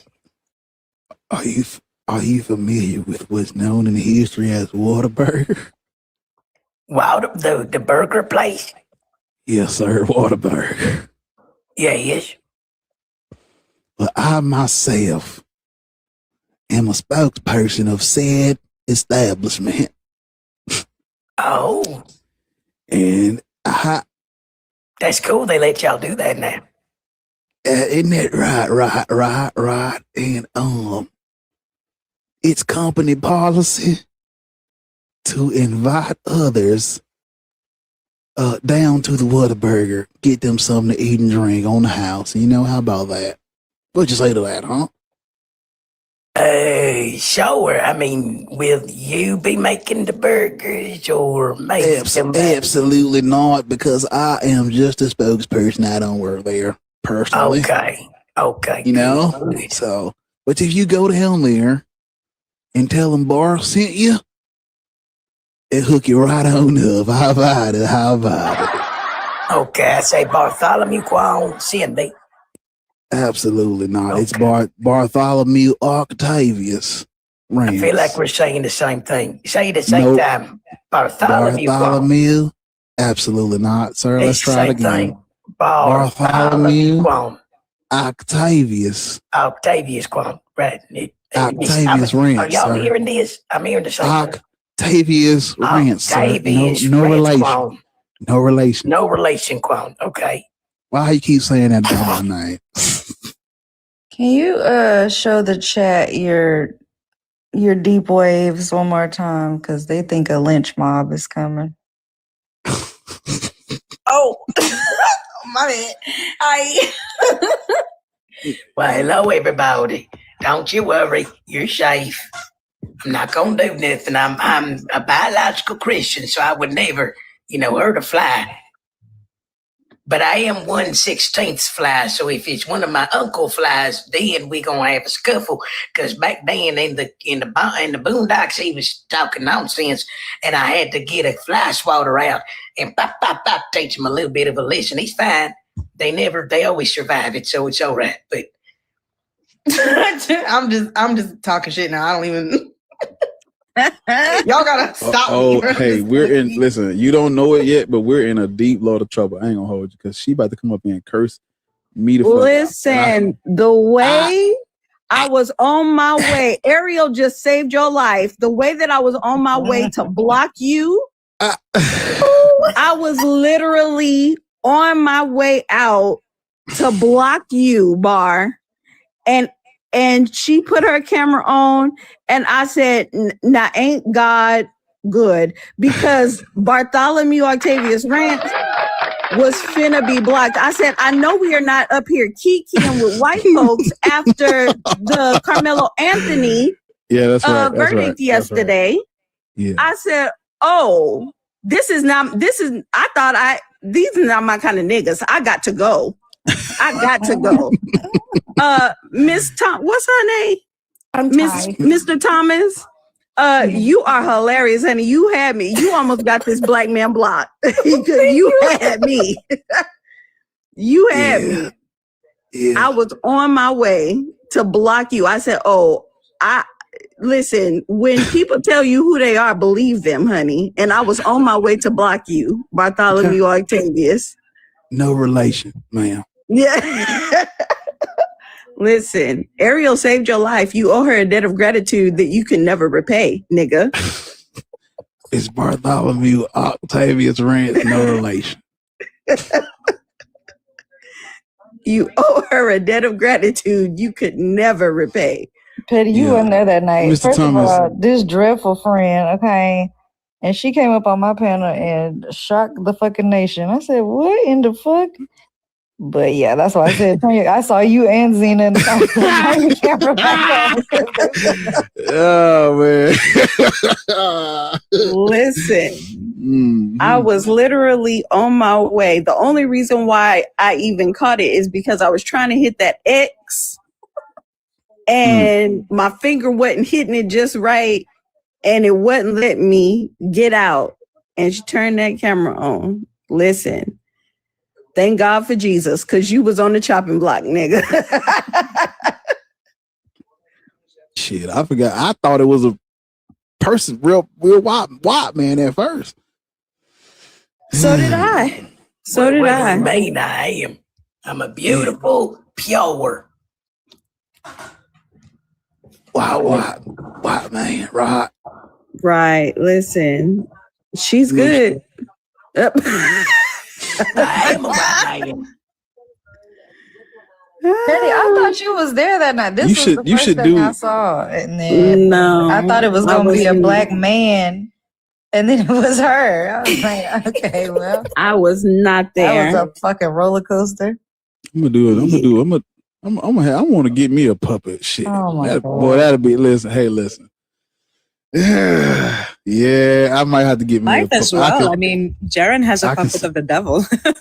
Listen, I can see things going a different way if I get I'm gonna get a puppet. I'm gonna try to let me see if I can find some puppets. They got like I'm gonna get a black Jesus and a white Jesus puppet. We're gonna just argue, all three of us.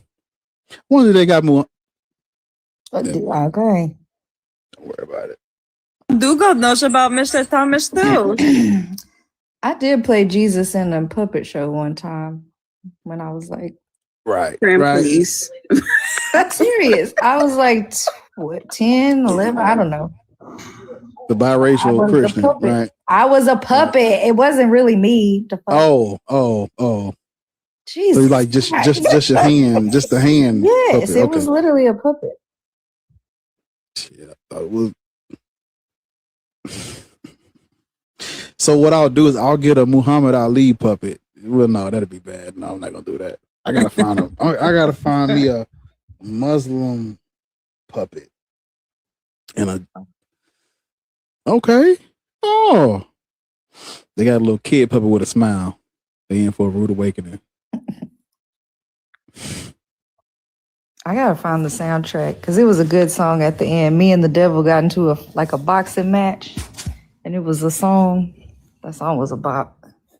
I accidentally Oh my God. typed one of the days we was talking to the Muslim. I actually because I was trying to make a joke and I typed in how to make a for us. yeah. Oh I my shouldn't- God! And It was here an comes the accident. fucking FBI. Yeah, it was.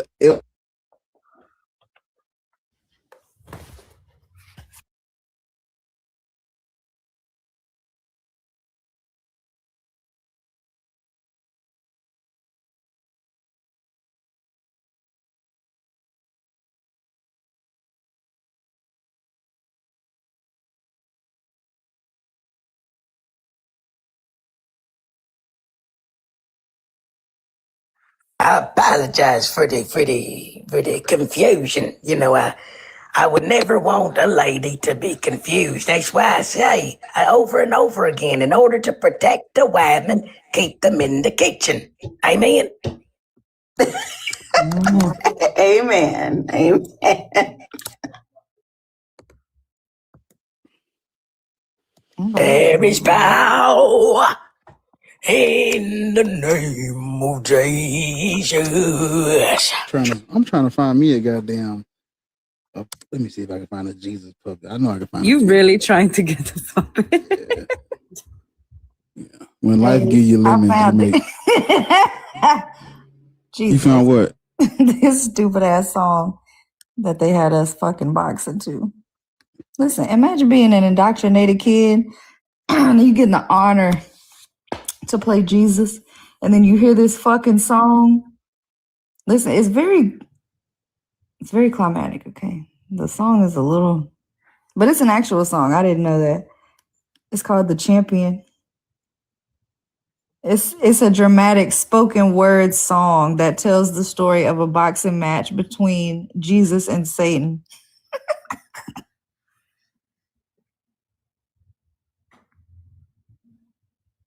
They said you have another voice. I have 6 characters in total. Are any of them British? Yes, 3 of them are British. Oh shit. He has to hear one now. Come on. So I'm Petra, and I'm a recovering lesbian because I found Jesus, and I'm feeling much, better. It's been about 36 minutes since my last relapse, but I'm healing. And before you judge me, don't act like we all haven't slipped and fallen off the wagon into some carpet here and there. It's not crazy. It happens. Literally. Exactly. Proper fit, isn't it? You want I can't do it now. Now I only have tea because I dropped the crumpets, like a good Christian woman.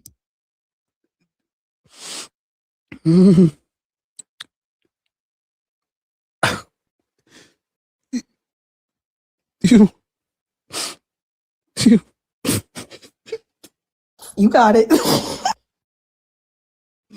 You want to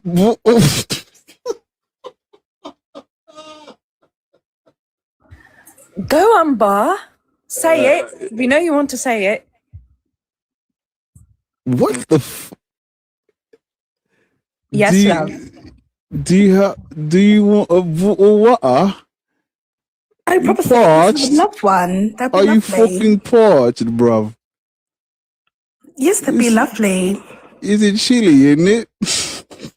It is chilly, isn't it? It is. Are you fucking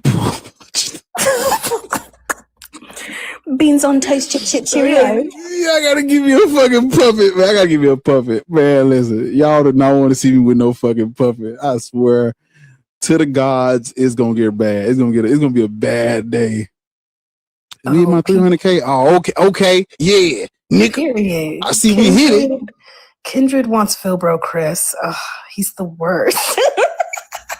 Even I hate Philbro Chris. Yeah, so like what's gonna be your ontological premise that would lead you to the conclusion that God isn't real? Oh my God. Yo, get the fuck down. Whoa. Get down. Cause get down. That's That- traumatic as Yeah, fuck that what you just did. That And was she way sounds too good. just like listen, get down. Absolutely. Absolutely not. Cause nah. I can't even don't do that one. I'm straight. Not that one. We don't want that just one. traumatized any of them, We but don't want that's that one. one. Anyone with that one. Cause that was listen, I don't know where you got the accuracy from. I'm praying for you though. Because they come on my live all the time. Hell no. That is disturbing. If you, But if also you they all sound exactly the same. they all sound just like with the monotone and everything. Like, yo, you gotta chill. I wouldn't be so shook if you paid attention to my political lives and all the people that come through on them. Mr. Thomas all over. But go ahead. Okay. Wait a minute. Okay.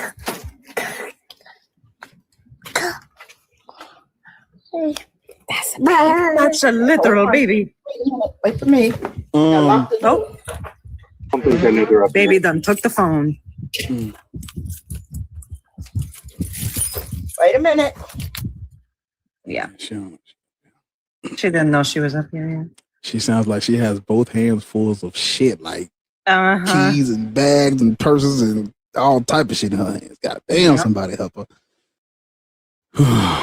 Like, can you give me the ontological metaphysical wrong maker that would lead you to the premise conclusion that would lead you to the ontological truth that means that God is not real when we can see that God is real in everything we do?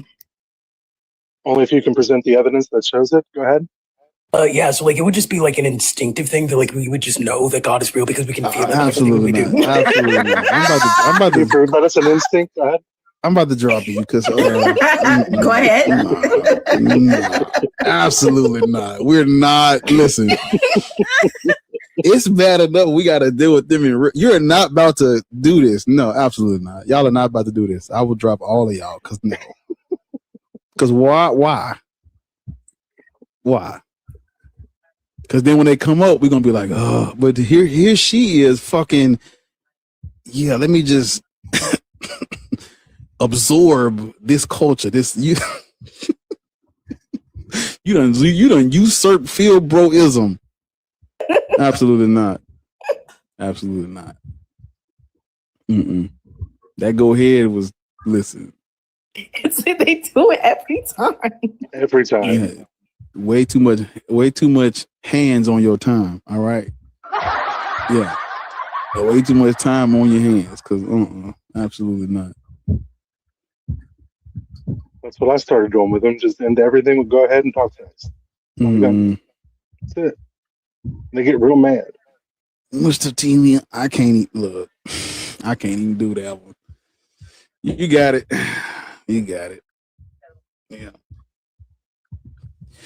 Well, it might be that time, ladies and gentlemen, for Bar to get down, because I am done. Oh, Bart, did you know that I met Sasha Fierce, aka Sasha Banks, in 2016? And that's when she was cold. I mean, she still is cold, right? She still is cold, but that's when she was. Listen. Hold on, I'm gonna show you. This is. You took a picture with her? Yeah, this is when I was working for the Mermaid, close to the performance center. Hold on. Y'all don't know who Sasha Fierce is. Listen. She was just the belt collector. She just has so many fucking titles at the same time. I don't know. Boom, baby. Let me get big screen. That's me and Sasha Fierce. Hey.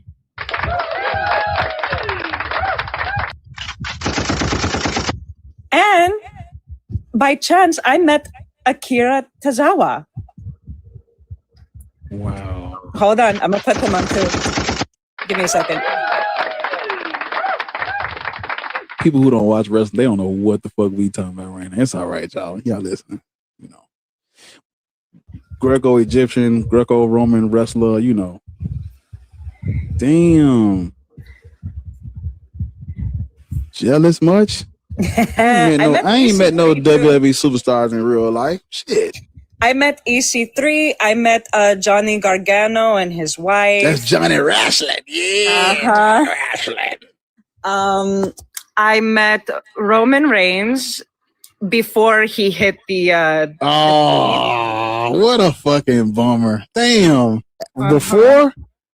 Yeah, I met him before the Chief. He was the big dog when you met him, huh? He was. This is my yard. Really hard to get the photo with him. This is my yard. Like, bro. Now you like acknowledge me. I also met. Oh my God, Paige. And I got to meet, and this was when I was working drive-through. EC3, when he ordered, I was like, Carter.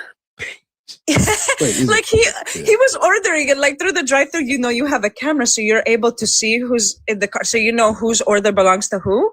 And I was like, okay, is that it for you? And he ordered, I think it was an Americano or something. I was like, is that it for you? And he's like, yeah, that's it. I'm like, all right, EC3, I'll see you at the window. He's like, I'll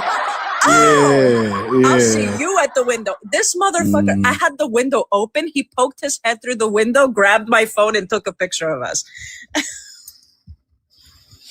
That's so cool. He was fun. I liked him in I watched him in TNA before he went to Yes. Yeah. His TNA run when he was the was he the nephew of Dixie Carter or I think he was the nephew or the son. It wasn't the son.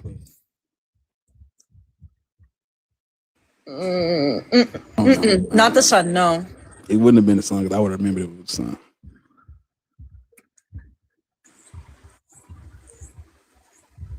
Yeah, no, I don't think so. No.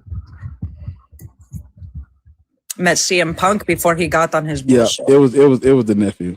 Yeah. It was nephew. You said you met CM Punk when? Before he got on the bullshit. Was it before or after? Like, was it when he had his old song or the new song? The old song.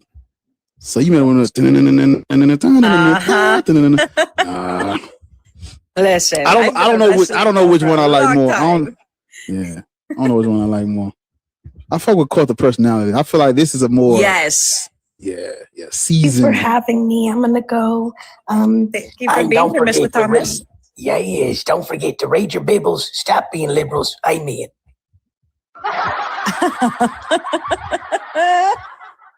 Mr. Thomas was great. Well, that was hilarious. YouTube, man, listen, episode 4 of Your God Is Not Real. Crazy work, right? Appreciate y'all. Thank y'all for subbing, liking, tapping, all the stuff.